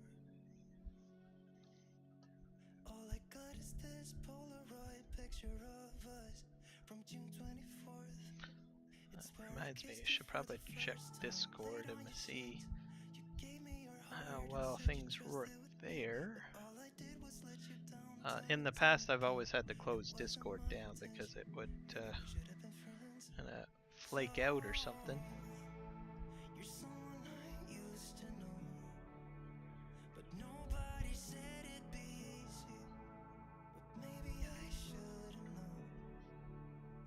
think it's working fine.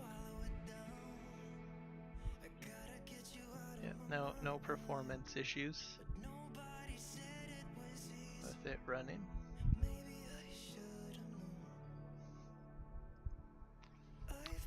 Better and better all the time.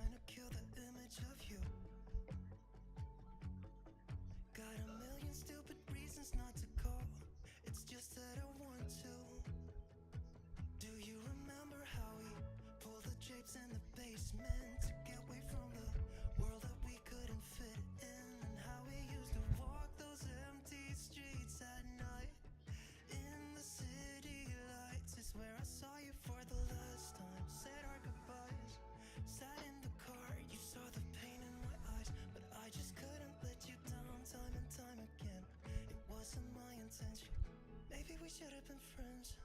So you're someone I used to know, but nobody said it'd be easy. But maybe I should have known. One more drink to swallow it down. I gotta get you out of my mind. But nobody said it was easy. But maybe I should have known. Guitar.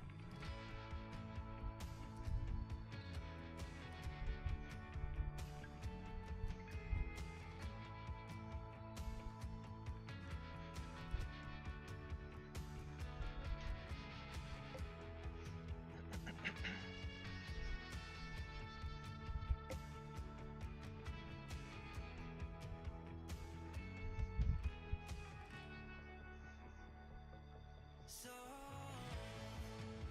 you're someone I used to know, but nobody said it'd be easy. But maybe I should have known. One more drink to swallow it down. I gotta get you out of my mind. But nobody said it was easy. But maybe I should have known.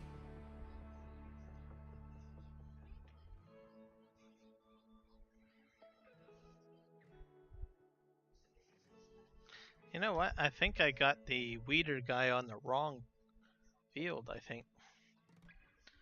I'll go check that out. Let's see.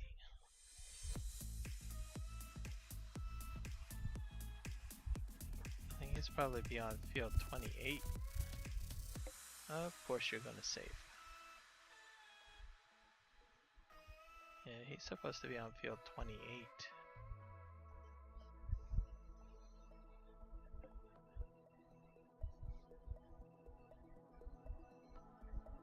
You never know until it happens.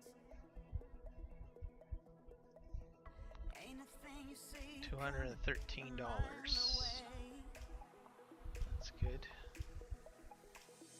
July for resin. I don't think I'll sell the resin this year.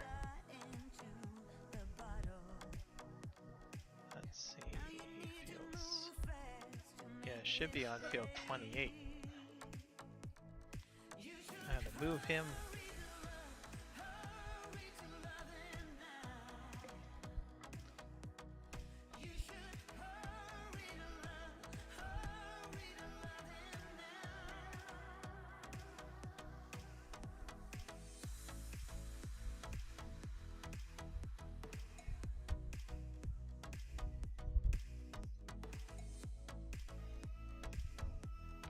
Yeah, it's this field over here that I have to get him on.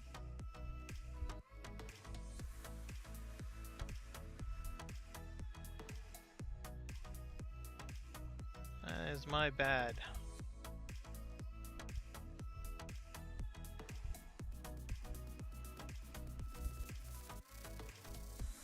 It's gonna get better, it's gonna get worse. One day is a blessing, the next is a curse. But that's how it is, that's how love's supposed to feel. Like God and the devil have struck a deal. You should hurry to love,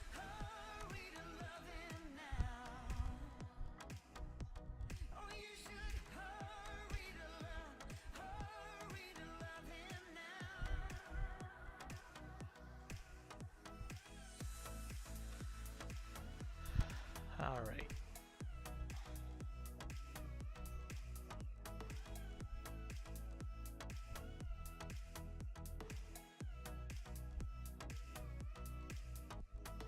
And we'll set 2 headlands. Sharp. Generate calculation on the field.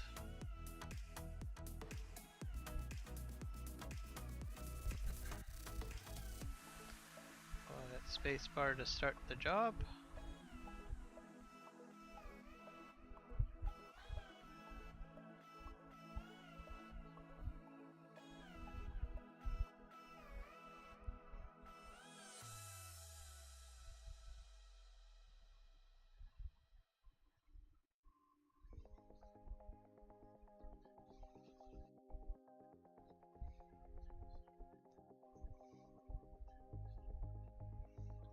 There we go.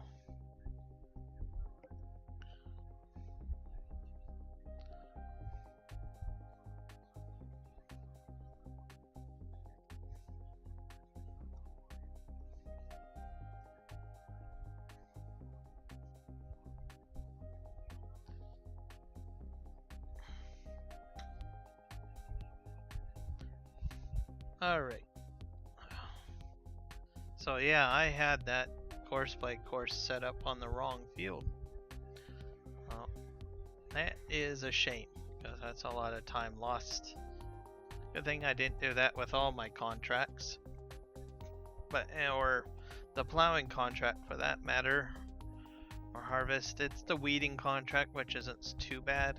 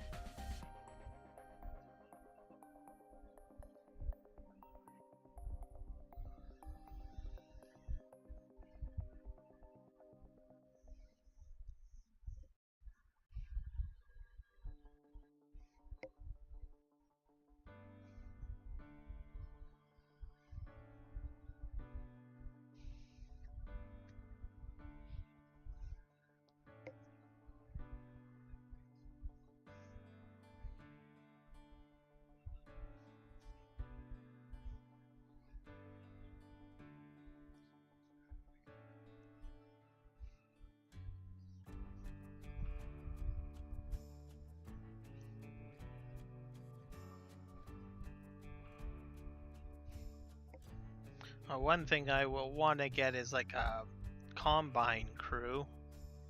So that's going to be expensive, getting a lot of combines. But it'll take time.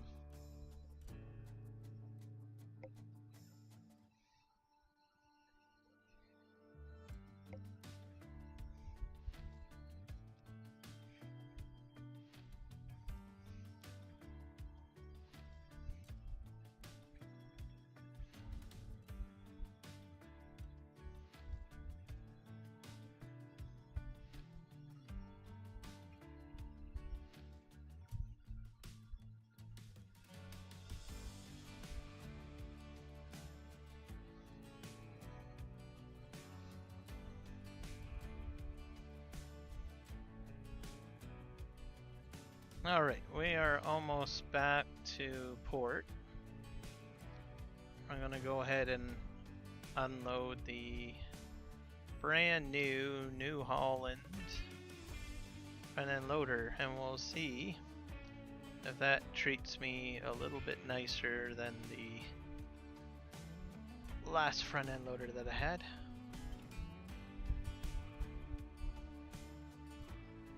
There we go. Oh,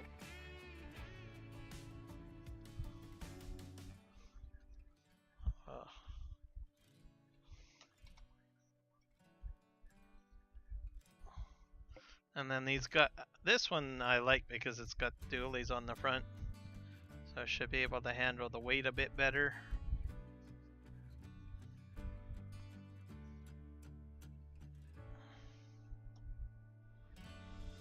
So it's actually not too bad. Like I said, I used it a lot in Farming Simulator 19.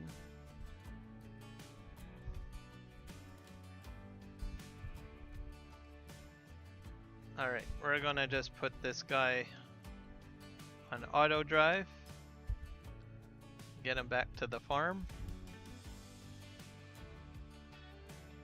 I got it under, let's see, farm main. So while he's doing that, I might as well do some bit of logging.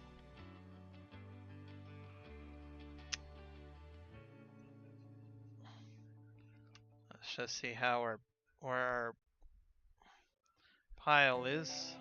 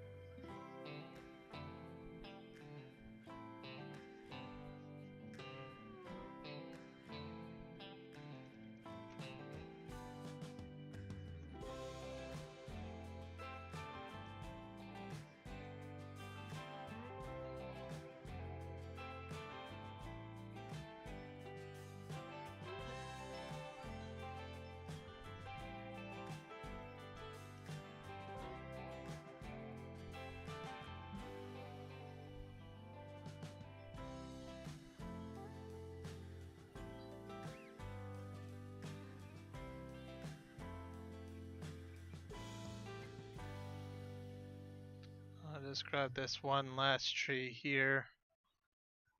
That should be good enough.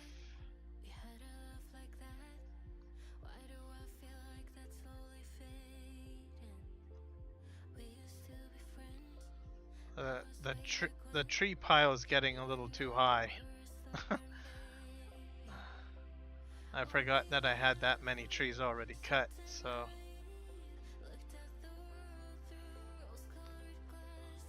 I probably might have to create another pile. Yeah, that's at least about two or three trailer loads right there.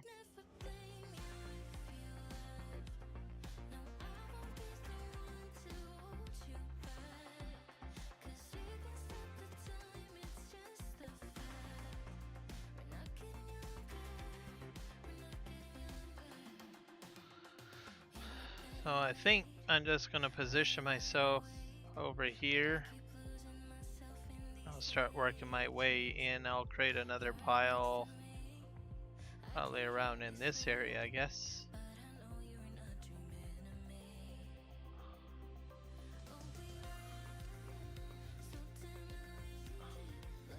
I'll slowly work my way back, I guess. So this will be my new parking spot for this machine. And then I'll just work my way straight, basically. So I've got at least about 10 trees, I think, down this strip. There we go. So it'll go all the way down here. I've got some pretty large trees in here too. And I'll slowly make my way backwards again. So I probably should take this tractor out to the main road.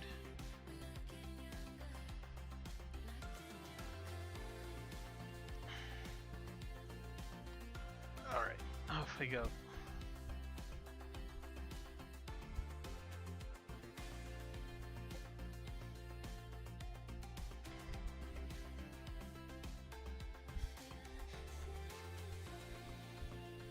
I'll have to get a rock picker, I think, at some point.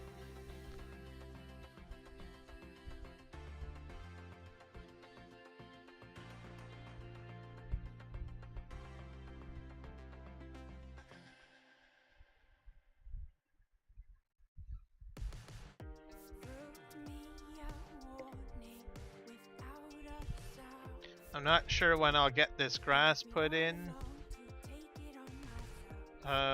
I think, like I said, when the horse pack comes out, maybe that's when I might. I'm definitely gonna wait till that comes out because there's some cedars and planters in there. So I might grab that. Looks like my farm's grass needs to be cut.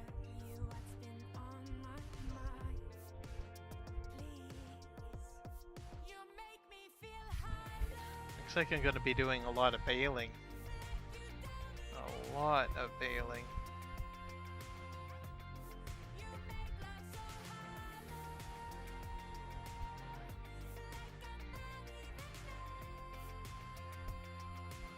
This guy's going to go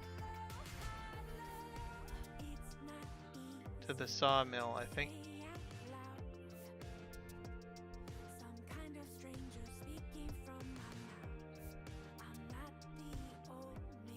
Alright, sawmill you go.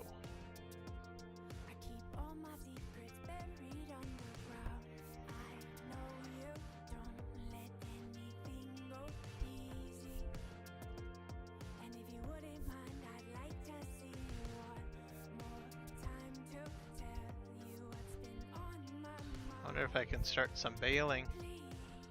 Are you going on the up and down rows yet?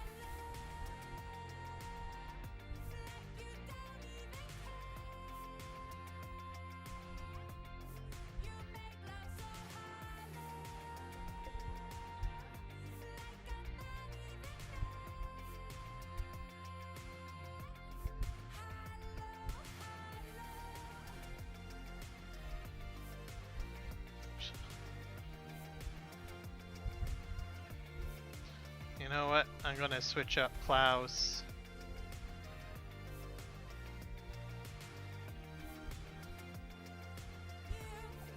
This guy's gonna be here forever.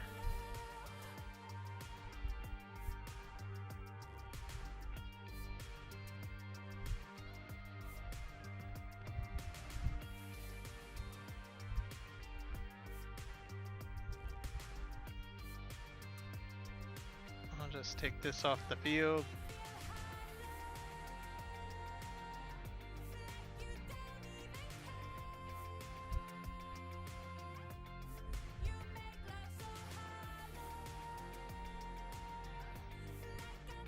I'll send him back up north to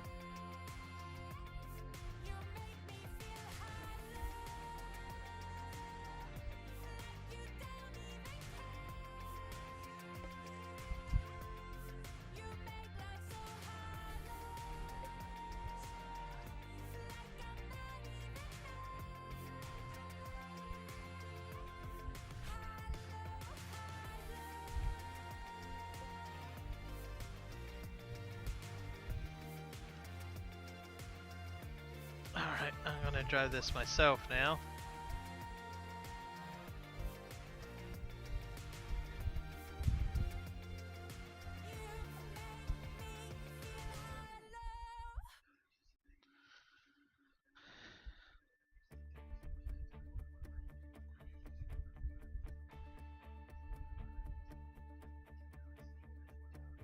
There we go.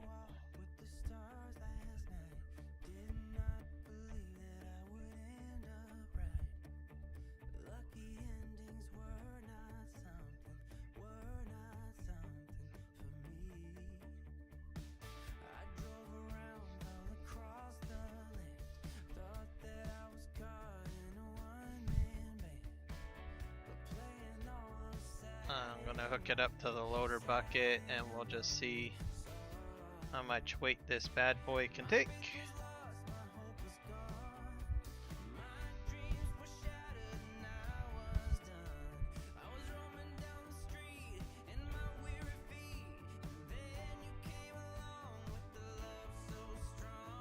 I think it'll be able to handle the weight distribution better, but like I said, in real life you really do want to keep your loads low to the ground when you're traveling, and then only raise your bucket whenever you're ready to do the dump.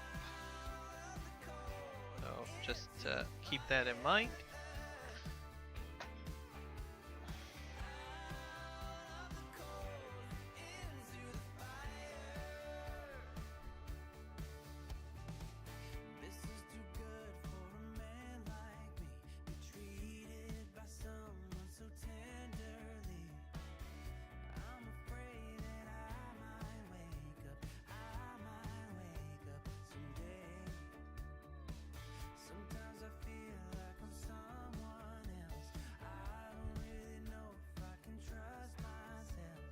All right.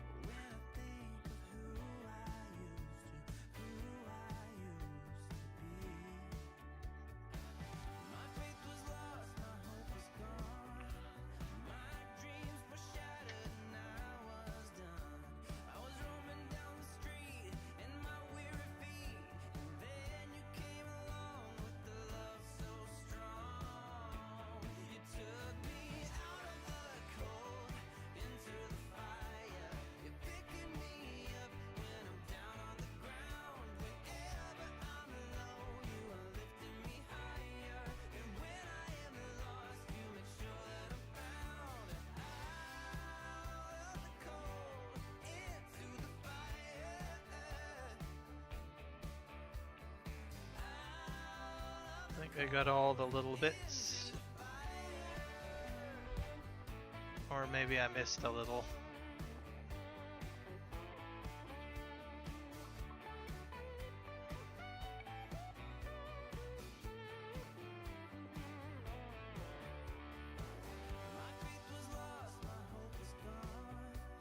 Seems to be a lot more balanced than the last one compared to the other front end loader, so this was a good upgrade. It's not like the Volvo or anything, but it's gonna get what I need done, because I do need to clear these stones off of out of here, because if I want to make any more fields. Okay, this is the real test here. Yeah, that's way better. This bucket works perfectly fine. There's a little bit of sway, but because I got the dualies on the front, it's not so bad. I probably would be swinging a lot more if I didn't have dualies on the front. Yeah, that's just... Oh, and it's even got a higher boom.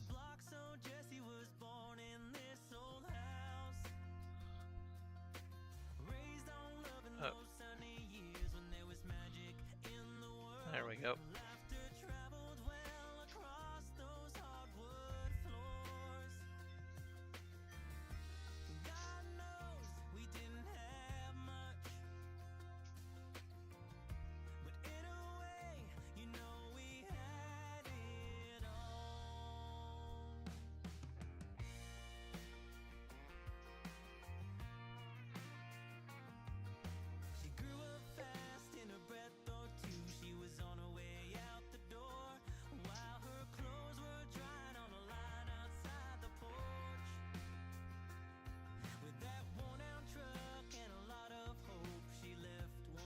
Much better. Much, much, much better.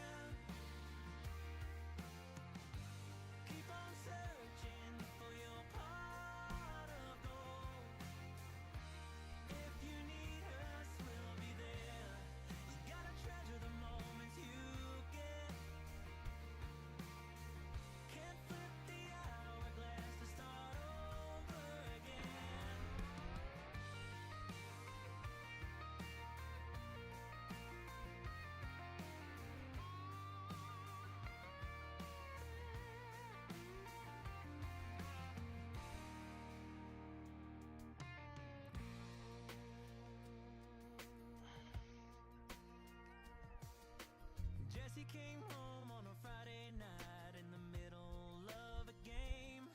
He left her for the bottle once again. Don't cry, honey, it'll all work out. It's a big old world out there. You'll be on your feet, but you're always welcome here.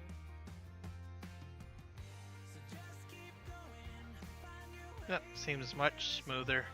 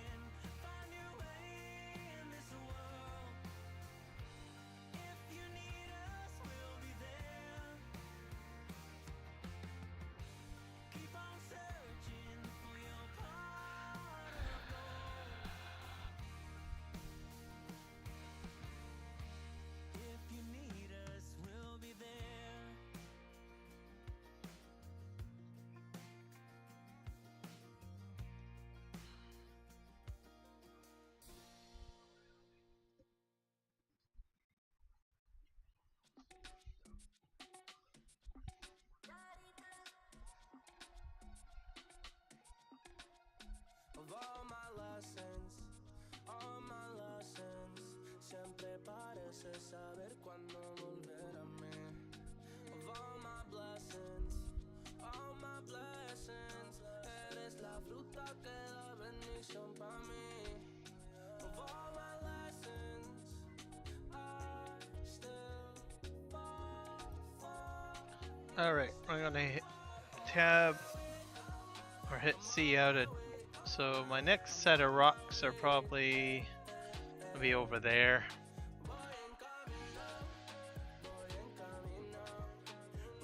So we'll just move the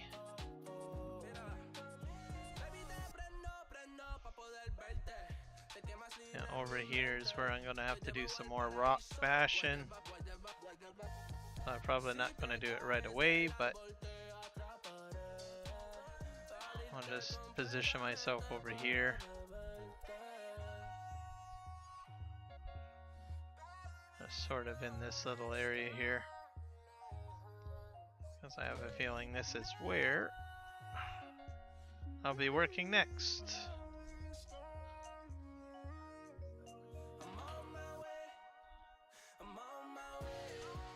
So this truck has stone in it, or gravel. 29,000 liters of stone. So I'm going to go ahead and take it to the concrete factory.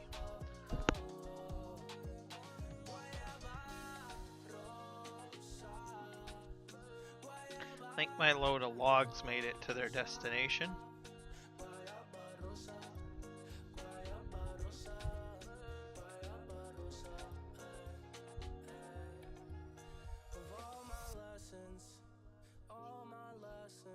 And that's my plow, so I'm going to take that down to field 20 and use that because that's 9 meters.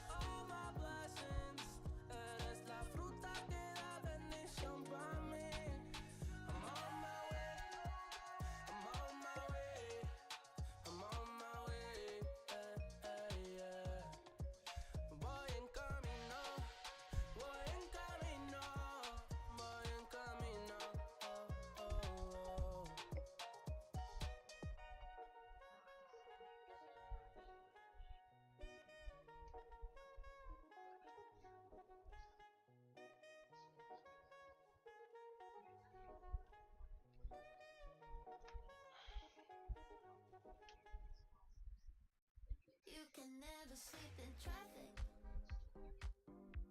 'Cause living steady panic. I know 'cause I try acid. No spare capacity or for gravel. Just like gadgets. You Well, tell me with the two hands, I'm too bad. Wonder what you there we think go. I like. This truck is going to go get him helping Guess I'm just too fake for in that other field, So sit down, as listen. he has a high capacity trailer. Though it might be hard 'cause you're uneducated. Break down, face it, breathe for a minute. I'm about to help you with your manners and respect. You get it? Just uneducated. Concrete factory is now full, Make it. so I'm gonna have to figure out what I'm gonna do with my stone. Manners and respect. For now, I'm just gonna dump it close to the concrete factory. I see your actions like an itchy clearance. Okay, what field is that? Listen to the critics. They try to steal you from your feelings for cash. You tell me with the two hands, I'm too bad. Wonder what your things are like. Need me to get your bills paid. That's what you said. I guess I'm just too fake for that. Field 34. Listen, think for a minute. Though it might be hard 'cause you're uneducated. Break down, face it, breathe for a minute. I'm about to help you with your manners and respect. Second chance, so take it till we feel the man. You never listen, think too fast. There we go. One day you'll understand. So sit down, listen, think for a minute. Though it might be hard 'cause you're uneducated. Break down, face it, breathe for a minute. I'm about to help you with your manners and respect. You get it? Just uneducated, just a little bit. But this so but you make it. One day, manners and respect. Respect.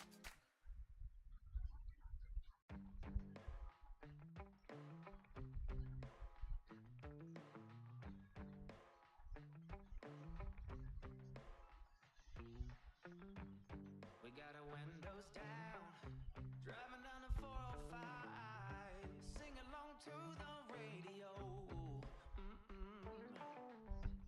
We're gonna make it someday. Nothing's gonna get in our way. We will be the biggest band in town. Round and round the world we'll go, putting on the greatest show. So make sure that you don't miss out, just be there. We're taking our shot, bring what you got. We're going all the way to the top. We will hear the sound of 1 million people screaming our names when we're backstage. We'll play loud, surfing the crowd. Everybody's jumping around. Yeah, that's the place where I wanna be. Going on stage, headline on a Saturday night. Oh, oh, oh, Saturday night. Oh, oh, oh. I'm gonna quit my job. Never wanna have no boss. I just wanna play my rock and roll like they do on the radio. Tommy's got brand new drums, and I still have my old guitar. And John said this next song's gonna be real good, if you know what I mean. Round and round the world we'll go, putting on the greatest show. So make sure that you don't miss out, just be there. We're taking our shot, bring what you got. We're going all the way to the top. We will hear the sound of 1 million people screaming our names when we're backstage. We'll play loud, surfing the crowd. Everybody's jumping around. Yeah, that's the place where I wanna be.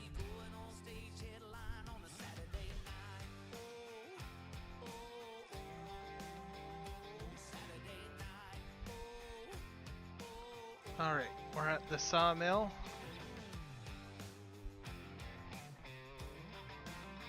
I'm gonna go give this tractor a bit of a dip in the water. Maybe we can get some more planks flowing.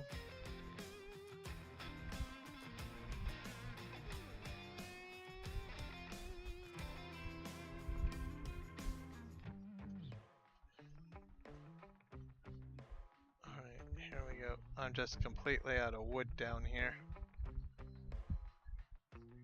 Round and round the world we'll go, putting on the greatest show.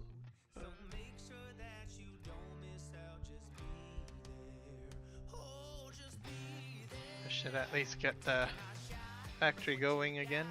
We're going all the way to the top. Because there's no wood in it. Hear the sound of 1 million. It's up to 8,000 liters, so that's good. Backstage, we'll play loud, surfing the crowd.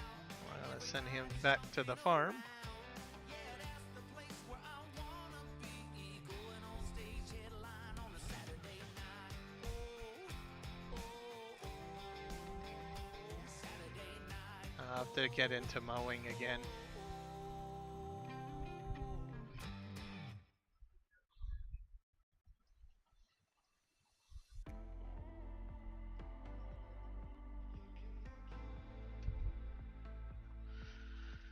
There we go. I should check my greenhouses too. That's another concern of mine. Alright, that's I think I got a log over here somewhere.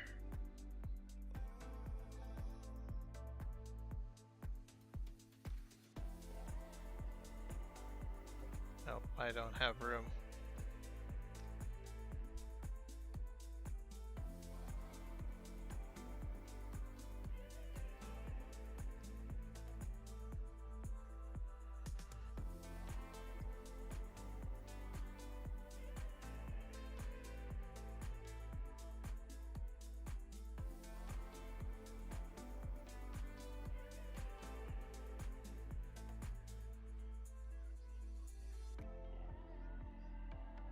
So excavators, I recommend putting the parking brake on, just as a suggestion,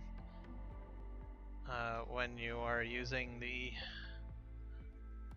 thrustmasters, because it'll prevent your tracks from moving. Sometimes you get a little bit of, well, you can keep them on if you want, but your tracks will move. You don't get displaced too much, but it's just a pro tip.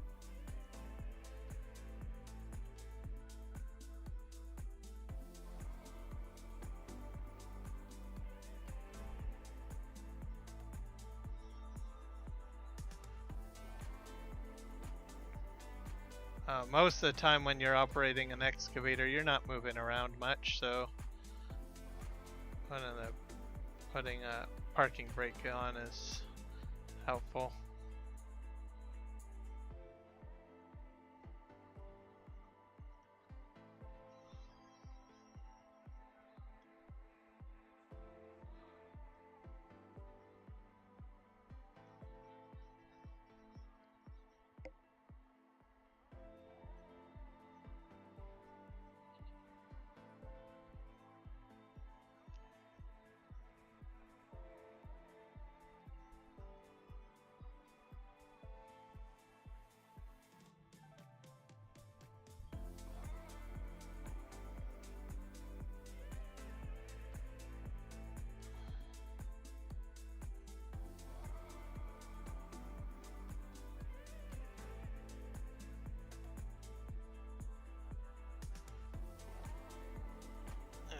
I do have my parking brake on at the moment, so let's just see how my tracks are positioned.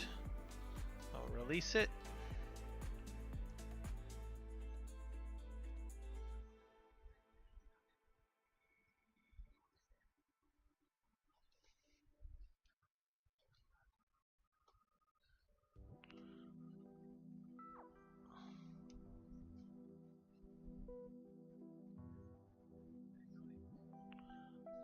There we go. And turn on your parking brake back on.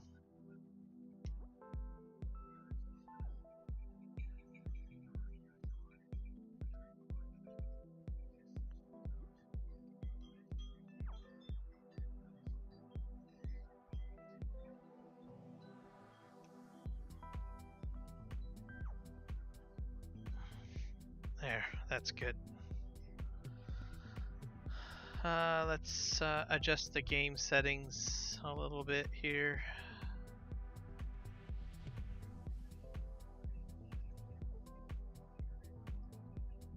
Set down to real time. Save.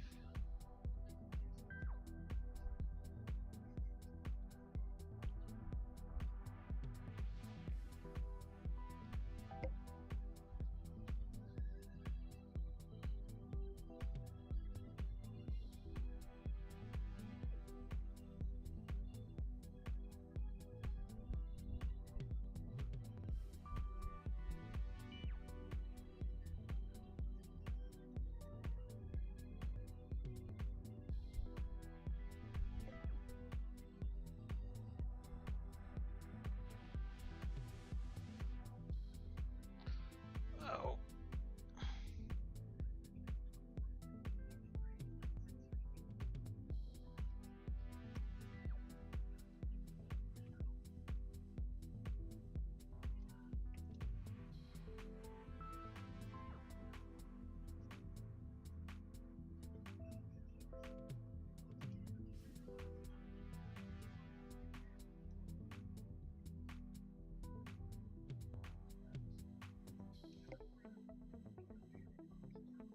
I do like this little Kubota skid steer.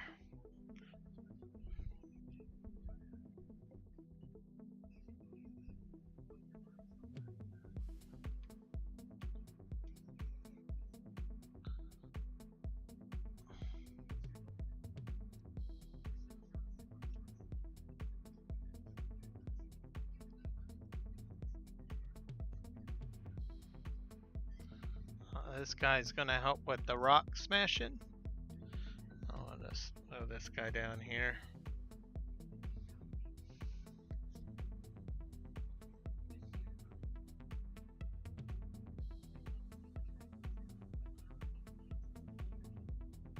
Once this guy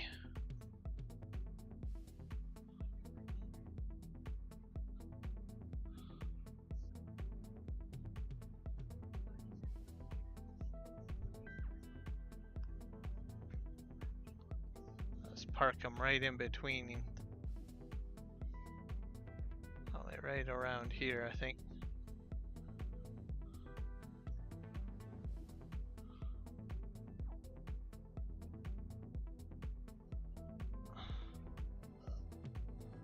There, that works.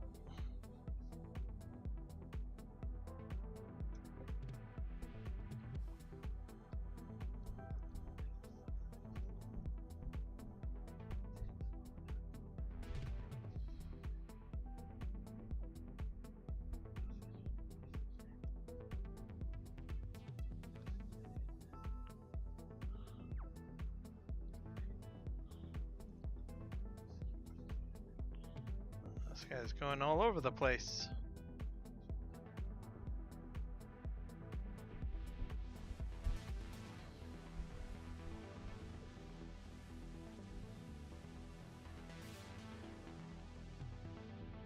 No, and this guy was supposed to go to the farm.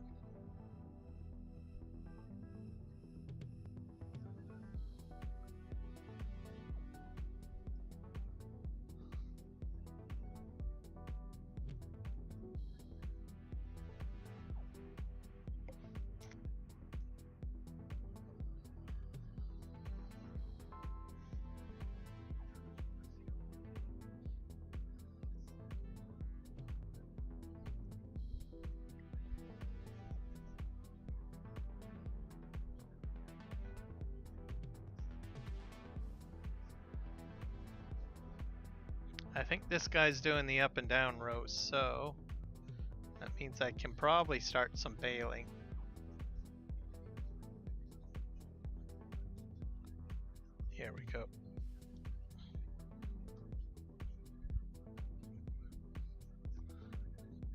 I want to do the up and down roads. I don't really want to do the headlands, as that could cause me some problems.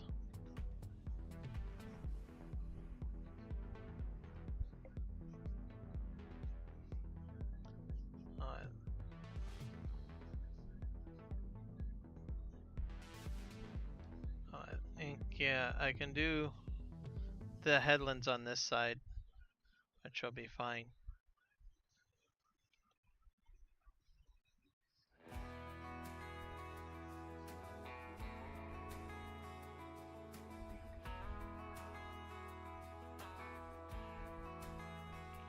Let's just make sure I'm.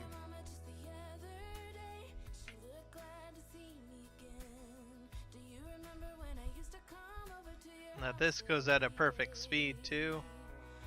See how well it spits out the bale.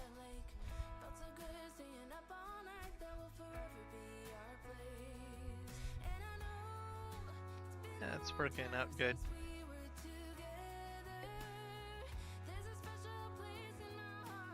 I figure I would get started on doing this. It doesn't take too long.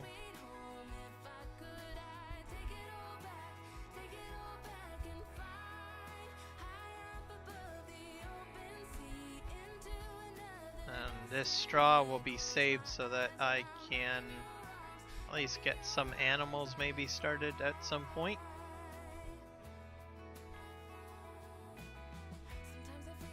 That's the plan anyways. I'm just gonna kind of get over to the side here. I have a wide pickup on the Mark Thor baler, so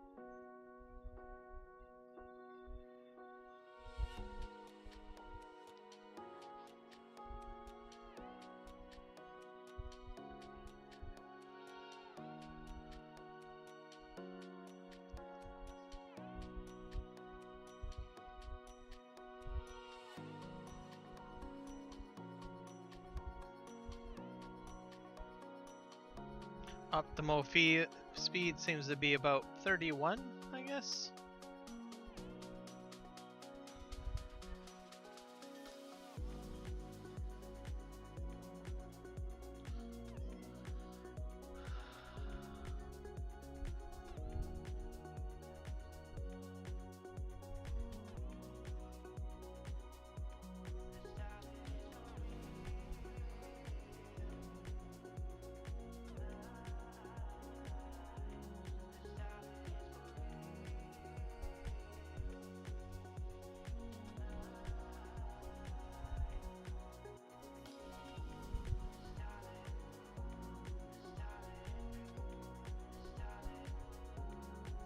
I think I'll get this straw picked up.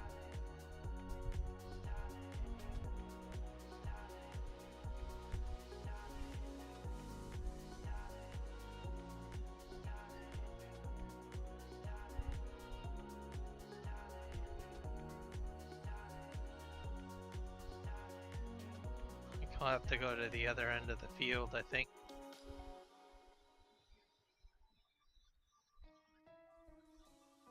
A buzz on and my favorite song is playing in a Broadway bar. Then you walk in and you're all alone, the hottest in the room by far. And you look up and our eyes lock and my heart falls straight out of my chest, baby. Your lips and your sweet smile, let me kiss it till I die. For the rest of our lives, yes, you and me were meant to be. For the rest of our lives, drop your guard and take a ride with me. 'Cause you got what I want, oh, and I got what you need. For the rest of our lives, it's gonna be a done deal, just wait and see.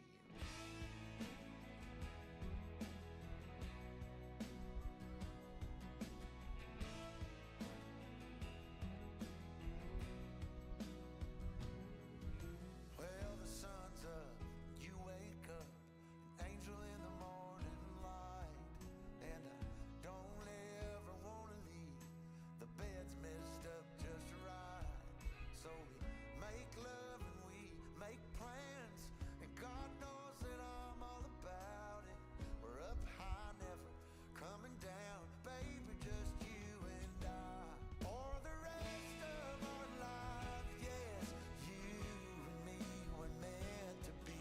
For the rest of our lives, drop your guard and take a ride with me. 'Cause you got what I want, oh, and I got what you need. For the rest of our lives, it's gonna be a done deal, just wait and see. I've known it since I met you, this love, it was a breakthrough.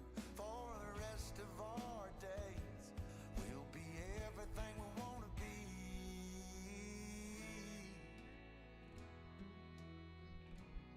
For the rest of our lives, for the rest of our lives, yes, you and me were meant to be. For the rest of our lives, drop your guard and take a ride with me. 'Cause you got what I want, oh, and I got what you need. For the rest of So this baler is a Mark Thor baler. It's a quick bale, so the wide pickup helps going around these bales. Normally, you're using a standard baler, you'd probably have to have a bale pusher in front of your tractor to go around. But I don't really have to do that right here. These things are set up a little differently. There's the combine. I'm going to go ahead and park this to the side.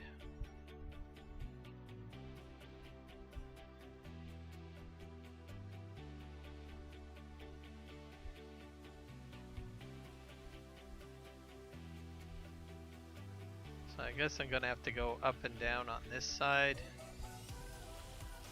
So, duly noted. I'll have to get some mowing kit hooked up here.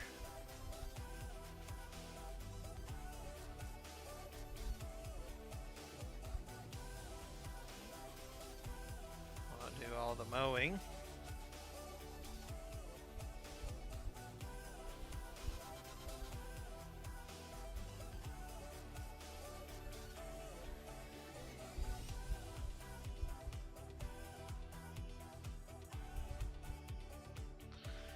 This time around I'll be mowing down by the lumber yard.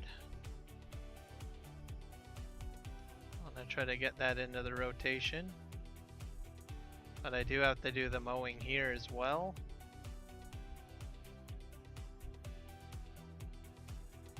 We're gonna go ahead and just drop off the trailer for the logs. So a large to-do list, a huge to-do list.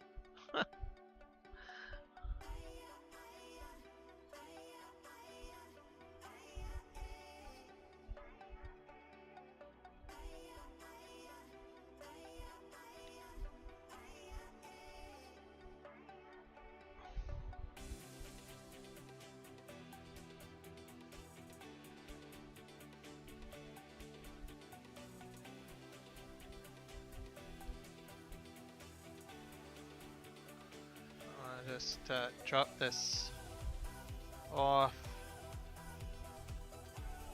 over by the excavator, and we'll go get ourselves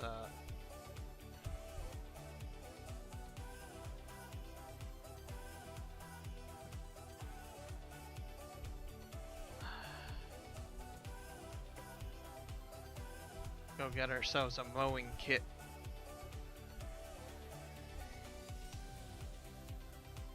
Because we got some mowing to do. As I'm making money off of my silage bales, so that's a priority. Oh, I got a blocked object somewhere.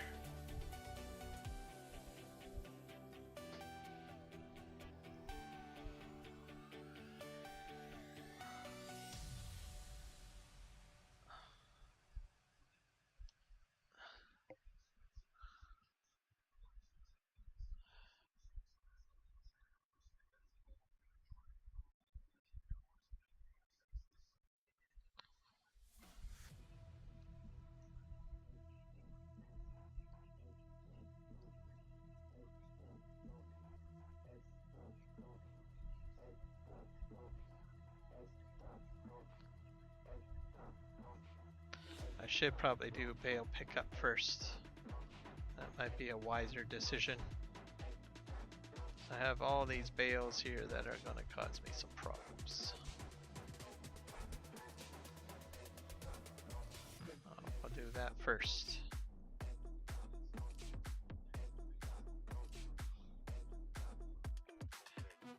And I'll leave the trailer there because that Kubota can switch between the baler and the bale trailer.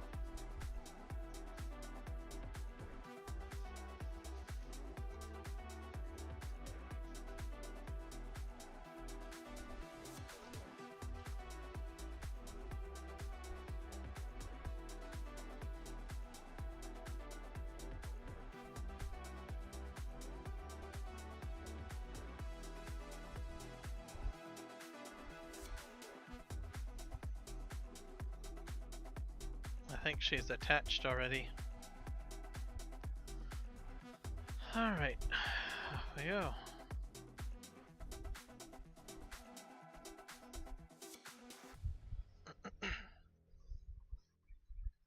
Yeah, you wanna put that dish in your mouth.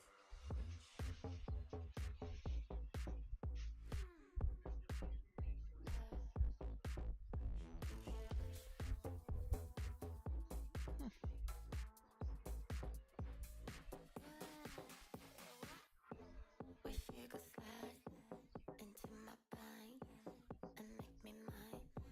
Push play rewind. It's sweet outside, and so am I. You wanna slide like dynamite.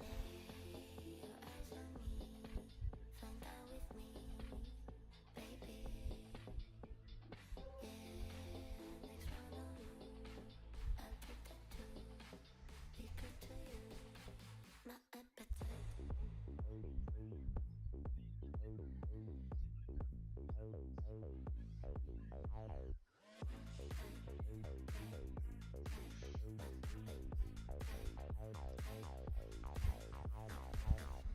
Turn my hair with a side flip.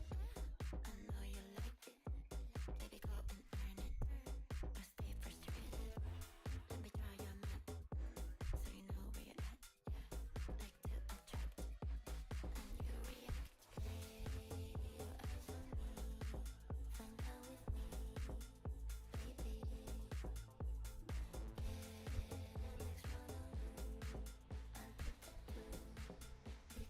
Right, something else is blocked by an object.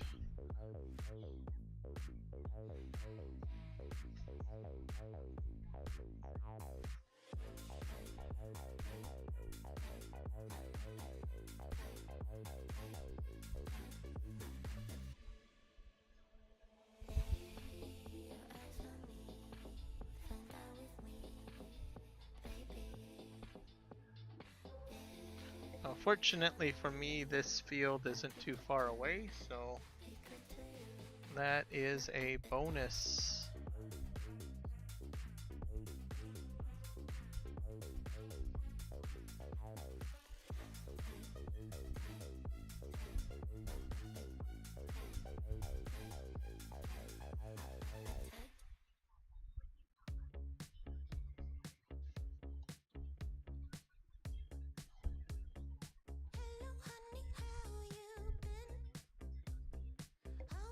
I'm probably gonna go ahead and just pick up these random bales and then I'll probably end the stream. We'll make sure that it's all cleared up before I get started the next episode.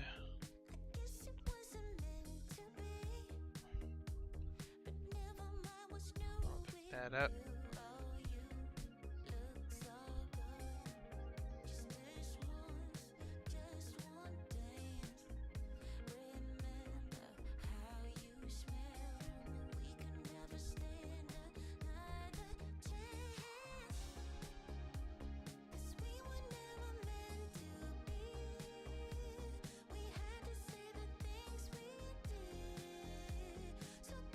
Like the problem is that I've got a bale in front of the combine.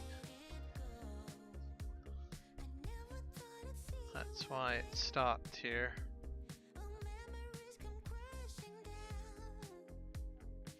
Yeah.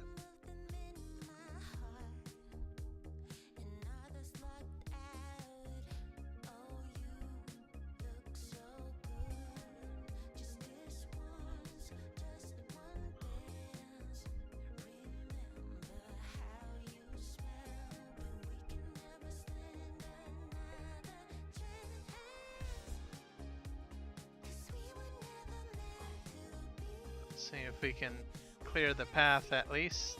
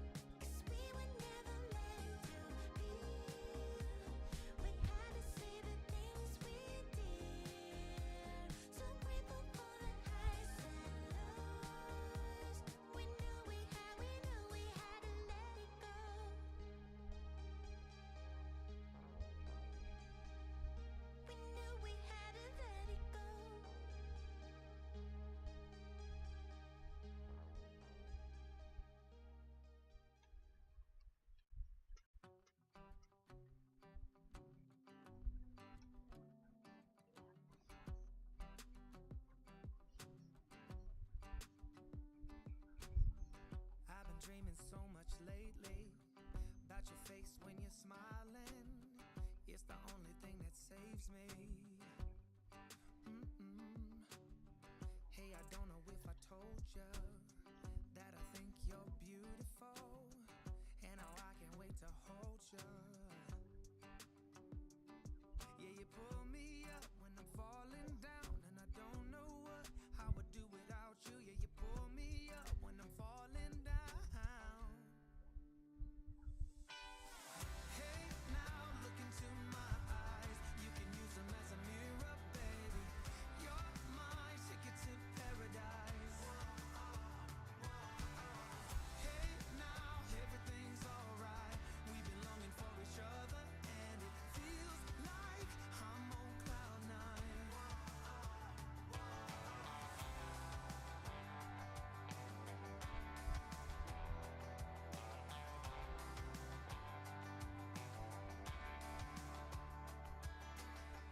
I don't wanna be without you. This is something that I know for sure. It's just something about you. I just want more. Tell me what you wanna do right now. Tell me what you wanna do tonight. I really don't care as long as I'm with you. Hey, now look into my eyes. You can use them as a mirror, baby. We're gonna return this back to the farm, and that should be a good spot to wrap things up, I think.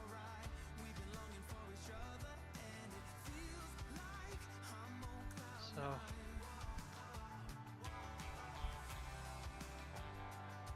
most of the stream took time getting most of the equipment moved around, so chewed up most of the live stream getting everything set up, but next episode will be getting down to the nitty-gritty and getting everything done. Hey, now look into my eyes. You can use them as a mirror. You're my ticket to paradise. Hey, now look into my eyes. You can use them as a mirror, baby. You're my ticket to paradise. Hey, now everything's alright. We've been longing for each other, and it feels I use the Kubota to take care of the bale pickup and the baling.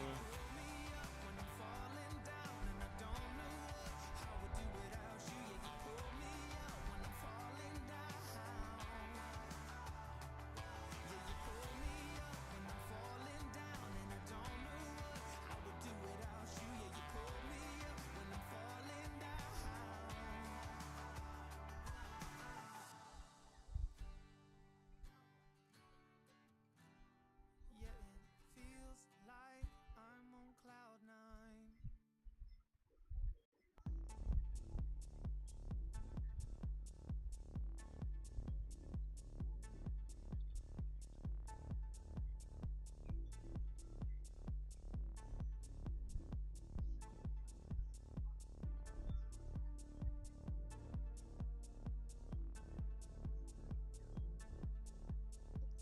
And the guy on the weeding seems to be doing a fairly good job.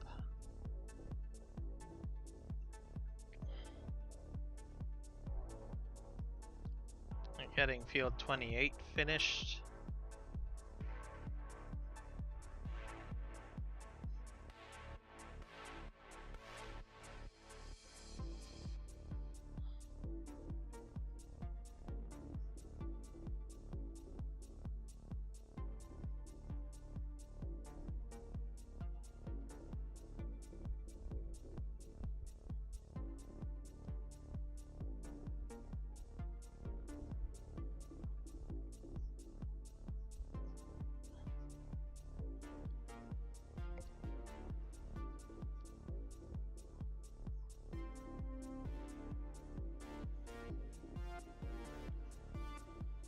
This is a bit of a bumpy road.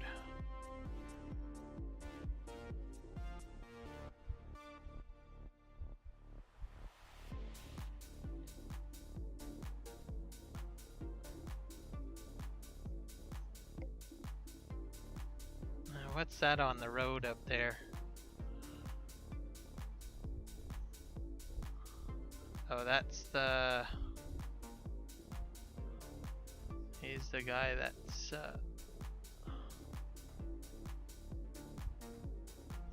He's the plowman.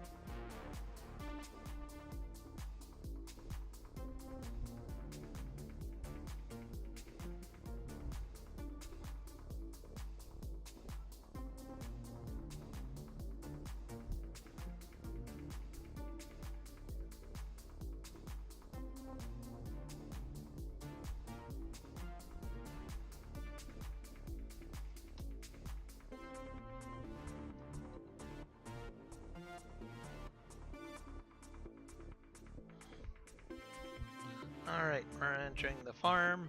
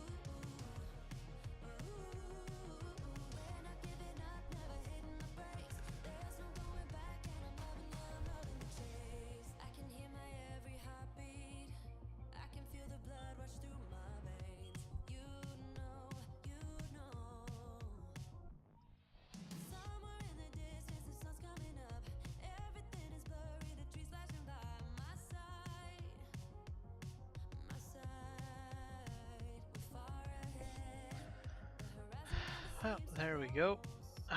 Let's see how everything's doing. Just check our productions.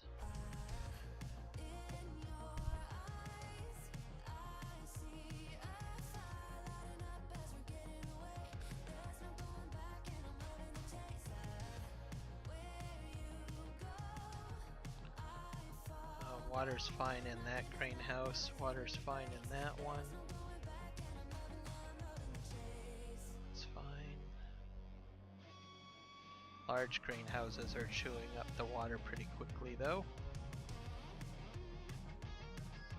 Planks and wood beams are going fine. I will have to get some more wood into this because it will shut down again if I don't do that. But at least we've got planks being spawning, so all of that is going good. I don't know if I need chipboard anytime soon or prefab walls yet. Don't think so. Mainly focusing on planks and wood beams at the moment. So, let's see. Wood's gone down slowly.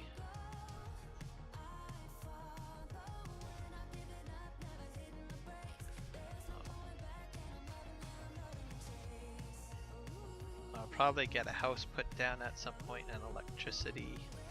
Concrete. I need sand is the problem.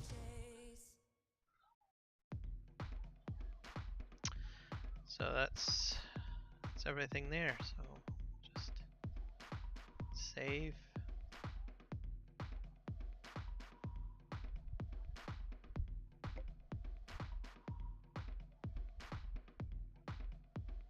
We'll do more on another episode.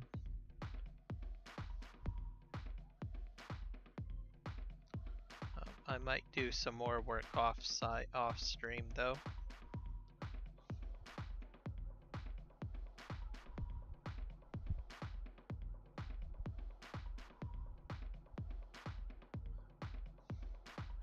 So thank you everybody for checking out my stream.